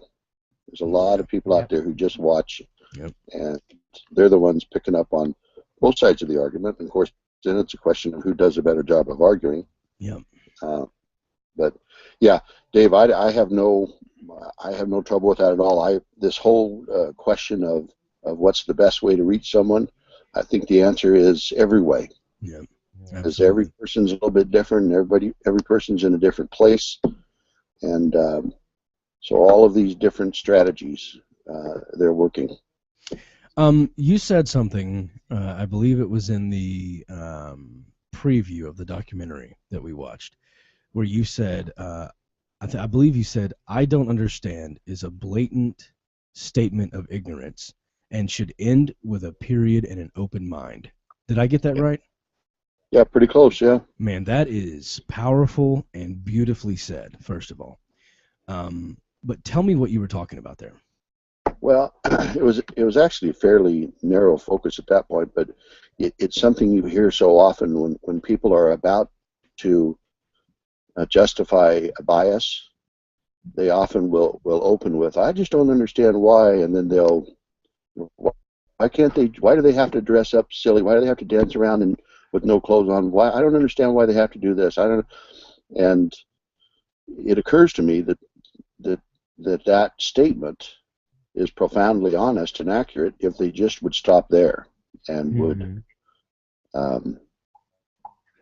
close their mouths and open their hearts and open their minds. And that's the process we go through when we meet different people. When we meet people who aren't like us, and we learn that these are people who are like us.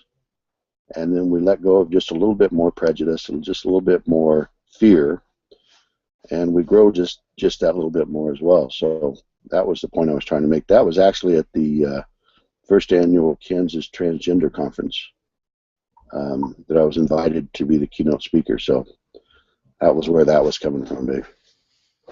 Well, very cool. So I noticed that your brother tends to stay very, very quiet. And I don't want you to have to give out any information that makes you uncomfortable, but I'm just curious, why is it that he's not as outspoken? Well, he started actually about 6 months ago. He actually started several years ago writing blog posts, and then he finally got enough of them that he started posting them about, I'm going to say, 4 or 5 months ago. And he's posting one a week, and I am, supporting it by sharing it and talking about it as much as I can. But Mark has finally started talking, and it's an interesting dynamic because he's already been interviewed for the documentary. Mark has the path he's taken is one where he has discovered the kinder, gentler God of Christianity. And that is the framework for his story, telling his story. So there are times when it's very challenging to me not to speak out, but he's talking about it, and I'm supporting it, but there's that huge chasm between the conclusions that he and I came to. So how long do you think Westboro has?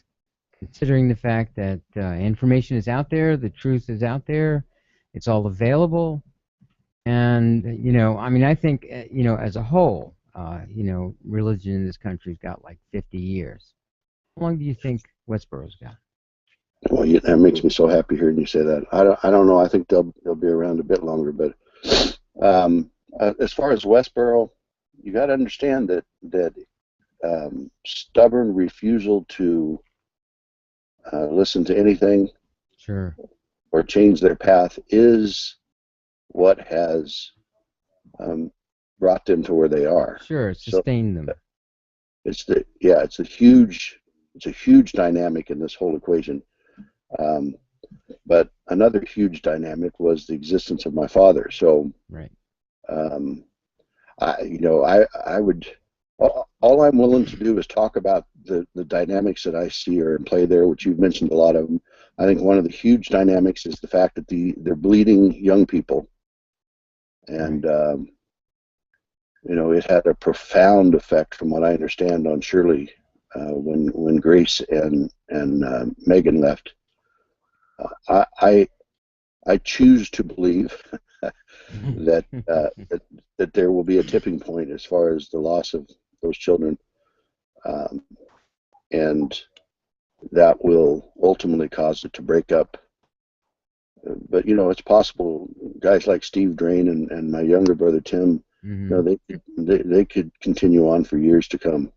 Now the ones that have left, are you the only one that became an atheist, or are there more atheists that have pulled out as well?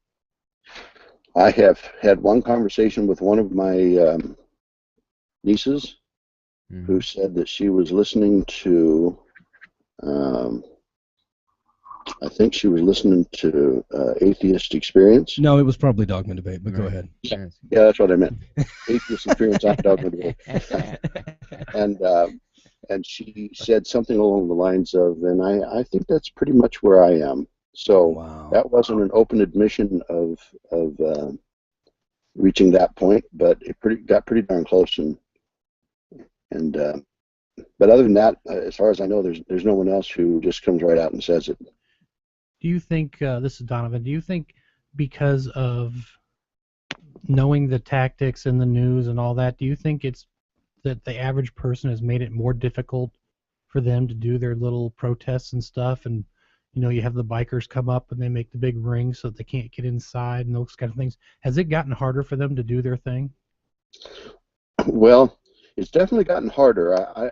I think probably the single biggest variable that's created that reality for them, though, is again that they've lost so many people, and with it the revenue that they were using to fund their activities. So, you know, they were at their peak. They were getting donations of around $300,000 a year, just from the people, you know, from tithe basically.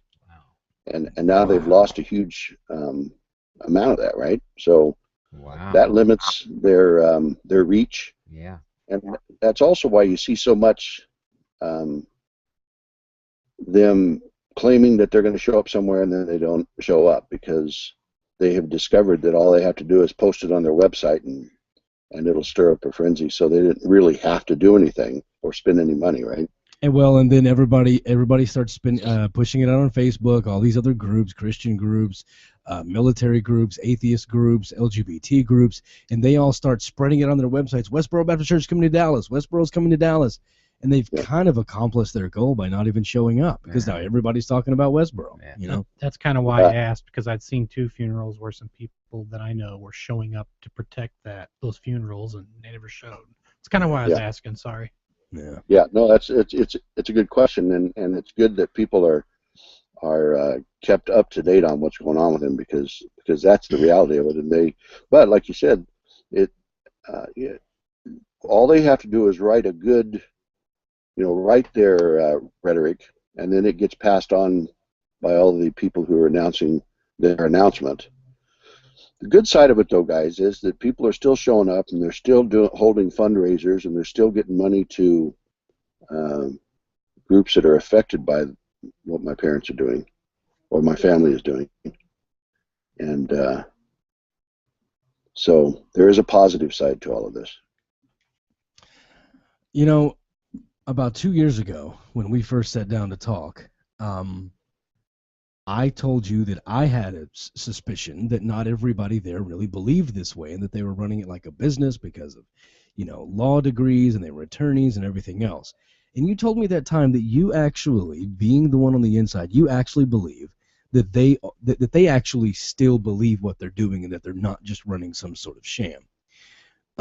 So I'm going to update that question in 2 ways. Number one, do you still feel that way? And number two, do you think maybe there could be 1 or 2 or somebody in there that is just holding on to this with everything they have because it's their livelihood, it's how they make their living? Yeah, it's a good question, but what you have to factor in when you're contemplating something like that, Dave, is that a part of that whole dynamic, when you're in such an extreme cult-like environment, and especially that environment where they sincerely believe that they are the final, they're the last holdouts on Earth. They are constantly vigilant for evidence around them, and they continue to up their game. They, like one of the things that Zach talked about in that article is they have moved, compared to where they were when I was a child, they've moved dramatically in that direction of faith healing, putting more and more expectations on God's involvement in their lives, and it doesn't fit in my mind that someone could be there even for the legitimate reason of, I don't want to lose my family, I don't want to lose everything I've ever had, I don't want this to all have been a waste of a life. Even for that profound reason, I don't see anybody being able to pull that off. I think that as soon as you start moving away from that intense all-in mentality, someone's going to pick up on that and they'll eat you alive. So that's why I don't think that I just don't think it's possible. I think a lot of the young ones who haven't had the years, see what's going on, or something happens in the environment, and then they pull out before they get so much invested into it, right? But for those who are there, especially my siblings, it just doesn't make sense to me. Yeah. What is the woman's name that was at the center of all of it for a while? Shirley? Shirley, yeah. Yeah. How was she related to you? She's my sister. She's a year older than me. Oh, she's your sister. Okay. She seems to be sort of a central focal point of the things that are going on there. I know you mentioned a couple of the guys there. How pivotal do you think her role is? Well, I think for years she was the face of Westboro. As soon as my father started, my father pretty much disappeared from public early 2000s, and Shirley was the face of Westboro for years, and about, I would say, 3 years ago, maybe a little less, they decided that they were going to build an elder board, and they elected 8 men from the church. And in that process, they began a deliberate campaign of silencing Shirley.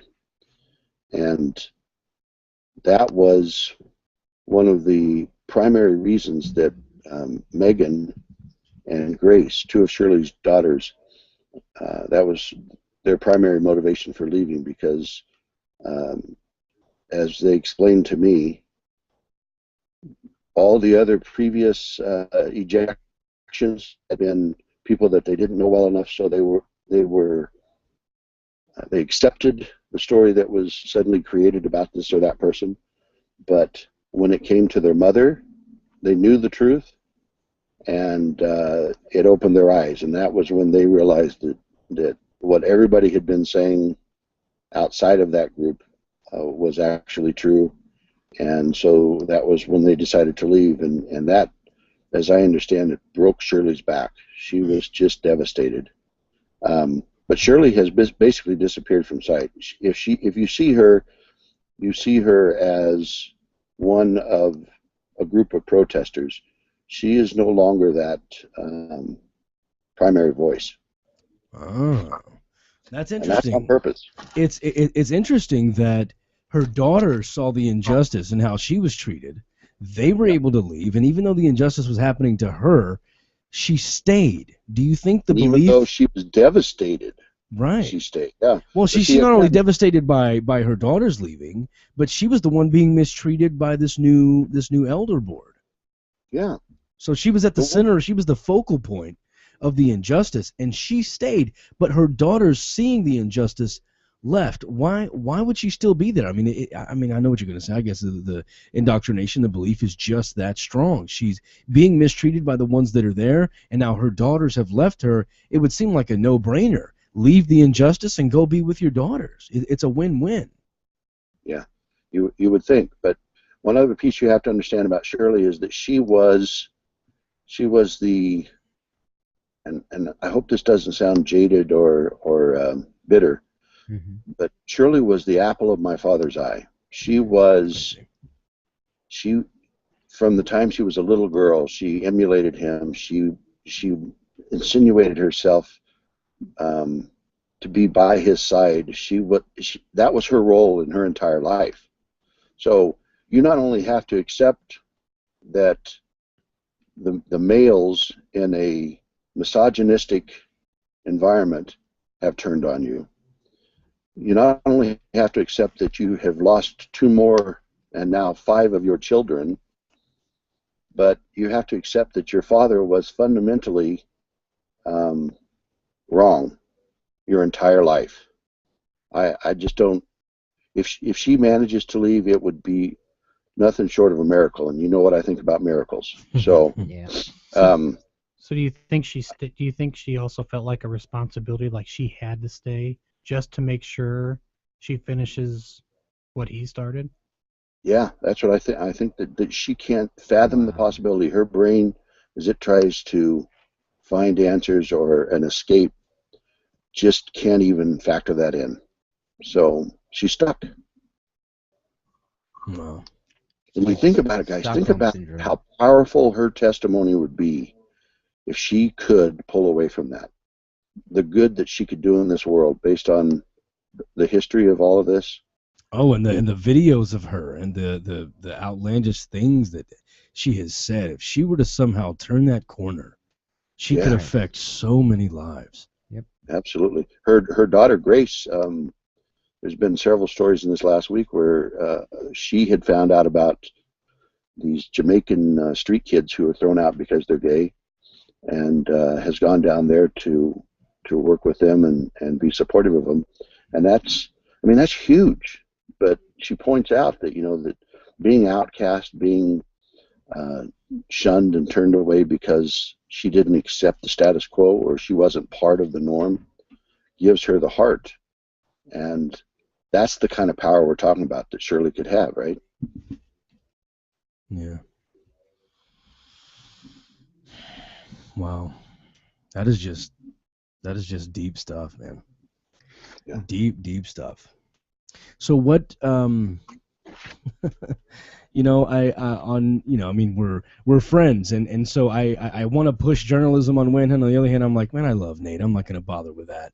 So let me just ask you. Let me just be your friend for a second and ask you a question.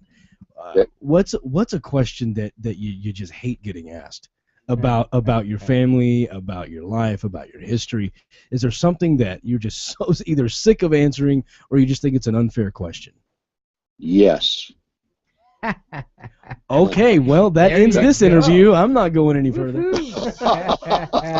Well, I mean, think about it. If I tell you what it is, then he's going to I'm ask right you. back Of course again, he right? is. I'll tell you. I'll be honest with you, because when I started doing this, one of the things I committed to doing was being always brutally honest and not letting anything be taboo, because I thought, to me at that time, well, and still, it was crucially important that the unvarnished truth be told about what was going on there, right? Sure. And to the extent that I can, because we all have biases. But so no, I mean, I would never not talk about anything.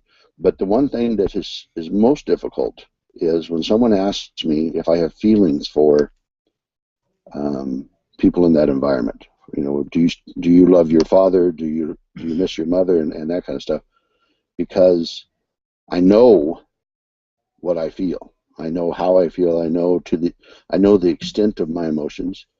I know that I can be profoundly emotional, and I know, unfortunately, after 35 plus years, that by and large, those emotions have gone away. Yeah. And it feels, when I'm having to admit that, it feels like I'm admitting to a bit of inhumanity. So that's the difficult questions that I have to address.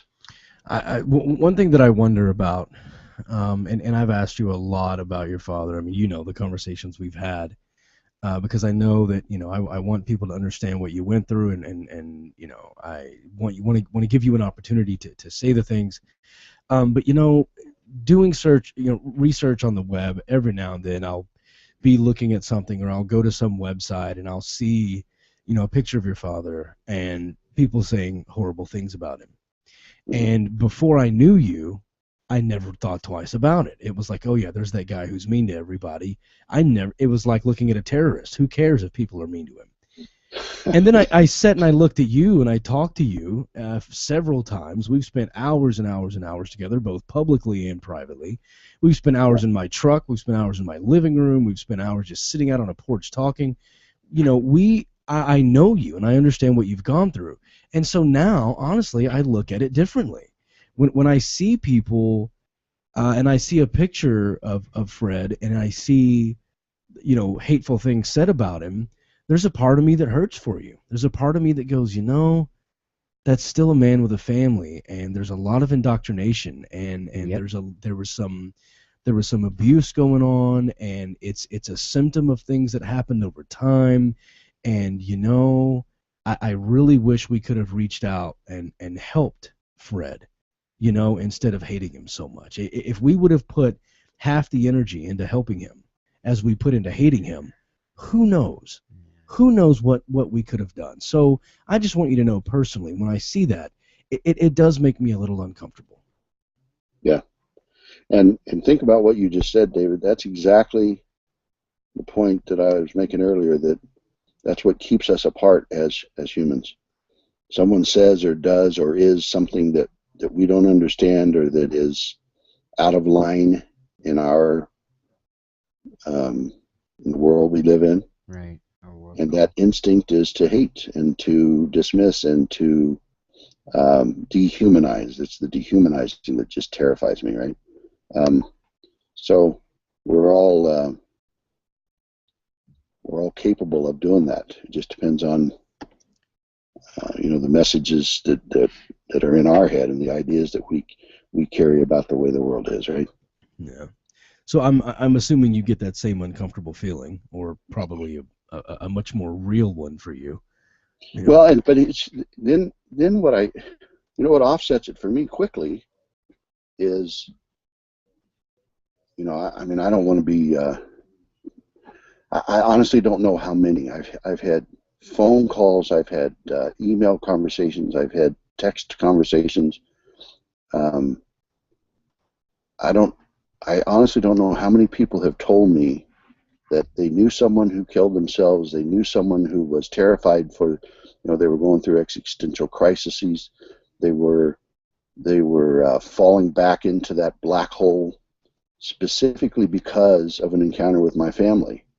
So offsetting that emotional end of things is this profound anger that I feel every time I hear or allow myself to sit and dissect some comment that someone from that church has made about gay people, because it is causing real harm. And that's I try to make that point in that little trailer for the documentary, is that this is not theoretical. This is costing people's lives.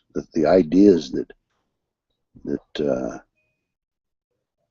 a certain group of people are holding in their heads and acting on are costing the lives of young people all over this world. Wow. And that's why we do what we do, Nate. That's why you do what you do. It's why I do what I do. It's why John and Donovan do what they're doing. It's why American Atheists and Dave Silverman do their thing. And, of course, why we're sitting here right now raising money for Foundation Beyond Belief. Because it's not that Foundation Beyond Belief is using that money to proselytize atheism or pull anybody out of churches. It's to go do things in the name of humanism. It's to go change the world and make the world a better place. And I think a lot of us feel inspired to do that because the majority of our life was spent in negativity, was spent in guilt, was spent in hatred and anger and fear and all sorts of negative emotions. And now that we've shaken ourselves free of that, we want to do the most good as possible. And I've got to tell you, so far during your segment, Nate, we've raised $470 closer towards our goal. Yeah. We're at $28,586 of $30,000. So we are extremely close. Well done. Yeah. So we've still got about 10 minutes here to talk, and then we'll let you go after that, and you can spend the final 10 minutes of the segment posting it one more time as a last hoorah of your segment. Right on. So as far as what you have going on, any big travel plans, anything major coming up for you? Other than that, going back to Kansas to do more filming, things are pretty quiet for me until, I'm going to a high school here in Saskatchewan. Did I say that right? Mm-hmm. Yeah. For a GSA club. Hey, we're the ones that's been up for 22 hours. I don't think you want to ask us for pronunciation help. It just didn't feel like there were enough syllables in it when I said you nailed it. Saskatchewan. Saskatchewan. Yeah, two guys but and a then moose. going down to Indiana and then Orlando to speak in April. And then if that whole shoot, I forget their name now. Seth and what do they call themselves? Unholy Trinity. Yeah. If their tour of Australia is successful, the fellow who's putting that thing together is already earmarked 3 more people, and I'm one of them to go down on another tour. So, keeping my fingers crossed on that one. So that's awesome. Yeah. Yeah, I know And you're then- not superstitious, but you may be a little stitious. So cross those fingers, Nate. That's right, little stitious. And then still trying to get this book written, and there is a gentleman that I met. I actually talk about him in that chapter I wrote for Christianity is Not Great.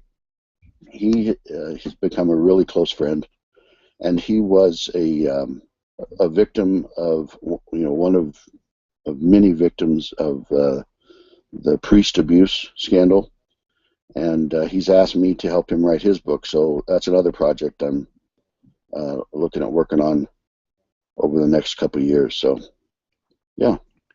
What's been the happiest thing since your departure? My kids. Yeah, well, That's a nice answer. Yeah, that's an easy answer, isn't it? But honestly, guys, my kids and I just I got word recently that my first biological grandchild is on her way. Wow, Yeah, awesome! congratulations. That is awesome. I'm pretty excited about that. It's amazing when you reach a certain point, or I should speak for myself. I reach a certain point where, for self-protection, I try to keep my feelings guarded as much as possible, and then something like that comes across my iPhone, and the tears just start flowing. It's just pure joy, right? Yeah, life happens to you whether you like it or not. Yeah, and you don't even realize you still have the capacity to feel that deeply. So that was exciting to learn. Good. But yeah, my kids, my oldest, or my daughter, just found out last week that she won class valedictorian. She graduated from film school in Florida. She's gonna end up with a what do they call them, Oscar one of these days. You guys mark my word. Very cool. Well, Nate, thank you so much for spending some time with us today, and as always, sharing your thoughts, your ideas, your story. And you know what? I love your story. I think you're very good at telling it, but you do have so much more to offer than just talking about the past and the history. I think you're one of our movement's most brilliant thinkers. I love your ideas. I love the way you approach things. You're very charismatic and eloquent speaker, and I definitely, once you put this behind you, you encapsulate the concepts and the ideas in your documentary, and then you begin to move on past it, and it'll always be a part of you. You'll always have people asking you, but I'm looking forward to the day that Nate Phelps is invited to talk about everything except Westboro Baptist Church. Because I think you have so much to bring to the table in that respect. I absolutely agree with you, and I'm looking forward to that day myself, because I got this voice because of them, because of my experience, but I don't want it to continue to be about that forever. Yep, exactly. And besides, they're loving the publicity. That's right. All right, we just got another $10. So we've got $4.80 so far during Nate's segment. Guys, keep it coming. His segment's going to be counting for another 14 minutes as we're doing our news break and a commercial and getting ready for Seth Andrews. Let's keep it coming in for Nate Phelps. We're keeping a running total. Nate, thank you so much. Thanks, Nate. For pushing this, for promoting it, for getting it out there, and for spending some time with us this beautiful Sunday morning. My sincere pleasure, guys. Good All luck. right. Take care. Take care. Bye-bye. Let's get updated with news by John Carr. Sure. This is News for the Fourth Listener, brought to you by the Foundation Beyond Belief. Go to dogmadebate.com and help them help others this hour, starting in Bekenstein. Glenn Beck opened his radio program Thursday by expressing his disbelief that a grand jury had failed to indict a police officer in the death of Eric Garner, and then proceeded to spend a large part of the remainder of the program attacking Al Sharpton as a terrorist cleric. Beck and his co-hosts were discussing a debate that took place between Bill O'Reilly and Tavis Smiley Wednesday night over the issue of police violence against black Americans, which somehow set Beck off on a rant against Sharpton, whom he declared was no different than a radical Islamic cleric. Al Sharpton's not a reverend, he's a cleric, Beck fumed. Stop calling Al Sharpton a preacher. He's a cleric. He's a dangerous, extremist cleric. When co-host Stu Berguer attempted to point out that maybe the comparison was not quite apt, as Sharpton has never actually killed anyone, nor called for anyone to be killed, Beck wasn't buying it. Really, Beck asked, Al Sharpton's not killed anybody. Can we look? Has there been any deaths in any of these marches? How much terror has been done on the streets of Ferguson? How much terror? What do you think this is? These are terrorist organizations. They are terrorizing the people of Ferguson. They are terrorizing the store owners.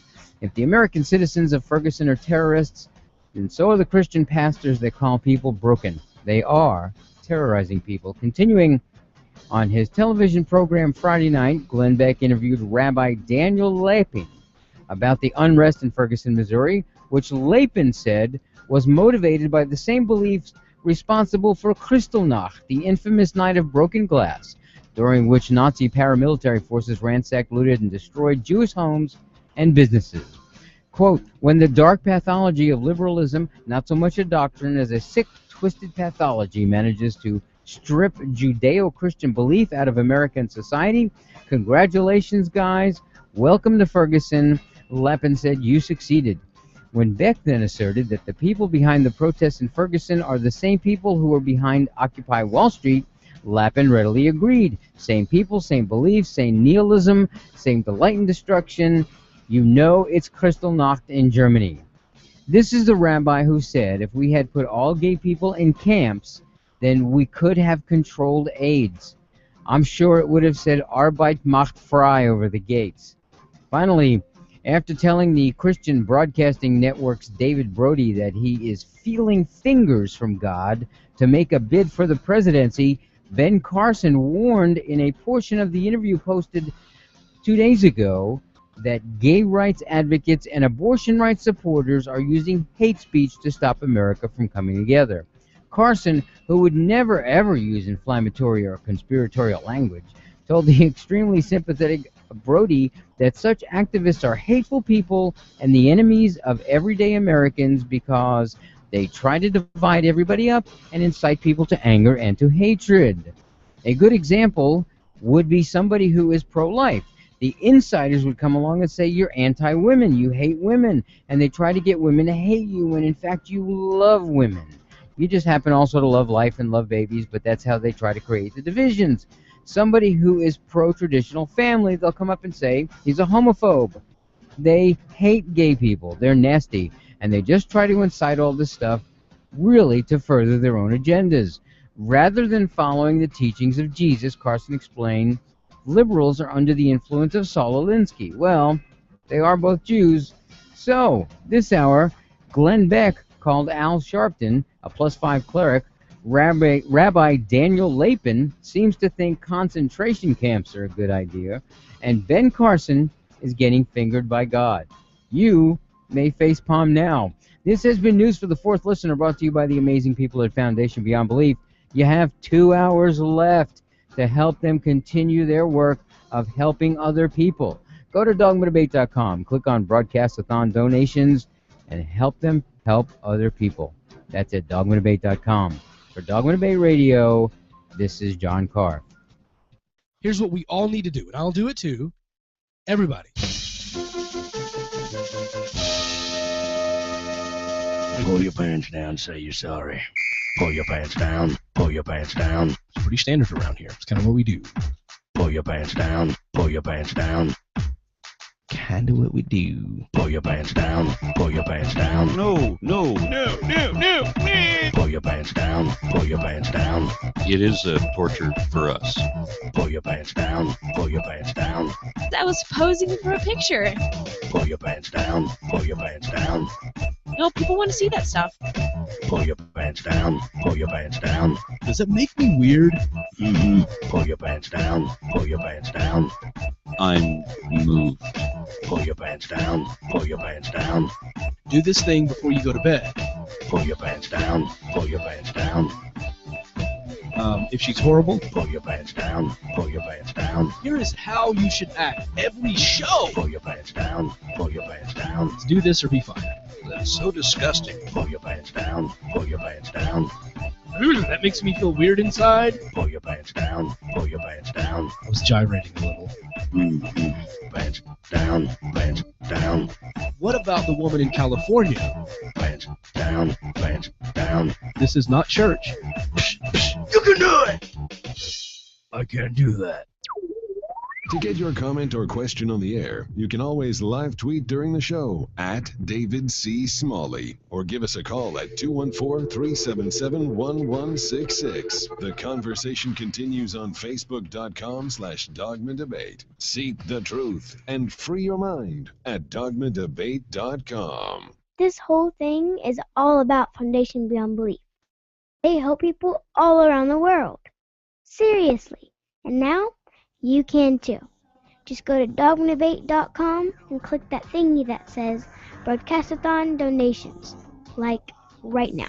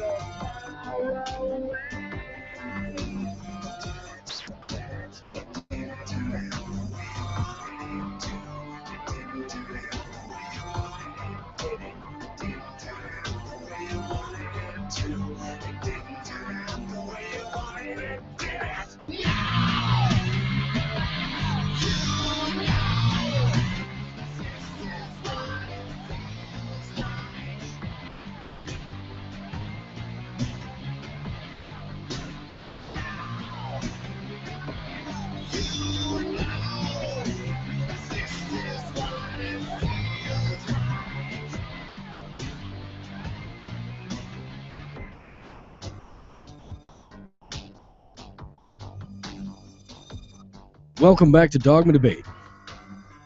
Donovan, I have 28,616 right now. Tell us where we are on that total, sir. 1384 left to go. Wow. Oh yeah. $28,616. Good for us. Good for everybody. Yeah, that's right. Good for Foundation Beyond Belief. This is so exciting. So looking forward to it. This has been an amazing couple of days, huh? I told you. What did I say before you opened the mic? For the very first time. We're gonna make history. Yes. Let's make history. Let's I think make is what you history. said. You That's said, right. yeah. You said let's make history, and we did. We did. We made history. I'm blown away. I'm blown away at where we are, and I'm excited. I mean, everybody else made history with us. Yeah. You know, I mean, they kind of brought us along for the ride. We started it, and everybody else picked up the ball and kept running and just brought us along. Yeah. It has been an amazing ride. This has been great. Yeah. Well, we've got him on the line 4 minutes early, and I don't know why we did this to him because we weren't supposed to call him for another 4 minutes. So those 4 minutes go get credited. So the $1,000 or so that can we get some that Seth is going to pull in right now? Does that get credited to Nate or to Seth? What do you mean? No. Nate just pulled in. How much did Nate? 600. Nate just pulled in 600 in Yeah. this segment, Okay. and we've only got 1,300 to go before we reach our goal. Yep. Beautiful. I think Seth can do that. So what we're gonna do is after Seth's segment, then we'll do a final round of The news and stuff. what did I call it? God, I'm going Musical blanking. chairs? Yeah, No, the dedications. Dedication. God, I'm looking at Brandy and she's just staring at me. She knows the word I'm looking for. I She's like, wanted you to say it. Nah, I couldn't. That's right. She's letting me struggle. Because you say it so well. Yeah, right. She Yeah. enjoyed the struggle. Yeah. All right, look, I don't want to put this off anymore. I realize we're early. But I'm just so darn excited to get this guy on. Ladies and gentlemen, a very good friend of mine. You know him as the Thinking Atheist. Seth Andrews is with us now. You're killing me. Hey, Seth. How are you, sir? I'm well. By the way, I always correct people that I'm not the thinking atheist, right? Right. I'm the guy who took 30 years to figure out that donkeys couldn't talk, right? The thinking atheist is it's an icon. It's David, an idea. every time. For those of us who came out of the whole faith over thinking culture, this is just a reminder that it's okay to think about it and ask the questions. In a world of people like Steven Pinker, I'm not the thinking atheist.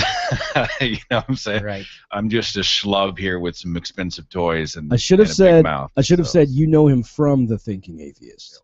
or whatever. Yeah, I always want to make sure that no one ever thinks I'm drawing a big red circle around my name next to the word thinking. The only guy who thinks, ladies and gentlemen, Seth Andrews. Yeah, I'm just saying.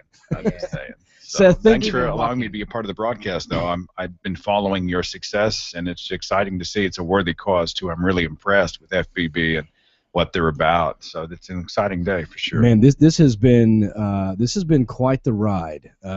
We originally were going to make it 5. Dale talked us into doubling it to 10.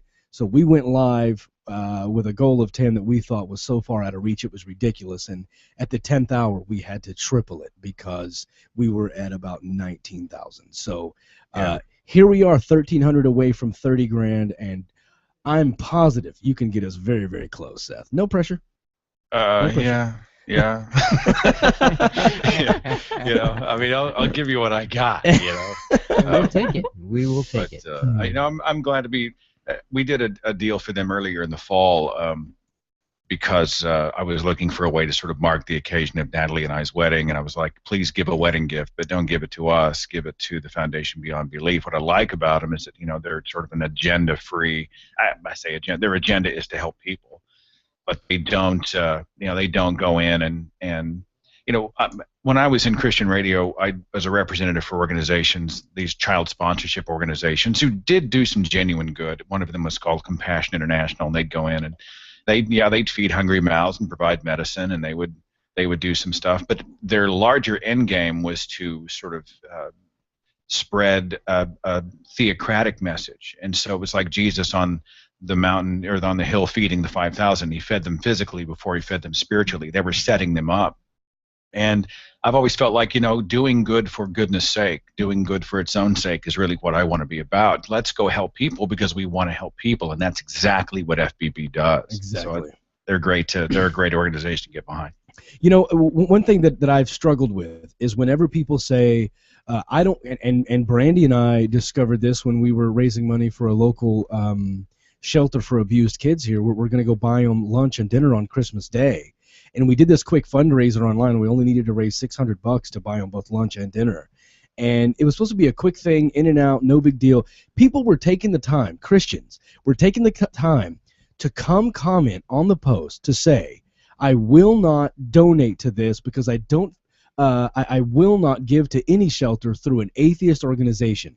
And then someone else comes on and comments, I know what you mean. I'm with you, sir. I don't, you never know where the money's going to go. You give it to atheists. And part of it was, that is rude. That is ridiculous. And then some atheists would actually respond and go, well, I'm right there with you. I wouldn't give to a Christian organization.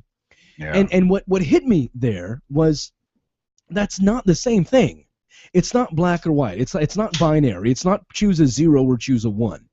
If you give to a Christian organization, chances are, even if they do something charitable or do something good, there's going to be something along with that. There's going to be a packet, a pamphlet, a Bible, a pocket, something to encourage that mental child abuse of whatever's going on. And with the atheist organizations, we're not going in there with atheist flyers or secular flyers or dragging people kicking and screaming out of church. We're literally just going to Denny's and we're picking up food for these kids and we're dropping it off, and then we're going to a nicer Italian restaurant and we're taking them Christmas dinner. Like, there's no documentation involved. Christian organizations don't tend to work that way. So I don't think it's the same thing as an atheist saying I don't want to give to a Christian organization.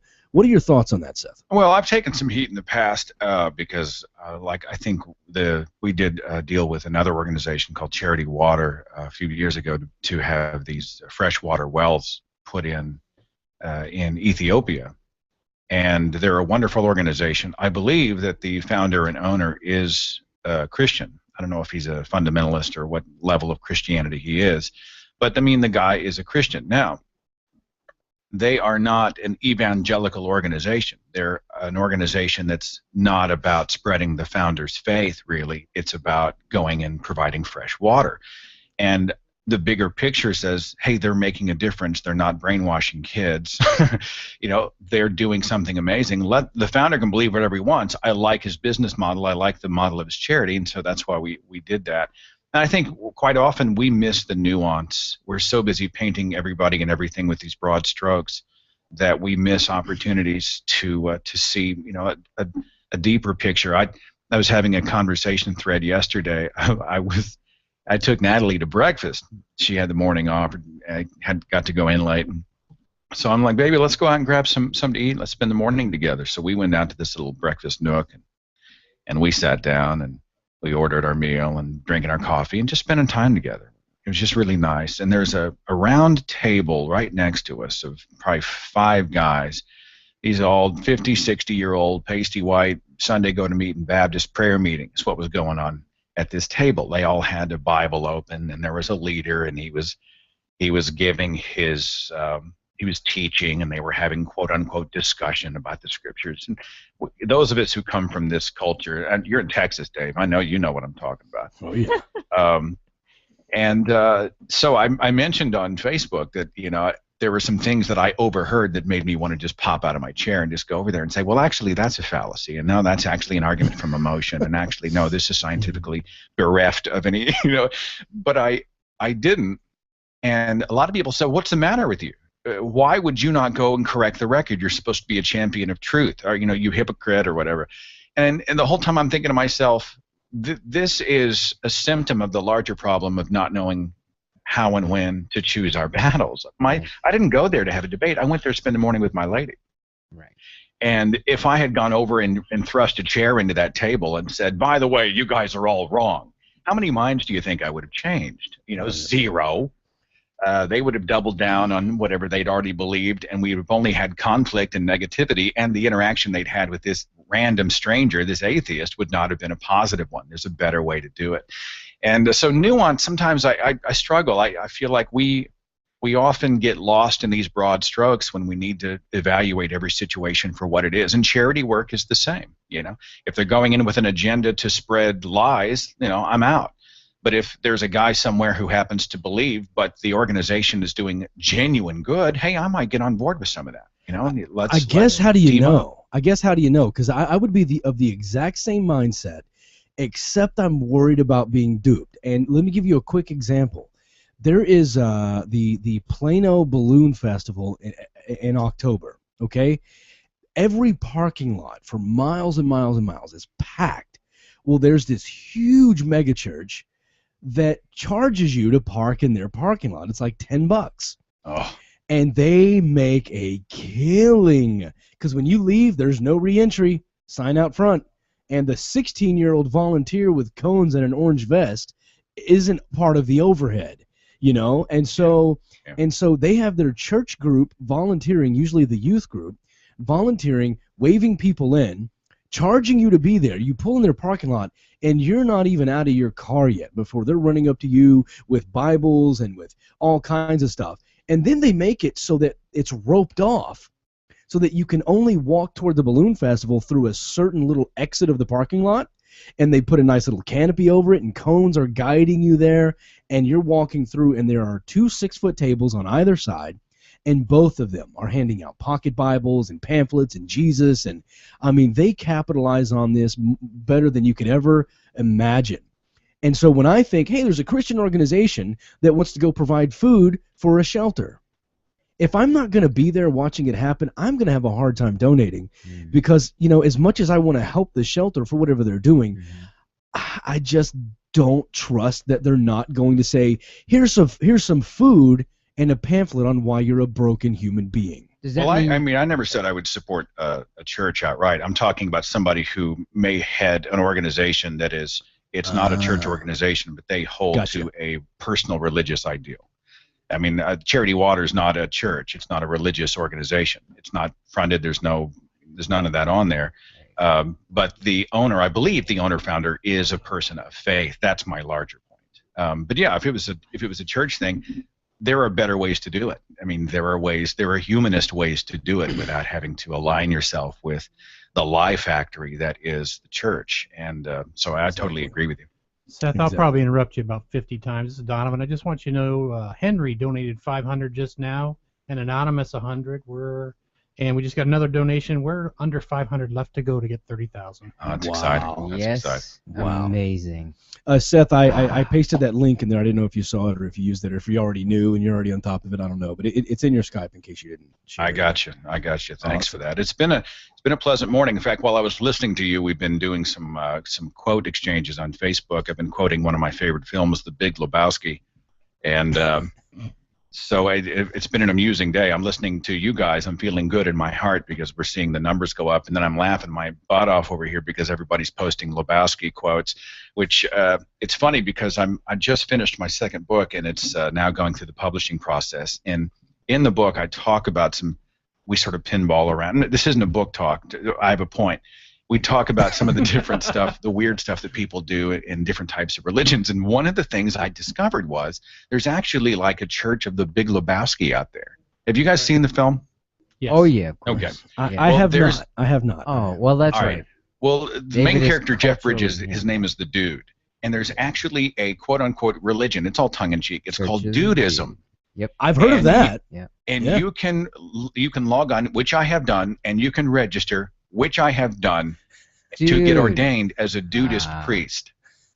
Dude. And so I'm literally a Dudist priest. I could legally marry people in any of the 50 states of the United States under the religion of Dudism, and they just sent me my ordination certificate. Seth Andrews, Excellent. Church of Dudism, Dudist priest, whatnot. It actually looks I'm going to have it framed and put up in my office. Natalie thinks I've lost my mind. She's like, "What do you do? What is the Dudist priest?" so anyway, it's been an entertaining morning. But I'm sitting here looking at my plaque, and I just want anyone to know that I am an ordained minister in the Church of Dudism, and so if you need my services, you just drop me a line. You abide. The dude, yeah, I'm not the dude, but I do abide. It's absolutely. We've been quoting the movie all morning, so it's been kind of funny. So. Awesome. If you want to be a part of the conversation, the lines are open. Give us a call. The phone number is 214-377-1166. 214-377-1166. Now, John, speaking of calls, Yeah. I know you had something to say. You've got us both captive. Go for it. Great. Seth, I don't know if you remember, October of last year, I called your show to talk to David. I identified myself as the fourth listener, and I told you a story about me in Greenville, Mississippi, getting punched in the face by a woman who overheard me telling a friend of mine that I was an atheist. I don't know if you remember. Wow. I'll have to go review the show, you know. Okay, You've well, done so many hours, so many hundreds of hours yes, broadcasting. I I'm understand, trying to place it. and But I'm just some guy. so you got decked by somebody who was. She punched me in the nose. Okay. And I called to speak to David, and basically, really, what I was calling was to talk to both of you, and because I really loved your approach to activism and David's approach to activism, as opposed to the more firebrand sort of approach to activism. The upshot of my story was that after when this woman punched me in the nose and she busted my nose, the guy who was standing next to me, who I told that I was an atheist, happened to be an off-duty Mississippi State Patrolman, and he snatched her up immediately, moved her out to the car. I went out to the car. She was crying her eyes out. She identified herself as a God warrior, which I still don't even know what that is, but she said she'd never done anything like that before. She had no idea what came over her. I looked at him. I believed her totally, and I told my friend Jeff, I said, let her go. And he let her go. There happened to be somebody who's in the store who was watching, and he said, did she just call herself a God warrior? And I said, yeah. And he said, we go to the same church. And he stood, and we stood there, and he overheard me say that I was an atheist, and he was curious. He said, "Where do I find out about that sort of thing?" This is 1998. I didn't know where to tell him to go except the library, but he asked me about it and everything. And by the time that conversation ended, as I was leaning up against the wall of the Winn-Dixie, I watched him free himself right in front of my eyes. And because he said, I guess all this time that I thought I was talking to God, I was just talking to myself. And all it was a conversation. And it reminded me of the conversations that you have and the conversations that David had, and that's why I called. Afterwards, after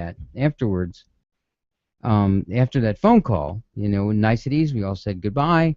David called me up because somebody on his show had said that she was interested in becoming a volunteer, and David heard something and said, John, would you like to maybe help me with this volunteer thing?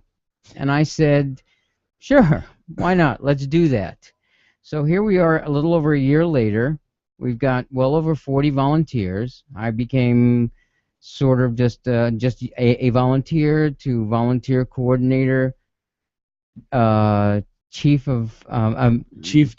operating officer, over 44 volunteers now. 44 volunteers. I'm now running the entire staff for David. I flew from Florida here to do the show. And you do live news. And I do the live news, yes, because I did radio a long time ago, so I almost kind of sort of know what I'm doing a little bit. And it all started because I was listening to The Thinking Atheist, and this is an extremely concrete example of you making an amazing difference in my life and at least 40 other people that I know of. Thank you, Seth, for John. And thank you, Seth. And thank you, Seth, for the whole thing. And it's like, and you're still doing it. Yeah. Well, you're very kind. I just want to say thanks. I don't. I always say that the purpose of the radio show is not that we have the answers. It's just to encourage everybody that it's okay to ask the questions. Exactly. And just to have the conversation. Yeah. And so when people write and they tell me that they've been encouraged, it's always a tremendously good feeling. So when I watched that guy free himself, I thought to myself, maybe if I could, I'd give him his, the toaster or whatever you get when that happens, or free baby, or I don't know. Yeah. Yeah. And so this is my chance. So thanks. No, it's my pleasure. It's a tremendous honor to be able to do what you love, and I think we all want to matter, right? We all want to try to make a difference. We all want to find out where our niche is. People will sometimes ask me, look, I want to do something. I want to make a difference. My first thing I say to them is, well, what are your gifts, right? I mean, what are you good at? What are you passionate about? And try to find a way to make that part of the discussion. And so I think we're all out there trying to find, my gift is I don't freaking shut up. I have a very large orifice under my nose that will never stop flapping. And I've got a little bit of experience as a broadcaster, and so that's kind of where I jumped in. But there are a lot of people who have a tremendous contribution to make in their own way. So, all right, we've got Bryce on the line all the way from Colorado. Hello, Bryce. You're live on Dogma Debate. You got both of us. What's up? Awesome. Well, thank you for having me on. My name is Bryce Blankenagel, and I just wanted to say thank you to both you, David, and you, Seth. I mean, you guys are absolutely awesome. You guys are bright beacons shining throughout the atheist world. I was just wanting to say, I'm pretty new to the whole atheist movement and the atheist activism movement. I just kind of started on my own podcast. It's called Naked Mormonism. I think it might have been mentioned earlier because for some reason I saw my ratings spike this morning. We did, and thank you for your donation. Oh, yeah. We said your name like 3 times. Thank you, Yeah, Bryce. yeah, we did. Yeah, thank you, Bryce. Awesome. Awesome. Yeah, well, I did want to, thank you so much for doing what you guys are doing and for, doing this donation that you guys, this whole fundraiser you guys are doing. It's just awesome. I was actually wanting to offer to get us a little bit closer to that 30,000 mark. if I could maybe do a bargain with you guys. Uh-oh. I know, right? Right. I mean, my show is all about Mormon history, and I haven't read David Fitzgerald's book yet. Yeah. With the Complete Heretic's Guide to Western Religion, I believe that's what it's called. Yeah. Okay. If I make another donation, like let's say for $200, bring my total up to $5 for the broadcast. Yeah. Would you guys be willing to send me off a copy of that? I'll buy the book. Absolutely. I'll call David Fitzgerald. I'll have him sign one and send one directly to you. Awesome, because I'm sure there's tons of stuff in there that I need to know that I'd like to include in this podcast that I'm doing. Just because, I mean, I know I read Nailed, or I listened to the audiobook of Nailed, and that book was absolutely amazing. So, I mean, I really respect David Fitzgerald as as a scholar he is. So I would love to find out what he has to say in that book. And That'll put us over. I gotta admit it. That'll put us over the mark, David. Yeah, absolutely. And I'll tell you what, I'll go one better for you. Okay. We're at 29,821. So if you do 200 right now, that'll put us at our $30,000 goal.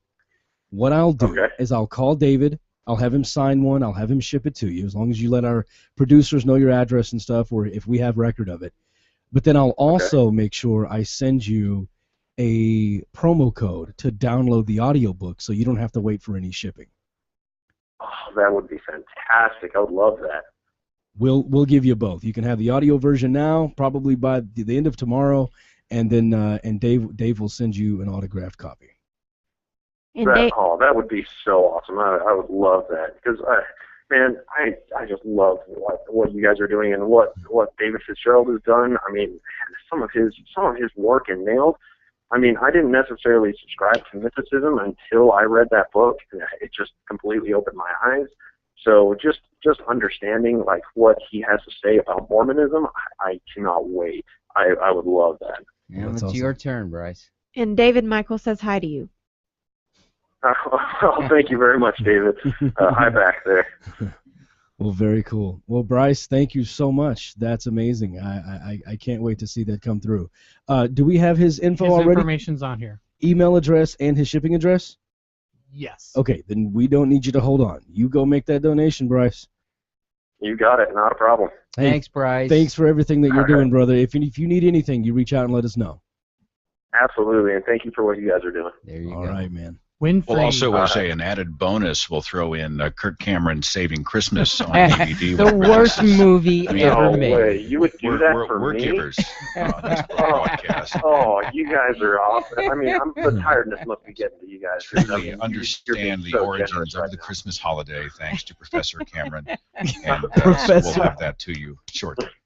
Sounds good. Professor Winfrey Cameron. gave us 100, and another Seth gave us 100, and then that 200 will put us over. Yep. Yep, we're at 29,821, and I'm going to keep refreshing until I see Bryce's donation come through. So amazing. Thank you, Bryce. All right. All right, take care. All right, I'm going to let you guys go so I can make that donation. All right, buddy. Thank you. All right. Either of you Thank guys ever toy with the idea of going in and popping down your $10 and seeing the Cameron film? I didn't think I would be able to emotionally take it. I was afraid that I would be either unable to sit through it or I'd be so angry when it was over. Plus the idea of any money going to, so I thought, well, I'll just wait for Netflix and we'll have a party and I'll have a bunch of infidels over and we'll all just make it a drinking game. I'll drive out. I'll drive out. Every fallacy, take a drink. Every Yeah, time he mentions the pagans, that's 2 drinks. Every time he says his own name, that's 3 drinks. And that's not going to take long. I actually said something on social media. I'm like, hey, congratulations, Kirk, putting your name in front of Jesus's on the title of the film. Yeah, well done. Yeah, that's really, really good. So. Dave Silverman. Sorry, easy target. And I just happened to see the headline that Internet Movie Database did announce it was it the worst reviewed or worst rated film ever? Worst rated film in the history of cinema. I mean, to beat Battlefield Earth. Yes. You know what I'm saying? But Seth, did you hear what Dave Silverman announced last night? Right. No, I missed it. Go ahead. Well, Dave Silverman got for the next American Atheist Convention, got the guys from MST3K back together Oh, for the yeah. Sunday afternoon to do a movie, and he hinted that the movie is going to be Kirk Cameron's new movie. He did not. He no, said he he didn't. No, couldn't. he hinted. He hinted. He hinted at it's a really really bad movie. and it's a recent, really recent- bad movie. Yeah. So we my don't know. guess is that the movie that they're going to It could be it's Noah. just a guess, right? You don't know. It could be, Heaven's Gate for all I know. We just crossed over $30,021. We have hit the Ladies and gentlemen, $30,000 yeah, goal in 24 hours. It's fun to help people, isn't it? It's I've met amazing. some people who are deep fundamentalists to go, why in the world would you bother to help anybody? And I'm like, well, that's just a nonsensical question. I do it because it feels good. Sure. I do it because it helps everybody. Helping others helps me. Everybody wins, right? Yep. And I've actually, it's funny, I thought I was charitable when I was in the faith, and I've been privileged to be a part of a lot more charity work as a non-believer, as a supposed, soulless, rudderless, sad, pathetic, immoral atheist than I ever was as a believer. And the truth is, I get to do it for the right reasons now.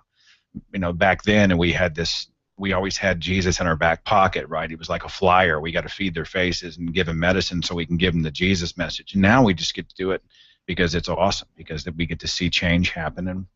And the Foundation Beyond Belief, not to beat the drum over and over, but that's just what they do. I mean, Dale and the whole group out there get it. So it's just awesome stuff. And to crest 30,000, that's crazy. It's just absolutely amazing. Yeah, we just, as you were talking, we got another 200. It's at There it is. 30,281. Awesome. Goal smashed. Yeah, that's an awesome feeling. Wow, it is. How are you holding up, Smalley? I mean, you still have a voice after all this time. I thought you'd sound like Kim Carnes after 22 hours on the radio. I've only had two hulls, two lozenges in 24 hours. I mean, in 20 That's what, pretty 22 impressive. hours. And 22 hours. 4 or 5 monsters. Actually, to be fair, only 3. And fill of this one and tell me if you would call that me drinking a monster. Okay. All right. I mean, you that sucked on it a little bit. That is.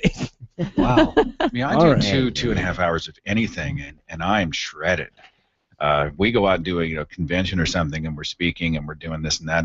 And the idea of being on the radio for such a long period of time, maybe you get a runner's high, maybe your throat kind of recovers after the 3rd or 4th hour. I would not know. It's pretty impressive. Yeah, it's pretty impressive. That whole second wind thing for some folks like me, I only have one wind, so I don't know where that would come from. But that's a T-shirt. Thanks to I you, only have one wind. Yeah.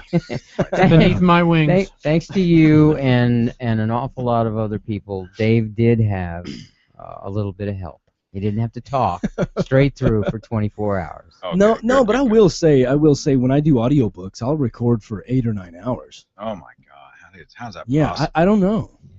I don't know. There's something wrong with that.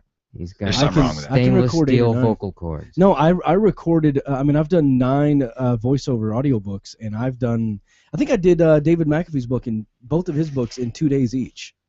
No, I there's just something said wrong that. with that too. I mean, I think I would blur over. Plus, those of us who are producers, we often get so close to something that we stop seeing it. That makes sense. I mean, yeah. I have got to get up out of this chair, walk away, pace the floor, go outside, breathe the air, get the mail, pet the dog. I mean, do something. Otherwise, I tend to just get stupid. The words stop making sense. I start interjecting words where they don't belong. I'm combining words. I'm making non-stop mistakes, and I just think, what has happened to me? Another thing happens in the creative process, and anybody who does any creative work, whether they're a musician, an artist, a writer, a broadcaster, whatever, you know that you can look at something and not have the first clue what comes next. Yeah. I have nothing. I'm creatively dry. I'm a desert. I'm useless. I will never be creative again. I'm terrified. I'm now useless. You get up, you go to bed, you sleep, you get up the next morning, and immediately you go, oh, yeah, that was easy. Yeah, that was and you easy. immediately know what happens next. Yeah. What was all the drama? Well, I got to tell you, one of my audiobook editors one time took my atheist card. I was informed I'm no longer allowed to be an atheist because I read Thomas Paine as Thomas Palin. Yes, yes. And that that's was right. probably in hour And 8 or 9. I was the editor. Were you the Caught one? that, Yes. Yeah. yes, Okay. yeah. I said, we've that's had. it. You're done. Yeah. I'm not allowed to be an atheist any longer because. Yeah. Well. Well, We do have a caller on the line. Oh. That would like to speak with us. So, Dale, can you hear me? David, I can hear you. Thanks Can for you hear joining me? us. I can. Dale Congratulations, McGowan. Dale Dale. McGowan, ladies and gentlemen, from Foundation Beyond Belief. You're live with us now, Dale, with Seth Andrews. Oh gosh, hi guys. How's everybody doing? Hey, we're fantastic. Great now. I feel the need to just. You know, hang I up gotta and let Dale McGowan second what take Seth over. was talking about. When I was a kid, I used to watch the Jerry Lewis telethon. Yeah. And I would just tune into the end of it just to see what happens to a human being after all those hours being awake, just to see the melting process on his face, you know, at the end of the telethon. And you just sound like you just got up. I feel great. Yeah. I really well, do. you know, cocaine does that. It too. does. It does. Just never mind. I mean, how could you not be just overjoyed right now and full of energy after what has We just are so happened with pumped. this? This is Oh amazing. gosh, it's true. I mean, it's just absolutely incredible. What I don't even know what to talk about first. You know, I mean, there's what you've done with this incredible event. There's what your donors have done. Yeah. There's what the people stepping forward with these fantastic matches. You know, there's all the intelligent talk and conversation and the humor and all this. I mean, this was just an absolutely epic thing, epic thing. And it's just made all the difference. I can't tell you and your listeners what a difference this makes to our organization, what a shot in the arm this is for the work that we're doing. We really want to do this work. The staff is going nuts on Facebook. We've got a staff page on Facebook, and they are just all going nuts on that page because now we can do what we want to do. We can do the thing that is just so rewarding. And it takes this kind of this kind of support, this kind of energy and financial support, and then we can do it. We're absolutely thrilled to do it, but thank you for what you and all your donors have done to make this possible. We're just overjoyed. Thank you for the opportunity. Do you guys ever find that from sometimes in the free thought movement, we are still struggling with the issue of money, of funding. It's like we are so nervous about appearing to pass the plate, right? To have some kind of, this is what church does. Or we become like the fans of an indie band where we say, I've got it in my back pocket, only I and about 5 other people know about it or care about it, and if they ever have a hit record, I'll never listen to them, because that kind of thing. We still often will find ourselves apologizing for saying, you know what, it really sometimes takes funding to be able to be effective out there, especially when you see all the things that we're up against. And there are those who tend to blanch at that. And I think we as sort of for lack of a better word, of a culture, need to stop apologizing for saying, you know, it's okay to set financial goals and to say we have financial needs and to use those as opportunities to help other people. We should stop apologizing for this type of thing. I think it's something to be celebrated. I don't know if you guys have seen that kind of thing out there or not. I thought I'd bring it up. Absolutely. Well, I think it's a very natural thing that happens when a movement starts in a volunteer place, which most of them do. You know, our movement began small. It began as a volunteer effort. Everything that anybody was doing, from web design to running organizations to volunteering or debating or whatever it is, was all done as a passion project. It was always done out of love, which is wonderful. And we still do the things that we do out of love. But when we get to a certain scale, and when we get to a certain level of engagement in organization, it takes money to make things happen. It takes money to engage the world.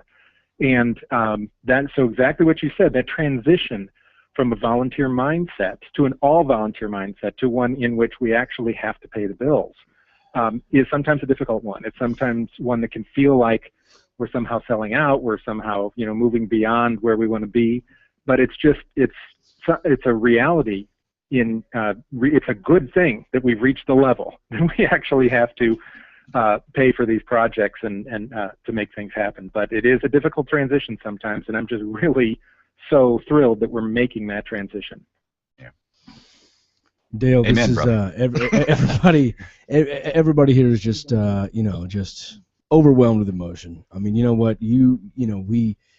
We come together to do something like this, and I think the first time, and Seth may feel this way too. The first time I put a mic in front of my face, it was because I had something to say and I wanted people to hear it, and I never thought that it would affect this type of change, or that it would even lead to this type of change.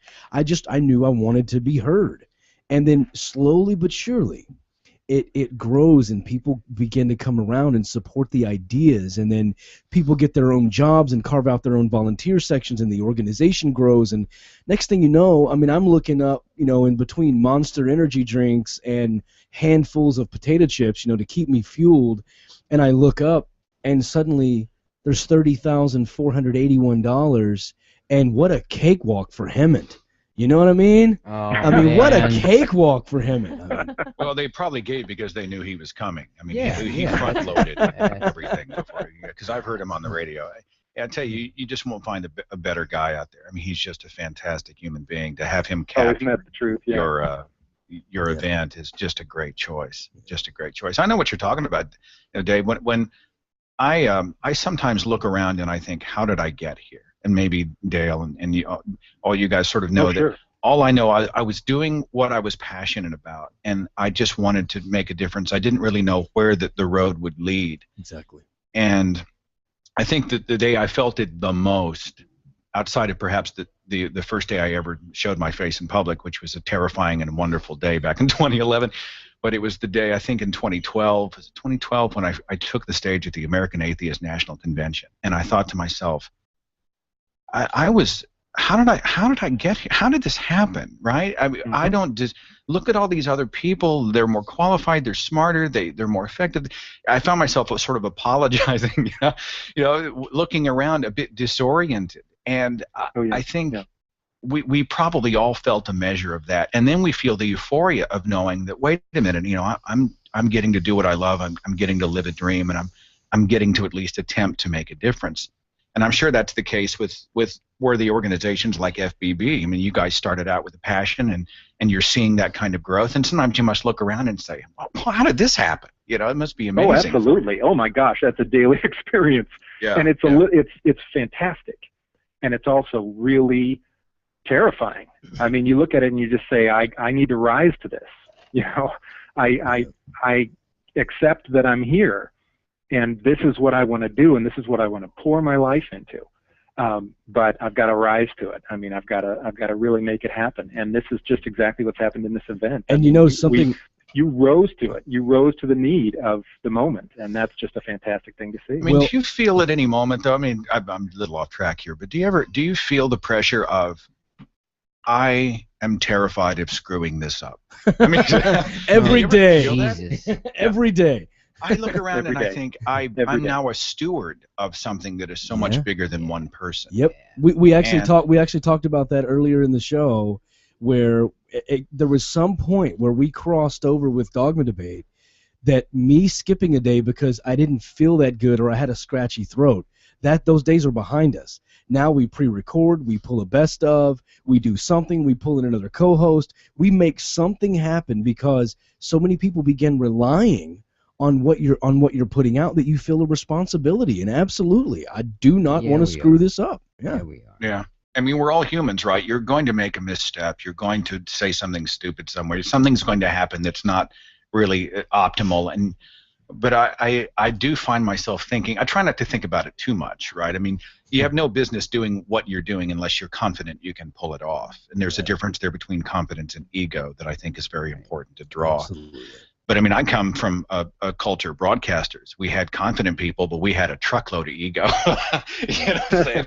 And pride doth go before the fall. So I think there's a measure of, I think, perspective and humility that must happen if you're going to continue this. But I find myself looking around saying, I sure hope that I don't blow it. I hope I don't let somebody down. And maybe that speaks to some kind of insecurity. I don't know. That's I think it's a very real thing. I confront this all the time, and part of this thing is what you're talking about. You didn't envision this when you started, and when I launched Foundation Beyond Belief, when I first announced the idea in the middle of 2009, the intention was that it was going to be, here's this great project, but I had I was not picturing that within 5 years we'd be here. But what happened, and I think happened with your shows as well, is that you stepped into a space where there was this tremendous gap, there was this tremendous need for what we had to offer. And then people just went, wham, they just rushed to it. And because you're fulfilling a need, that's a good thing. But at the same time, you go, oh my gosh, okay, let's go. And you start giving them what they want, and more people find it. And eventually you get to the point where you really feel like you're, whatever metaphor you want, drinking from a fire hose or riding a horse out of control or whatever. And it's exhilarating. And at the same time, I just keep saying exactly what you said. I want to be up for this. I don't want to screw this up. I want to make it happen. So it's I figure it's a good sign. Dale, when you get to the point where you're overconfident, then you're you're in trouble. But if I just keep sort of keep that humility and keep that awareness that I want to rise to this, then we'll be all right. Dale, I wanted to. Sorry. What? Whenever you're done, I have a question for Dale. Okay, yeah. Let me just say this one thing, because I want to get this out. We, like I said, we have 44 volunteers that work with Dogma Debate, and sometimes things get lost in the shuffle. And what I mean by that is, someone will be doing research on a project, and I tell John, and John tells someone else, and someone else passes it to a volunteer that's a research assistant, and I have never even met the person that's doing the research on a particular project. And sometimes when that person's filing through tons of Christian material or looking something up, you're not really seeing the change that you're making, And then 2 weeks later, when I'm live on the air and I pull that one sentence out and I say it to the Christian across from me, and the person says, "Oh, I didn't realize that was the case," that is a very small sort of a victory for that person to go, "Wow, I've helped in that respect." But a lot of what they do, a lot of what we all do, we just don't see it. I mean, we do our show in this little studio, and then I turn the mics off. I say goodbye to Lydia and Brandy, and I tell John goodbye, and we hang up, and Donovan goes home, and I go to bed, and then the next day, 27,000 people download the show, and I don't ever see them or think about it. And so when I hear I'm changing lives or I'm helping someone, it's strange for me because I'm not performing in front of a crowd every show. And I think the thing that I most appreciate about being a part of this is that every single volunteer, everyone that's here, everyone that's in the studio with me right now, people that are in different parts of my home, in makeshift control rooms, my producer, my son, all the people that are working on this, they can all refresh the same screen I'm looking at, and they can visualize and quantify and see exactly what they've been a part of. And being able to see an actual difference that you've made is an amazing reward and makes every bit of it worth it. So absolutely. Thank you for letting us be involved. Exactly what you said, and that idea, the fact that there is this hidden crew that's making something happen, that it's all sort of bubbling up to the top and you get to make the delivery, but there are all these people responsible for the success of it. Right. That's another thing I feel every day.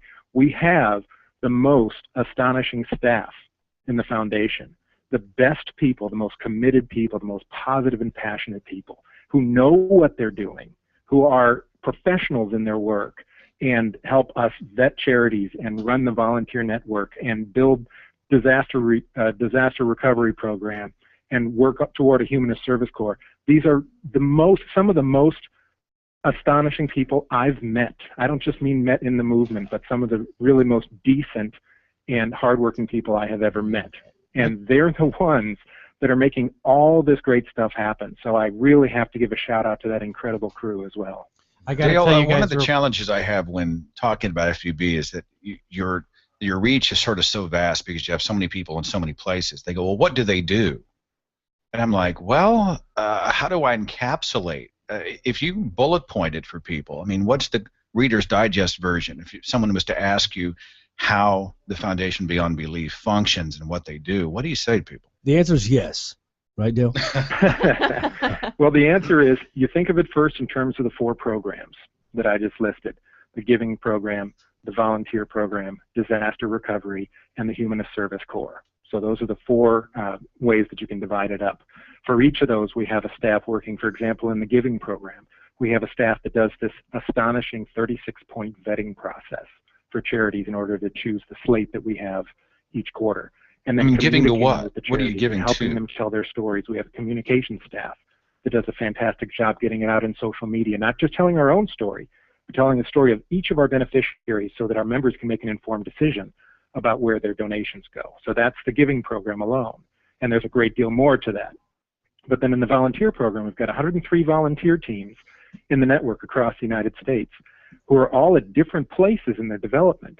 So we have some local free thought groups that have never done volunteering at all. So we help them find volunteer opportunities. We help them build their program. We give them best practices for getting their volunteers involved. We give them logo wear t-shirts so that they can be visible. We give them grants and awards and prizes to help move them up in levels and get volunteering more. This takes a tremendous amount of effort just by itself, maintaining the network and then facilitating these groups to get more involved in compassionate humanism at the local level.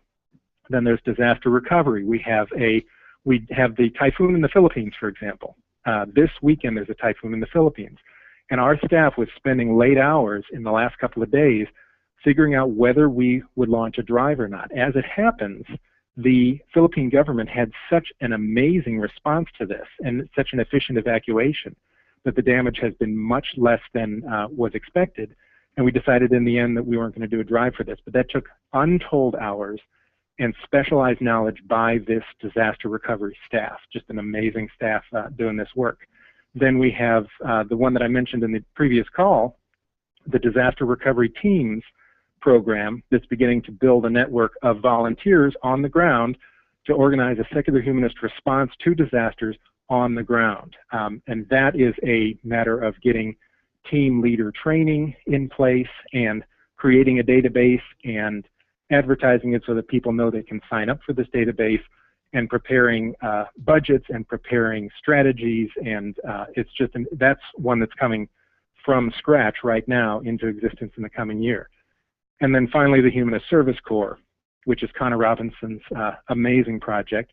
It was the Pathfinders project last year, but they had to select a location, an international location, which turned out to be northern Ghana, and figure out every aspect of sending a team of humanist volunteers overseas for a year to volunteer in the witch camps. Everything from insurance, liability, training, application processes, connecting with local partners, filling out the paperwork in Ghana to be an NGO in that country. So just an absolutely mind-boggling amount of work for just that project in just that program. And this is what this amazing staff, we have an online workspace that we use, and whenever I want to simply be slack-jawed, I go onto that space and I see the activity screen that's just scrolling and scrolling the conversations and projects and documents and chats that are going on among the staff as they make this work. It's really stunning and humbling to be connected to that work. That's amazing. That's amazing. And Seth, thank you for asking that, because I think it's important for everyone to know exactly what this is going to do. That was a very important question. It's like you're good at radio or something. I don't get You're welcome, America. You're welcome, world.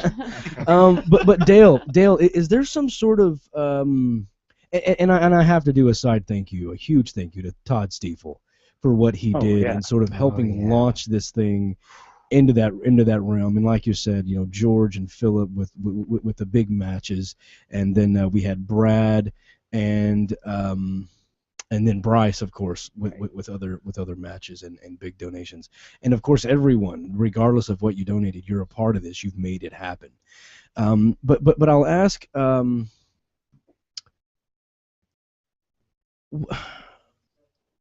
Todd had mentioned something about there being a match or a $20,000 match or something going on. Is that anything that we're helping work with, or is that an overall donation goal? Or is that something completely separate?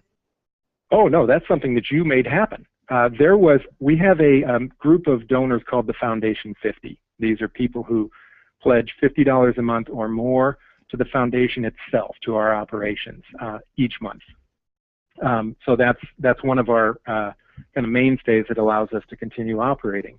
And that group worked up a $20,000 match for this drive. So the first $20,000 that we raised became $40,000. Now, we started out just under $9,000 when the broadcastathon started. So at some point, when you guys raised about the first $12,000, it immediately doubled, and we were at 40. So now we're going to be updating the page as soon as the broadcast-a-thon is done. We're going to add in not only the money that you raised, but the $20,000 match from our foundation 50 Giving Circle. And that's how far along we are in this drive. This is why it's an absolutely stunning moment for us. It's coming from all directions and coming together to really make possible the next year. That's amazing. My goodness. That is amazing. I am verklempt. And if I knew what that meant, I'd probably be that too. Yeah, well. I got to remind everybody they're still donating on there for us. We have Lewis and Michelle have both due to $100, so there's still people donating. We can keep going.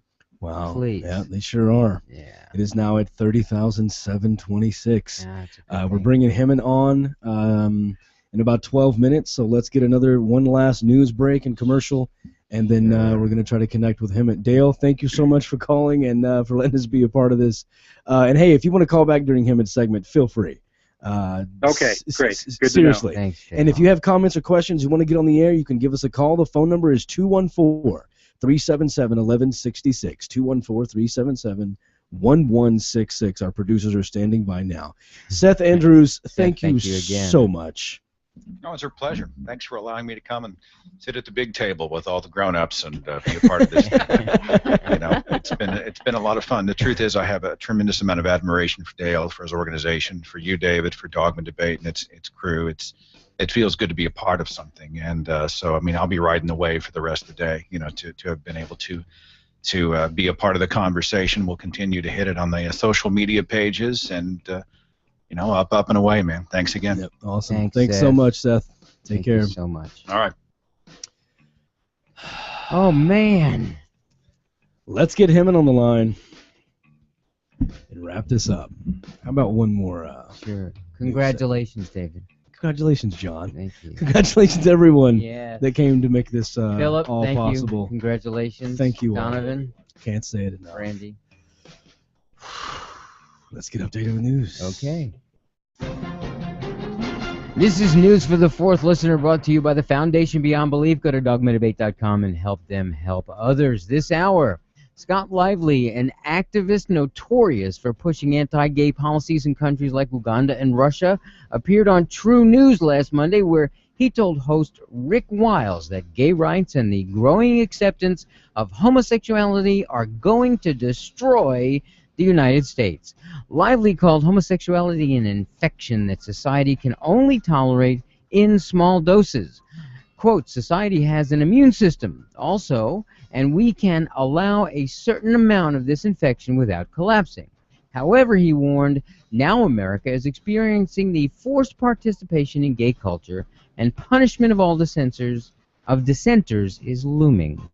The infrastructure of Judeo-Christian civilization in America has all but disappeared, and we are in the endgame. The radical left, the cultural Marxists, are mopping up at this point, he lamented. Lively also referred to the U.S. as Mystery Babylon, spreading homosexuality to all the nations, quoting again, the sewer pipe of American perversion is poured out across the world and all the rest of the world, joining in whoredom, essentially because of the United States. Quoting again, look at what President Obama has done in terms of the homosexual agenda. He has tasked the U.S. State Department to promote it across the entire world with a high level of priority. He then explained why he thinks homosexuality jeopardizes a nation's survival, quoting, it's a process of rottenness that eventually takes over. I was comparing it to the immune system of the body. If you stop eating healthy foods and eat nothing but junk food, you can survive for a while, but after a while, your body is going to break down. Isn't that cute? How he thinks that he knows what an immune system is and what it does. It is disturbing, however, that he uses real words like infection and then misuses it horribly. Finally, on his radio broadcast last week, noted constitutional scholar and grumpy old white man Brian Fisher made the absurd argument that Ferguson, Missouri police officer Darren Wilson cannot face federal charges in the shooting death of Michael Brown after a grand jury failed to indict him on the grounds that such charges would violate the Constitution's protections against double jeopardy. Citing the Fifth Amendment's language that no person shall be subject to the same offense to be twice put in jeopardy of life or limb, Fisher laughably claimed that meant that Wilson can never be prosecuted for possible crimes related to Michael Brown's killing.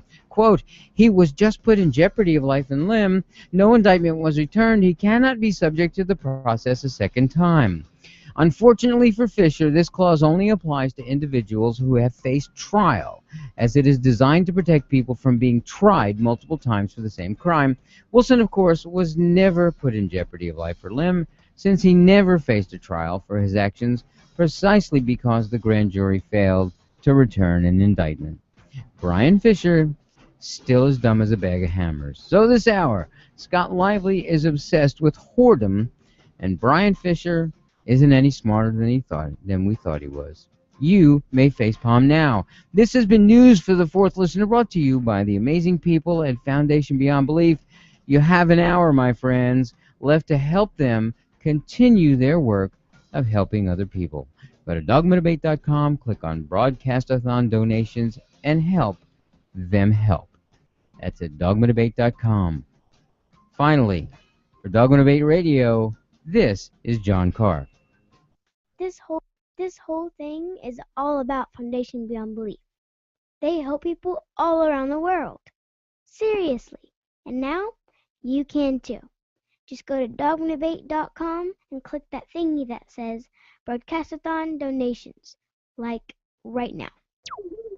To get your comment or question on the air, you can always live tweet during the show at David C. Smalley, or give us a call at 214-377-1166. The conversation continues on Facebook.com/DogmaDebate. Seek the truth and free your mind at dogmadebate.com.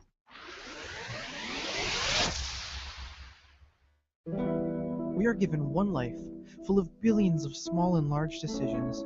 To be somebody, to change, to be kind, to give hope, to become a better person, and to leave a lasting impact on this planet.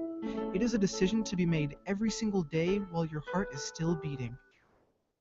We've made our decision. Absence of clothing. Atheist and science-based apparel and merchandise, donating 50% of our profits to charity. Look good and feel good, without God. Check us out at absenceofclothing.com and find us on Facebook, Twitter, Instagram, Pinterest, and Tumblr. Use discount code DOGMADEBATE for 10% off your purchase. I'm Neil deGrasse Tyson, not only listening to Dogma Debate, I'm the guest. And that must make me at least the fourth listener. You're listening to Dogma Debate with David Smalley. Founded in 2006 for the purpose of realizing one man's vision, the Richard Dawkins Foundation works to remove the corrosive influence of religion in education and in the public square, while also working to eliminate the stigma that surrounds atheism, secularism, and non-belief. People should be free to express their non-belief without risking their jobs, businesses, relationships, and community standing, because continuing to allow attacks on science, climate change, medical advancements, and sex education has real-world consequences for billions of human beings beyond the discomfort of a few. Freedom for scientists, health and climate researchers, and ordinary human beings to work in understanding our universe and subscribing to an evidence-based world without the interference of religion is paramount if we are going to have a healthy future, or else succumb to the darkness of ignorance and despair. The Richard Dawkins Foundation is committed to changing our culture, and you can help by joining, donating to, or volunteering for the Richard Dawkins Foundation at richarddawkins.net/donate, or you can sign up for their newsletter at richarddawkins.net/subscribe. Reason, science, progress. The Richard Dawkins Foundation at richarddawkins.net. You ever heard this chew tobacco, chew tobacco, chew tobacco spit? Chew tobacco, chew tobacco, chew tobacco spit. Good old boy stuff. One of you should wear a cowboy hat during it. Chew tobacco, chew tobacco, chew tobacco spit. Chew tobacco, chew tobacco, chew tobacco spit. Back a chewda. And then they spit. Some country songs, the guy sounds a little bit country and it's okay. Welcome back to the Dogma Debate. And I'm here, your host, David. Sound real country. And I'm a good old boy drinking whiskey. It's part of my culture. I'm a redneck. I have the Copenhagen in my mouth. I chew tobacco, chew tobacco, chew tobacco, spit. I have a shotgun. I live in the country. I drive a truck. You know what? I better go drink some whiskey. I'm your buckaroo. I put my pistol on me, and I went and got in my pickup. It's manly to drink hard liquor, drive immediately afterwards. Green traffic light, turn straight to red. Shoot her back and shoot her back and shoot her back and spit. Shoot her back and shoot her back and shoot her back and spit. Back and shoot her. And then they spit. I went to the sink and I got some Resolve. Laid it on the cushions and I wiped it off. Country music, country music, country music. Hey, that's a country song. I like it. God, that sounds pretty redneck already. Shoot it back and shoot it back and shoot it back and spit, you know. He needs a little lubricant. Ain't a damn one know how to do the Dougie. Good old boy. Woohoo! McDonald's, let's do it. Prayer to the man upstairs. Okay. Prayer to the man upstairs. You clean your plate. Because Rodney Atkins said so. Yeah, eat all your food. You can be a big old cowboy. I heard y'all had sushi, so you can't be in love. Shoot her back and shoot her back and shoot her back and spit. Shoot her back and shoot her back and shoot her back and spit. Shoot her back and shoot her back and shoot her back and spit. Shoot her back 3 times. And then they spit.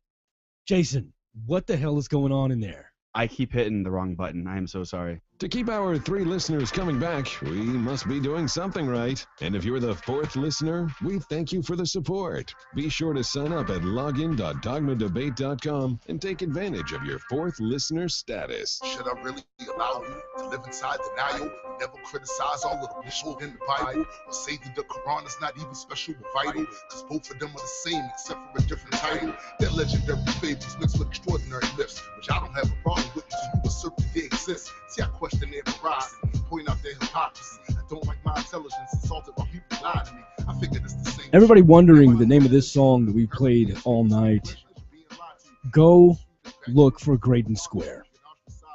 That's all I'm going to say. Graydon Square, go check them out. The dude is ridiculously talented, and everything they put out is just so complicated and thoughtful. He's like an Edgar Allan Poe of 2014. It's phenomenal. Welcome back to Dogma Debate.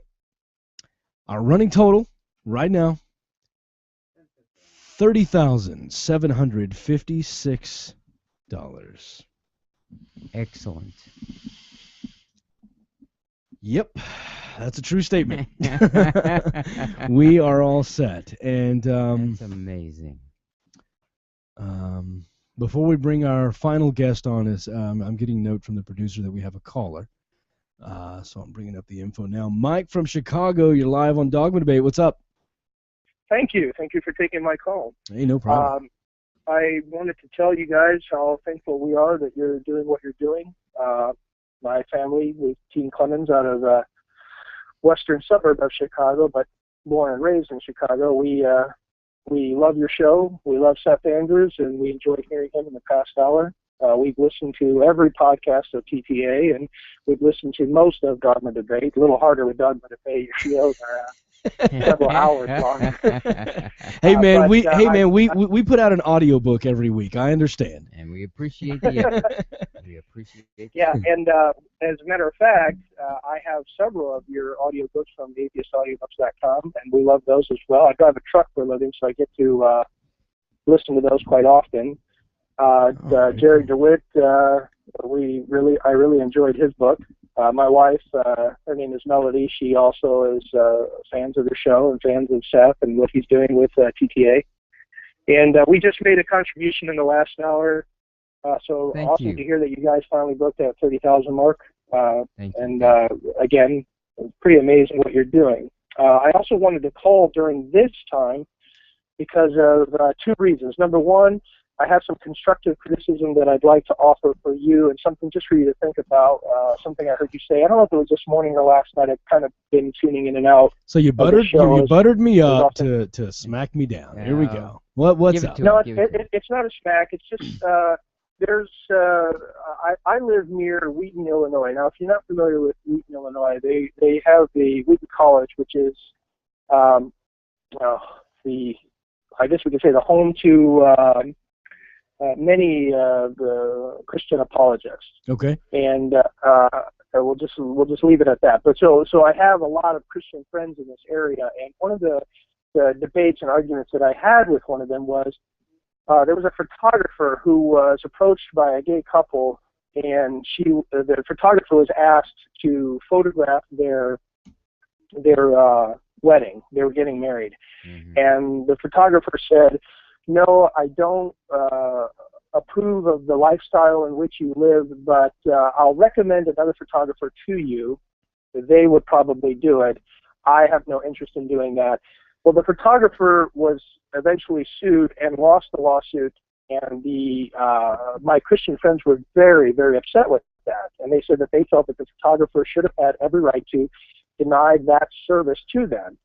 And I don't know if it was earlier this morning or late last night, you had said that basically that I know you're kind of skating a fine line, but that you felt that there should be some way in which people could kind of deny certain services. Well, I think that in this instance here, it was something that really bothered me, because when you do that kind of stuff, when you say, okay, I'm a photographer, here's my business, but I'm going to deny service to you because you're gay. Well, then, where do we draw that line?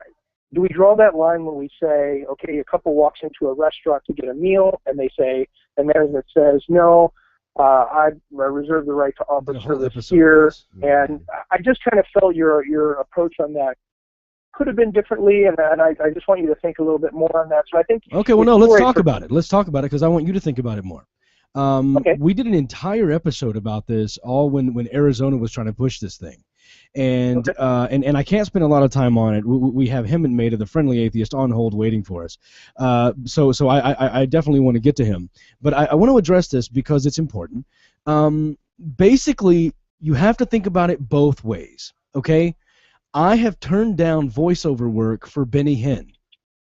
And so if you're going to tell a photographer that they must take pictures of anyone who comes to them, regardless of what they agree with or disagree with, then tell me how you could make it so that the photographer would be forced to take pictures at a gay wedding, but that I would not be forced to do voiceovers for a church.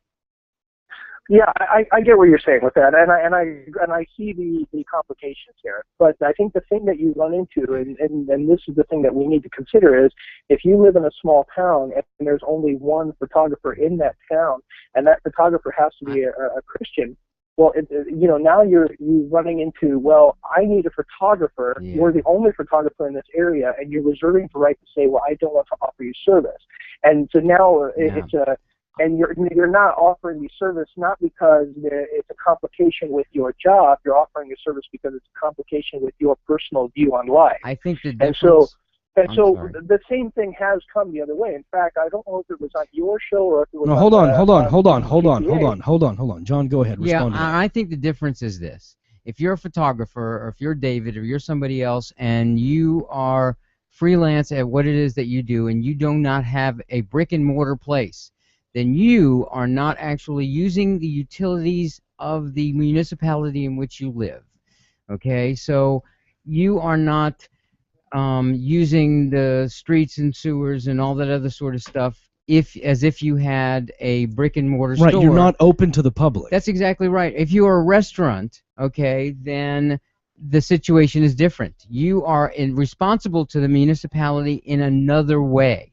And so as a consequence, you cannot be discriminatory. You cannot be discriminating. Okay? You have a building people walk into. You can't walk up to their table and say, you have to get out of here because you're black or because you're Hispanic. And you're using the services of that town. And so you're responsible to that town. But, if it's you, a photographer, and you're standing there with a camera, that's you, a photographer, standing there with a camera. That's different. And as a person who is both a consumer and also somebody who provides services to somebody else. Contract work. That's right. Okay. That's right. Okay. And I should be able to turn anybody down for any reason. I guess you'd have to ask the question, would it make it different if it was a freelance photographer or someone who has a business with a storefront in the town? Would that make a difference to you? So a friend of mine has a photography studio that's in Dallas that's open to the public. You walk in, you make appointments, yada yada. You walk in there, they put a green screen behind you, put the stuff behind you. What about that situation? Where they're like, we're a gay couple, we want to hold hands, and he says, get out, I'm not going to do it. That'd be a problem. That's a problem. That'd be a problem because you're benefiting from or you're using the services of the city. You're benefiting from the taxes that everybody pays in that city. Okay, Okay. and that's okay. different. So for the matter of time's sake, I guess I would agree with you on that. If you have a storefront, Well, but I don't know that I do completely. Well, okay. I don't know that I do completely because That's my look, if Dogma Debate buys a building somewhere and we're a part of a main strip and I'm in there doing audiobooks and Kirk Cameron walks in and says, "Do my audiobook." No, I want to have the right to say I'm not doing that book. People walk in That's the still door doing contract work, audiobooks. though. Right. It's still Don't you contract. do Well, a I would agree with contract you. I hope clause? you don't do the man's book. Well, I mean, So let's go ahead and move on to the next part. I wanted to. we don't have a lot of time left, man. I've got to get to him. I mean, I appreciate your kind words in the beginning, but he's waiting very patiently. Well, that's who I want to talk to. I want to thank him for the work he's been doing, and I wanted to let him know that I have purchased his book as well, and have just recently finished that. I sold my soul on eBay. His book as well. So. If you'd like to bring him on just for me to say hello, Absolutely, I would. Ladies and gentlemen, the friendly atheist, Hemen Maida. Yeah. Hey guys. Hey, man. How have you been, sir? I'm doing good. I had a long day yesterday, but I am awake now, so it's very good. I finally got Yeah, we've heard of long days, so let's let our guests. Guys, I woke up this morning and finally had a chance to catch up on what all of you were doing, and I am just amazed at how long you guys have been going and how much you've raised. It's just incredible. So thank you for what you're doing for Foundation Beyond Belief. Well, thank you. Let's let our caller say what he wants to say to you, so Yeah. So we can start our conversation. Go ahead. Hello, Emmett. This is Mike Clemens. I'm calling you from the western suburbs of Chicago. Mike, we're neighbors. Thank you. Thank you for the kind words, and thanks for reading the book. I appreciate it. Absolutely. I really appreciate the work that you do. I just recently stumbled across your podcast as well, and I've added that to my weekly listenings as well as Dogma Debate, The Thinking Atheist. So I've really enjoyed the work that you do there. Well, thank you. Awesome. I do have a request that I wanted to tell you. I have a 7-year-old daughter, and our daughter is really, we went from being a family who was going to church to ending that within the last, right before Christmas of last year, we ended going to church, and this has created some problems for her, and she feels like we're a little bit of an outcast, and so we need to try to connect with other families in the Chicagoland area to grow our connection, to show our daughter that she's not alone. And we want to ask your help in this area if you can do this. If you can help us grow family connections with people such as ourselves, I would be greatly appreciated. Anything that you can do that would help this, meaning if you can set up something along the lines of what Seth and the others did with the Holy and Trinity tour, if you can bring that kind of stuff to Chicago, if you can help unite families such as myself, we would greatly appreciate that. My wife and I would love that, and we feel that if anybody could do it, you can. So hopefully you can help in this area with us. Well, I appreciate that. There are actually some groups in the Chicagoland area that bring in, like, I'm just thinking out loud, like the Ethical Humanist Society of Chicago. They're out of Skokie. They do fantastic work. There are a lot of humanist groups. There's a couple groups that if you go to meetup.com, you can find them too if you look for that area. They do wonderful jobs of bringing in some people and trying to form that community that is so important. And plus you guys are coming from Wheaton, which is like you said, a super religious place. So I get where your daughter is coming from, where it feels like you're an outcast or something. But if you haven't already, you should definitely try hooking up with some of those local humanist groups in the area because they do a lot of good work. Hey, Mike, I also wanted to say before we go, do me a favor. Email that everything that you just said about, you and your family, you kind of feel like outcasts, you have a daughter. Email that paragraph to alicia@dogmadebate.com. We're working on something together that I can't really talk about on air at the moment, but we may have something that you would be interested in. Right. So email Alicia. She's in charge of the program. It's ALISHA, alicia@dogmadebate.com. Okay? Okay, thank you. And again, if somehow this has been a real complication for my daughter, and she's dealing with a lot of confusion right now, and she feels that we're alone. And it's not so Yeah, hard that's on my wife and I but we understand. definitely- I understand. That's the point. I mean, that's exactly what got what your we're back. working toward. We We got got your you. We understand. We've been there. Trust me. Email Alicia at dogmadebate.com. Alicia's listening now. She knows exactly what I'm talking about. She's expecting your email. Trust me. Just email her. Okay? Okay, thank you, and I'll hang up and listen to the rest of the show on the computer. Thank you. Wow, did we just seriously lose during the last? Hold on. I think That is- Shockwave is correct. Spreaker was like, I'm done with this. That's Get right. out of here. Hold on a second. Hold Well, on a we've been second. connected Yeah, that's all right. since We're just reconnecting. here. 1968. Oh, wait. No.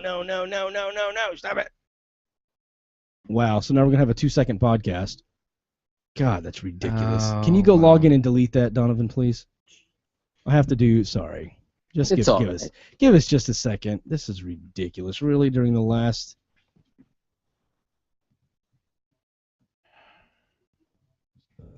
Here we go. How are you? Hey.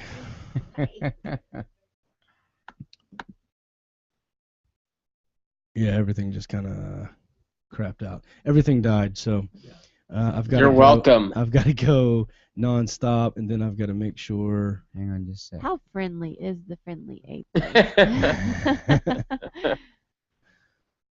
Hold on. Let me broadcast and then scroll down. Yep, Dogman Debate. Okay, here we go. 24. That would be a 224-hour broadcast. That's what it feels like. No. I say no. I would say no to that too.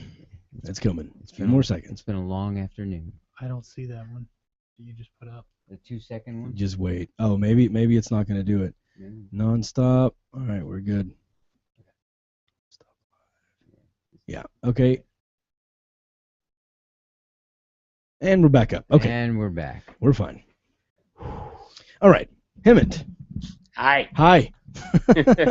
Man, this has been really crazy. I mean, honestly, I'm this sure is. it's I'm just sure it's a tough thing, but you guys, seriously, 24 hours is amazing. That's great. I hope you have a party planned after you get some rest. Yeah, I have a party planned on the backside of my eyelids. Yeah. So you're on the board. I am on the board of Foundation Beyond Belief. Yeah. You're kind of an important person on the board. I've been around. Not his first rodeo. Aren't you the chairman of the board? I am the chairman of the board. Chairman of the board for Foundation Beyond Belief. How cool is it that we end on this note?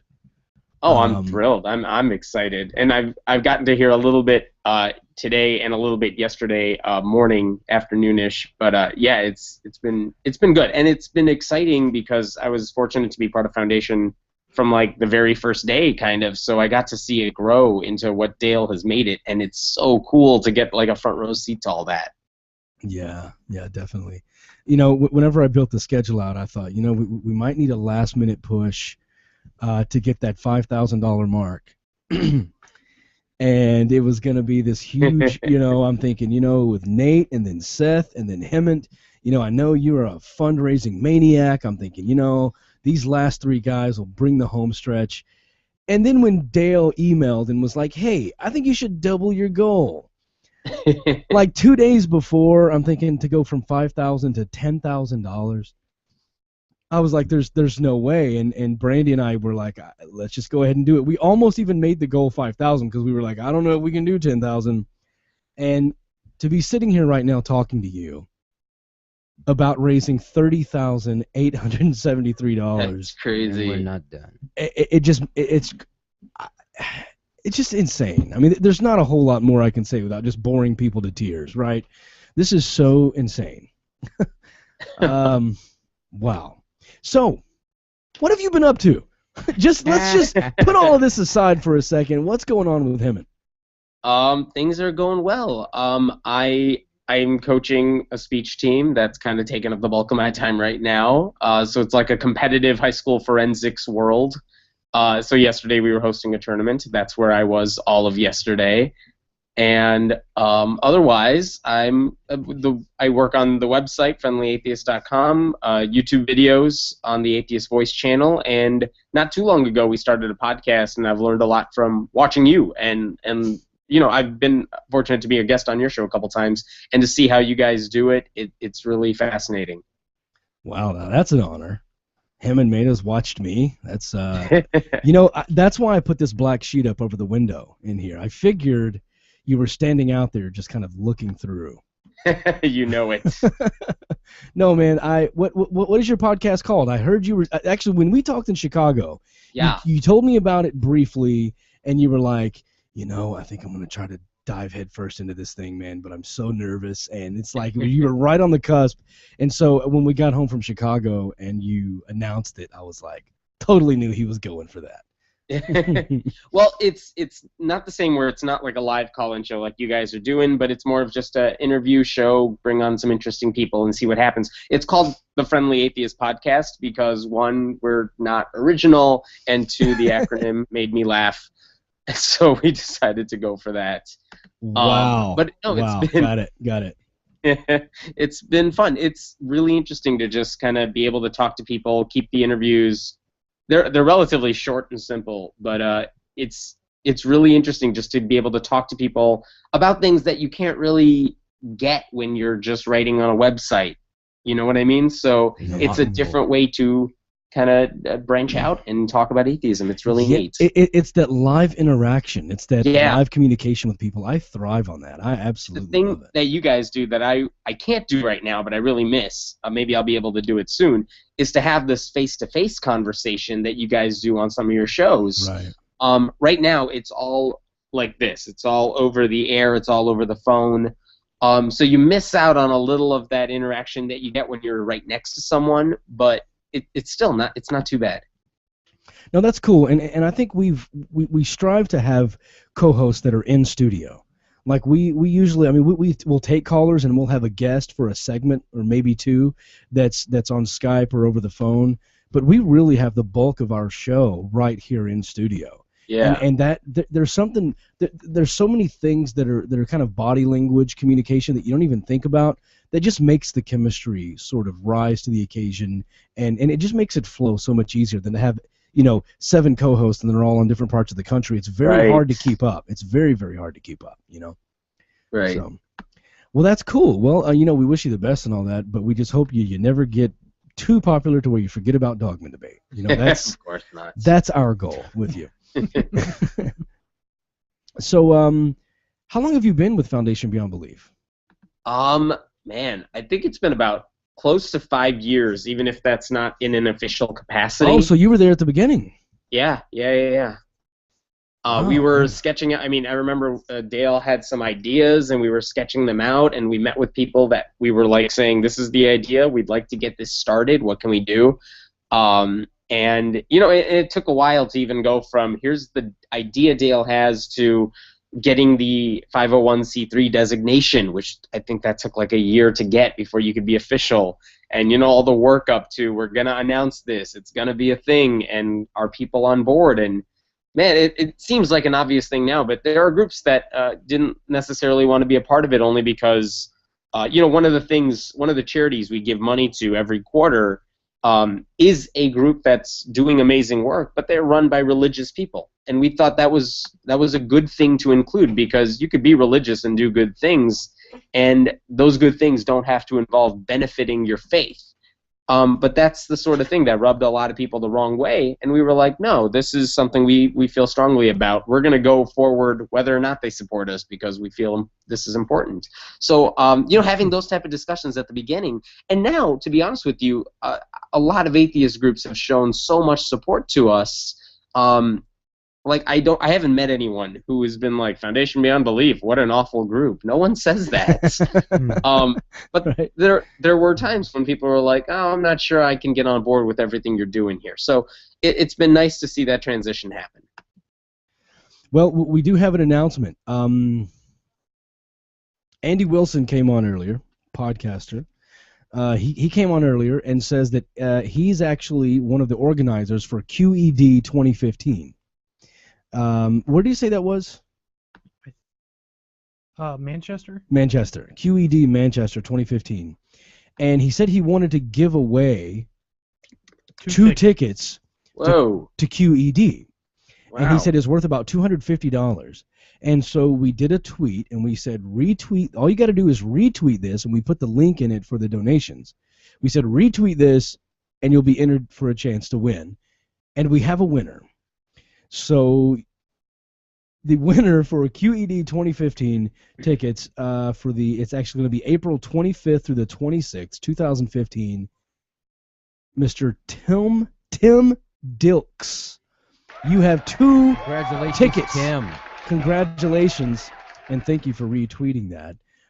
So you need to send an email to andy@incredulous.org, and that's incredulous with a K, or he'll just find you. You know what? Try to email him, but he knows your Twitter, so watch your Twitter for a message from Incredulous or Andy Wilson. So thank you to Andy for making that happen, for all the people helping to spread the word about this fundraiser. Wow. Man, Yeah, we're not done yet. The matching penny grants helps. Yeah, absolutely. Every penny helps, but I'm going to let Hemant go in about 8 minutes. And the reason I'm going to do this is because we have a lot of dedications to read. Oh, great. Each and every person that gave, we've been reading the dedications because, Hemant, I don't know if you know this, but when people give, they can actually put in there a dedication of who they want to dedicate the donation to. We've been kind of keeping up. Every few commercial breaks, we would have Brandy come in, our outreach director, and she would read all of the dedications. And I don't think we've read any since Nate came on 3 hours ago. Correct. So we're going to block off the last 30 minutes of the show to clear up and read all of the rest of the dedications. So, these last 7 minutes or so are just for you. So what else are you working on? Let's fill some time in it. Yeah. Oh man. What else am I working on right now? The website really takes up the bulk of everything I do. So it's what's really been interesting. I don't know if I mentioned, I used to be a teacher for 7 years. Mm-hmm. And so I left that in August to kind of pursue this kind of world full time. So that's been a huge transition, trying to put more resources into everything that I'm doing on the website and elsewhere. And it's really interesting because not many people have this opportunity. So it's a game of trying to branch out and try new things and throw a bunch of projects to the wall to see what sticks. Podcasting has probably been the hardest one for me so far because it's a matter of trying to make sure it's, you have to deal with all these issues of making sure it's listenable, making sure you're bringing on people that people want to listen to as well. YouTube, for whatever reason, seemed to take off pretty quickly. The podcasting one has been tough, but it's been fun trying to try new things and seeing what people are interested in. A lot more work than it is. A lot seems, isn't it? Yeah. And if it's something I can't do, then it's trying to bring people on board who know what they're doing. And that's a hard thing to do sometimes, to say you know what, I'm not good at this. Why don't you do this for me, and we'll work something out. But that's been a fun transition. Very cool. I just got asked to do a TV spot, John, on Facebook, so I'm asking him to copy both of us. Okay, great. So that's gonna be great. Cool. Well, Hemant, Let's do that. man, I'm just on cloud 9 right now. I'm just blown away. You're on cloud 9, dude. Try being those of us at the foundation. It's funny. I'm watching some of these foundation Facebook updates and yeah. What's happening there? Tell us. Everyone is so excited about what you guys are doing. So if you're on cloud 9, we're just thrilled that you guys could make this work. And seriously, heartfelt thank you to everyone who is back. It sounds like every time I'm talking to you, there's 30 people behind you working on stuff. So that's pretty much what's happening. Your whole team, you guys are great. If anyone wants to follow Foundation on Twitter, by the way, it's @FoundBB. Yeah, we've been including them in all of our tweets, and guys, you just open Twitter, you're going to see something about it from somebody. So absolutely. @FoundBB. I've seen a ton of it on my timeline. Go follow them. Look, right now we're at $30,933. Refresh. Oh, she says refresh. Now we're at $30,973. Let's get this to $31,000, and I will let him go. How's that? I like it. I will let him have his day back. They may hold back to leave him on longer. They're gonna hold him hostage. That's right. Wow, man, it really is an amazing feeling, you know, and we did work really hard. I just want to take this last moment to just thank all the volunteers who helped, you know, all the donors who had a part of it specifically, but man, the Dogma Debate volunteers who flew here, who paid for their flight, paid for their hotel. I mean, you know, David Michael flew in from Chicago, actually, from My Book of Mormon podcast. And he's driving back in a few minutes to the airport to get on a plane. You know, I mean, he's going to fly back home. So, you know, people put in a lot just to be here to make this happen, and I can't thank you enough. So thank you to everyone. You're welcome. Who came out to be a part of it. All the Seriously. podcasters bringing their fan base in. That was awesome. Oh yeah, absolutely. It was one big communal effort. The free thinking community came together and kicked butt. Yep. And you know what? People made fun of me because up until yesterday, the longest Dogma Debate on record was 5 hours and 40 minutes. Yeah, that's nothing. Yeah, now we've got that in the bag. We're Yeah, not going to we do. beat 24 hours. Nope. And if someone ever asked me to do a 25-hour podcast or 24-hour live Next year. broadcast, Next year. we'll Oh, nah. yeah. Oh, you can handle it. Maybe we can do this in 12. Maybe we can do it in 12. Start practicing by staying up for like 2 or 3 days at a time. Yeah. What if you just set a financial amount and said we're not going to be off air until we hit like $50,000? Yeah, and then Sure. I don't know, could be and a then 10 minute, and 10 then minute. no, and then we will play country music at to hold them at For a ransom week. For a week. until they donate enough to make a stop. I don't think that works when they can shut their computer off if they don't want to listen.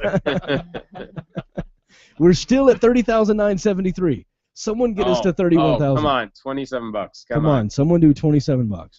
Math major. Oh, it'll happen momentarily. You taught high school math, right? I did high school math. It's a blast. I don't understand because I get confused on my daughter's 5th grade math, and she's having to divide fractions, and I'm like, why would we ever do that? Send her to me. I'll take care of it. Hey, let me ask you this.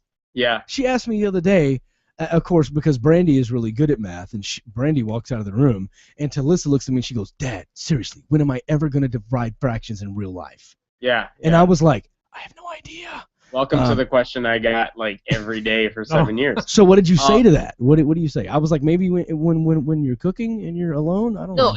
No, I'm pretty honest with the kids. It's saying you're not going to use all of this stuff all the time, but it's about the skills. It's about playing within the rules of math and seeing what you can do with that. It's about learning how to take a little bit of information and then pile a little more on top of that and seeing what you could do with it. No, I mean not everyone's going to need to remember their trigonometry, but at the same time, you also don't know what you're going to do later in life. You might think you want to do one thing, but man, I've changed careers now like 2-3 major times. Yeah. So a lot of people say, I'm going into this field. I don't need to know, this other information. And then, well, what happens when you change careers and who knows what you're going to need to know? It's nice to have at least a solid base of some basic stuff in every subject so that if you ever needed to, build on top of that, you know a little bit. And even in math and stuff, I even told my kids, at some point, yeah, if you know some basic geometry, basic algebra and stuff, you're pretty much good in most places unless you're going to go into a math-specific field. But you need to know the fraction stuff. You need to know the dividing fraction stuff so you can get that basis for algebra and geometry. And then beyond that, you have to be more specialized for it to be of use to you. But I don't know, I always just found it interesting. That's why I liked it. That's so much better. What I said was close to that. What I told her was, look, it's not always about using this later. It's about proving that you can deal with things that are difficult. You can figure them out within certain rules and then move on past them without going insane. And realize that builds character. This is also like a branch of knowledge that people have known for thousands of years, and it's kind of cool to be part of this, just a broader humanity where you all have the same foundation of knowledge, because this is it's not like American history or something where it's unique to us. This is something that's true no matter who you talk to, no matter where you go. Math is one of the few things that is the same for everybody no matter where you go, so it's kind of nice to have that knowledge as well. Well, very cool. Well, we've hit it. We're at $31,060. Excellent. Thank you, everyone, for making this happen. Congratulations. Definitely.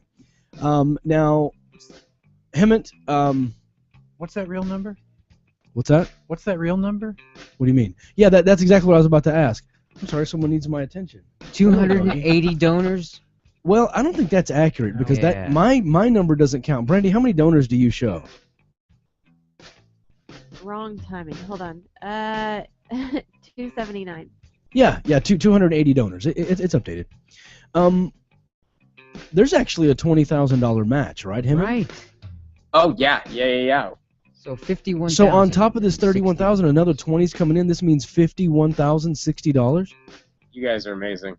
That's great. Unbelievable. Well, thank you to those that matched it. Thank you to everyone. This has been amazing. I can't say thank you anymore. It's going to get too mushy. We're all going to turn into mashed potatoes. Yep. Thank you so much. Hemant? Thanks, David. Take Thank care, you, buddy. everyone who's behind the scenes there. I really appreciate what you guys are doing. You're welcome, and thanks, Hemant. All right, Hemant, keep doing what you're doing. I'm a fan, and we'll be in touch. And, hey, I would love to come on your show.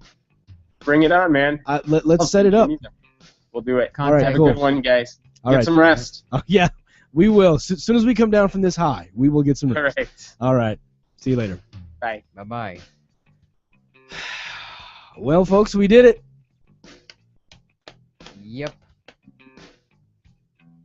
$31,060 for a total of $51,000. I feel the same way. Exactly. 114. All right, Brandy. Another month. Seriously? Update it again. What? Yep, hit it again. She's Hit it again. celebrating. Refresh again. Obviously. I mean, They're still putting money in. They're still putting money in, you Yes. crazy people. No, don't stop. Do not stop. 31,114. Yeah, I mean, we Yes. have 30 minutes. Yeah. We have a day. I'll read dedications. Yeah, this is true. We That's do right. have a whole And day. Seth said he would be hitting it on social media all day. So let's take advantage of that. Okay, yeah. Every bit of this helps. Absolutely. Don't stop. Yeah, Please don't stop. Don't stop. Yeah. We're Give till it the, hurts. the whole thing is actually still going to be available until tomorrow. Yeah. So keep going. Wow. Yep. All right, Brandy, let's go and start with dedications. Okay, so the first one I have is from Casey, and she says, I want to dedicate mine to my kids, Luke and Lucy. I promise to teach you both how to think and never what to think. Good one. Thank you, Casey. We have Anthony that says, I gave in the first hour and now in the last, and listened to most of the podcast. Anthony Magnabusco. Here's to all the people who listened and will be inspired to get out there and do good in the name of secular humanism. Thanks for all you guys Thanks, Anthony. are doing. Tim says, for my lovely wife and partner in non-belief. Excellent. Thanks, Tim. Richard, to the extraordinary team at Foundation Beyond Belief who inspire me every day. Great. Thank you. Wayne, okay, here you go. Thanks, Wayne. I think that We got was the it. last 30. We Such got a it, sentimental guy, Wayne. Yeah. Thanks, Yes. Wayne. And then Wayne again for all the crew at Dogma Debate because you all changed lives. Thank you, Wayne. Philip, dedicated to the David Smalley family and all the volunteers who made this podcast happen. Yay. Elliot, dedicated to the Dogma Debate crew from 4 to 5 a.m. this morning. Can't believe I listened to that. Yeah. Just kidding. Neither can we. Just kidding. Y'all are awesome. Jan is dedicating it to John's nose. What? I don't know. That's what it says. Must be an inside joke. I don't even care. You Yes, don't care. Yes, to John's nose. Okay. I think Yes. they're making crazy things with John in it just to see how he reacts. Wasn't there a time where we were talking about John's nose at some point? I wasn't in the room. I was not conscious. I don't think. Oh, okay. Well, maybe Okay, not. I'm okay. probably delirious. Let's Yeah, see. that's what I Michelle, mean. with thanks, gratitude, and lots of love. Louise, keep up the good work. Bear with me. I have to refresh. Okay. While she's refreshing, let me just go through the guests. We have places for everyone. Yeah. No surprise to anyone. First place goes to Todd Stiefel. Todd. Todd Stiefel. You the man. Todd, you the You man. are the Stiefel. man. Do you want to go 5-2? I'm just gonna read it. Yeah, one through 5. No. Okay. But second place. So. Okay. Everybody who made it besides Todd Stiefel, who did Right. that crazy sextuplet match. Right. Cognitive dissonance. Yep. Tom and Cecil. Pulled it off. Tom and Cecil. David Fitzgerald came in third place, but we cheated like hell for him. Yes, we did. But he still deserves it because he's an awesome guy. Seth Andrews. Yes. Kicked it in there. From out of nowhere. And No Illusions. Right. From Scathing Atheist. Those are our top 5 guest performers. We want to thank them. you. And thank you to everyone. Please plan on doing this again next year. Thank you top 5. Yeah, people. thank you to everyone who were involved. I mean, honestly, you're changing lives. Seriously. Anik certainly says, changed "Can I mine. still dedicate this to the godless?" Can I say that word? What word? Yeah, so say it. The say B it. word. Oh yeah. Oh, yeah. Yeah. That's Oh, a Godless Bitches? Godless Bitches is a I podcast. know love that, that. Oh. but I'm just asking if I can say the word. Of course. Sure. Okay. I mean, come on, we're not cognitive dissonance or anything. We're not prudes, you know. That's right.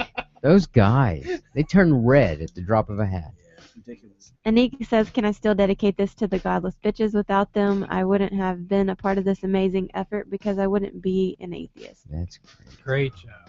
right. Yay, Beth. All right. And I'm refreshing again. Sorry. Okay. Yeah, that's okay. We should all be refreshed. I want to say a thank you to Armin, Navavi, Pete Bogosian, David Michael, Faisal Saeed Al-Mutar, David Silverman, J.T. Everhard, Matt Dillahunty, David Fitzgerald, Todd Stiefel, Cognitive Dissonance, Sarah Moorhead, Shelley Siegel for joining us, Dan Arell, Ross, Adam Reeks, the Secular Bloke, Stewie, David Hawks, Andy Wilson, No Illusions, DPR Jones, Nate Phelps, Seth Andrews, and Hemant Mehta. Alicia says, "Thank you to David and Seth for all the wonderful podcasts. I'm new to the dark side and love listening to you on my daily commute." Michael says, "Team Clemens from the Chicago suburban area are fans of both Dogma Debate and the Thinking Atheist, Seth Andrews. We have listened to every podcast from the Thinking Atheist and most from Dogma Debate. We own Seth's book, Deconverted, the paperback, and the audiobook. We also have several audiobooks from Dogma Debate's Atheist audiobooks. Some of my favorites is Jerry DeWitt's book, Hope After Faith, and Nailed by David Fitzgerald. Please ask Seth if he would please do a major city tour and make Chicago part of that tour." Christopher, Seth rocks. Thank you, Christopher. Let's see. Mike, for Seth from one Dudist priest to another. Congrats, David and the rest of the DD crew. Thanks. Marissa says, "To Seth, because listening to your podcast really got me thinking, and it was the first step towards my involvement in the atheist movement. Thank you." Wow. Winifred, David, and Seth, thank you both for what you do. Your podcasts are a highlight of each week. Marcella, thank you, Dogma Debate, for doing this. You all are great. Henry, for the Musing Atheist, thank you for your humanism and for helping me discover how to love beyond belief. Cheryl, for Jerry DeWitt, please have him on the show more often. Just don't touch his hair. Okay. Alan, to Seth Andrews, one of the nicest dudes in the atheist movement. Sarah, for all my fellow Tennessee non-believers with love from Nashville. Michael, sadly living in Israel made me miss most of the broadcastathon, but I'm sure it was great. Keep up with your great work, Michael Conchucker. Thank you. Benjamin, to David Smalley and the Dogma Debate crew for staying up for 24 hours for such a great cause. We were up longer than that. All right, next page. Sean, I recently finished catching up on all the Dogma Debate podcasts, over 370 hours, and would like to dedicate this to all the great past co-hosts Shayra, Daniel, Arn Ra, and Rachel. The ghosts of Dogma Debate. Antonella, my employer matches employee donations for 501c3s. Mention this on air so others can ask their employer. Mine does too. Yeah, but you could actually get Foundation Beyond Belief added Yes. as one of your companies. Yep. Lauren, for all the folks at Atheist Experience, Dogma Debate, Openly Secular, and the Richard Dawkins Foundation, you gave me the courage to be out and open, which led to the discovery that my next door neighbor is also a non-believer. Now my world is not so small. Wow, that's nice. Great. Thanks. Travis, for Hey. John, to get me started as a Yep. volunteer eventually, after all this beautiful craziness is over. That's right. Okay, Travis. Next weekend, buddy. Shelley, please credit Noah Legends Hour or The Herd Mentality or Nate Phelps, or thank you. Okay. And I think I'm caught up. Don't forget. I need to do the $4 challenge. Okay. Donations. You need to read those off? Yes. What you're saying? Okay. Yes. Okay. Just don't forget, you can also do the Amazon.com Smile, and you can add Foundation Beyond Belief for that as well. I've had American Atheist on there I for do. the longest I do time, but Foundation right now. is that right? Yeah. I'll probably switch over because Dave Silverman didn't thank me personally. Remember Okay. everything we say at this point. No, I've been delirious for about 5 hours now. All right, go ahead, Yeah. Brady. Okay, so these next ones, I'm going to mix the $4 challenges with the other donations just to move it along. Thank you to Richard, Heidi, Katie, Audrey, Michelle, Christopher, Matt, Angel, Javier, Jacqueline, Anthony, Bonnie, William, Jasper, Denny's, Keith, Elena, Michael, Sherry.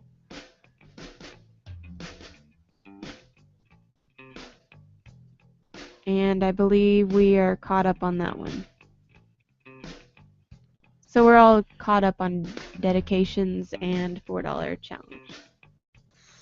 Thank you, everybody. You rocked. 31,169. 51,000. Which ultimately ends up being $1,169. So, David, how does it feel to raise 50 grand? Yeah. I can't believe it. I want to add to what David said earlier. We were originally talking in our bedroom this morning, and before we started any of this, and we. When she says this morning, she means yesterday morning. Or whenever that was. Just want to clear that up. I don't There you even go. I mean, at 7 a.m. I was up for 24 hours already, so I have no idea. But anyways, we were talking before this broadcastathon started, and I was like, I had a pretty good idea that we would reach 5,000. I thought that was feasible because Sure. we've done it before, and so I thought, well, that's reachable.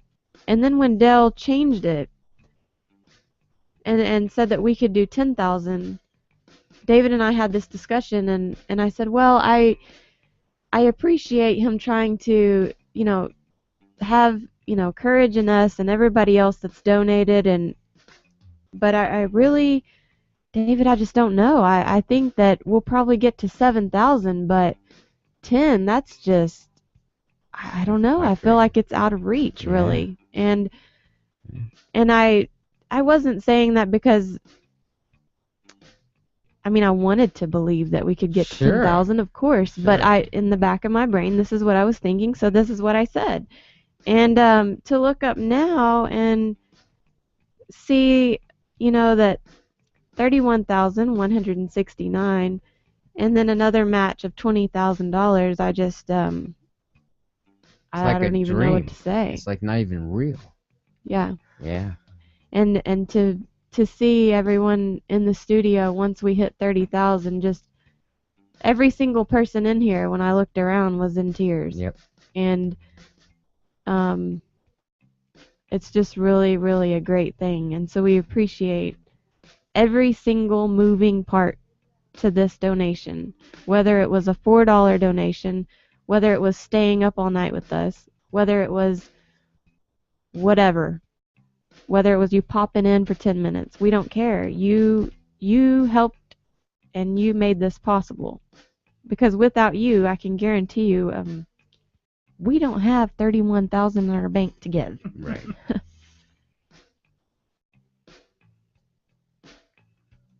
Thank you to everyone who's been involved, and for all the kind words about how the show's affected you. It just changes my life, so thank you. We good? My face keeps leaking. I want to go. I Yeah, want to go to bed. me too. You know how long I've been waiting to play this? That's the outro music. 20. Although the outro music's 4 minutes long, and we're not at a 24-hour show for 12 minutes. I'll be asleep before it's over.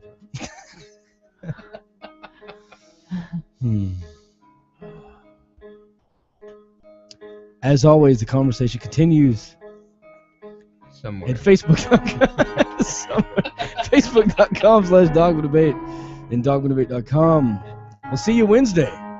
Doing another show. Sure, why not? Why not? What the hell? Did one last Wednesday, and we'll do one Wednesday. Oh, yeah. Sure. Yeah, dogmadebate.com. Go check out that new site. We'll see you guys next week, or Wednesday. Let's do that. Bye, everybody. Thank you. You guys rocked. Thank you.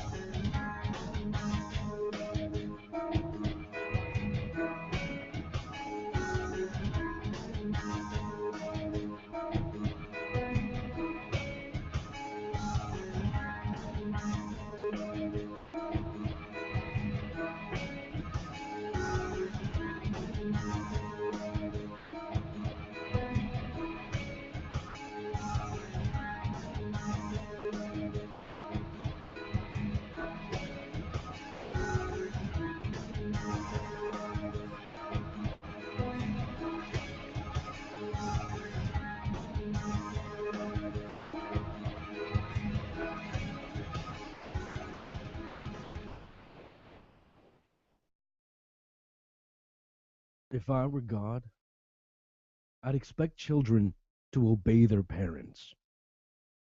I'd hold parents accountable for communicating to their children in a way that matches their child's intellect. I'd teach humanity to treat each other with respect. I'd tell them all that they will be held accountable for their actions and that I'm always watching. I'd protect them, keep them from harm, and I'd promise to watch over them always. If I were God, I'd instruct humans to love each other as themselves and to take care of the poor. I'd show them the beauty of nature and animals and how I put it all on earth as a blessing. If I were God, I'd inform them that faith in me is extremely important. I'd even create a paradise to reward those who kept their faith. And to make sure their faith was really, really strong, I'd pretend like I don't exist at all. That's right. I'd set out these rules and guidelines for humanity, and then I wouldn't follow any of them. I'd expect people to obey me as they obeyed their parents, but I would communicate far above their level of understanding. In the same book where I taught them that animals in nature were a blessing to be cherished, I'd instruct them to sacrifice and burn those animals' flesh at an altar just to prove their love for me. As humanity treated each other with respect, I'd command the killings of innocent children. I'd take sides in wars and order armies to slaughter thousands. As humans loved their neighbors as themselves, I'd order one group to take another as slaves and say that beating those slaves is acceptable. I'd teach boys to respect their mothers, and then I'd restrict the amount of authority a woman can have and allow men to treat them as property. I'd show humanity this vast, amazing universe that I spoke into existence, and then I'd pretend to concern myself with things like sports, taxes, and masturbation. I'd tell humanity that I cannot make a mistake, and that everything I do is perfect, and then in the 6th chapter of my book, I'd admit that making humans was a mistake in itself, and I'd kill them all except a few. I'd create all of humanity, like very special children, and then make a percentage of the population attracted to one another and tell the rest of the humans to kill them. If I were God, I'd tell them that I sacrificed my son for them, but then I'd have him back in 3 days. And to really test the faithful, I'd watch as people suffered, and as innocent people died, I'd remain silent, invisible, and indifferent, just as if I didn't exist. As women cried for help while being raped, and I was the only one who could hear it, I'd remind humanity that I did without my son for 3 days, so this wasn't my problem. And even though I'm the most powerful thing in the universe, I'd blame a devil for all the things that I didn't take the time to take care of. I'd leave so many mysteries, and like a charlatan, I'd say all questions will be answered after you commit to me. If I were God, those who doubted me would not only be blocked from entering that amazing paradise. No, that wouldn't be enough. I'd throw them into a lake of fire, not for a year, or a decade, or even a century, but for all of eternity. They would suffer. They would learn their lesson, not that it would matter, because there are no second chances, but they would learn nonetheless. And then, to make it seem like I really don't exist at all, if I were God, after all this, I'd tell the humans that I am the very definition of love. I'm sorry. That's if I were the Christian God. If I were an actual God, I'd communicate with humanity on a level that matches the intellect I gave them. I'd provide updates as time changed to keep them on the right course.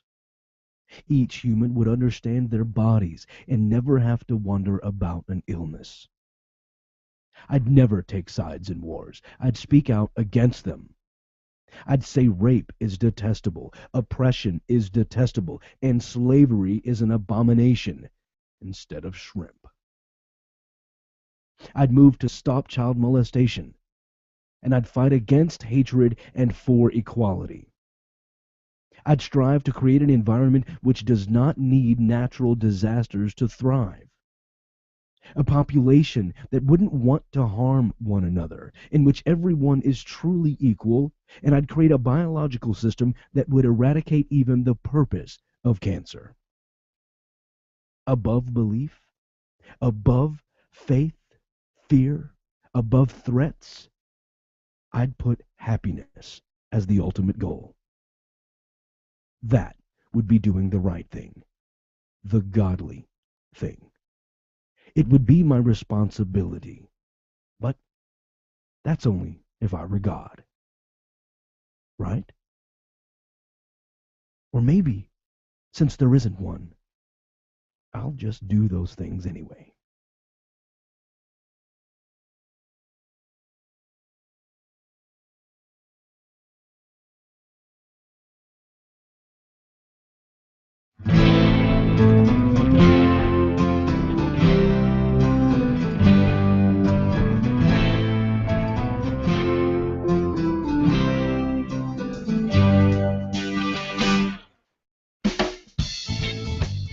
Say that I need to be saved. Say with me the devil got his way. I want to know how when you are praying, when you are doomsdaying, how you think you know that someone is listening to what you are saying. So you think that you tell us how to live our life, never questioning the source from which your moral course derives. You think that suffering is part of some great plan that's been devised. I wonder when we'll be rid of your life.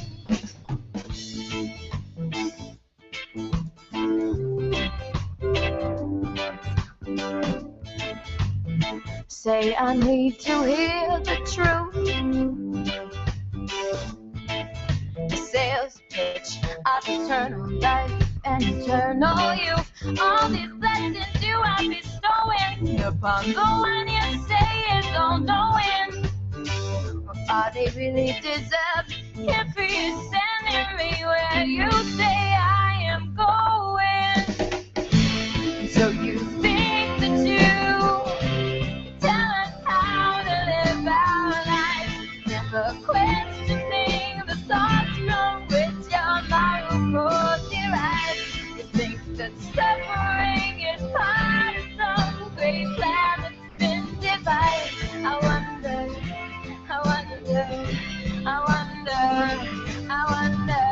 what will it take for you to start opening your eyes, start questioning the bullshit everyone around you buys. You think it's setting up your business, what goes on between my thighs.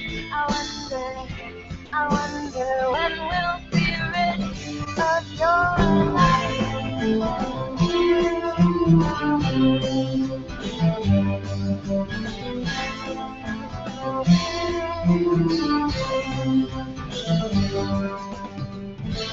So you think that you can tell us how to live our lives, never questioning the source from which your moral code derives. You think that suffering is part of some great plan that's been devised. I wonder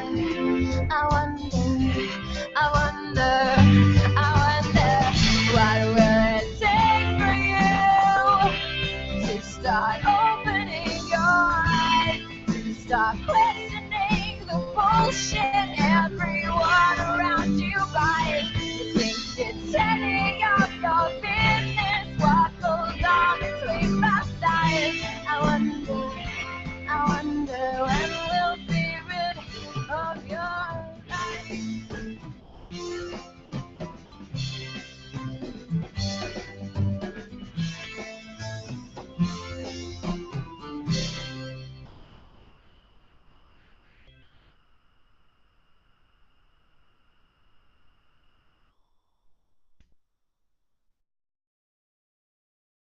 Thank you.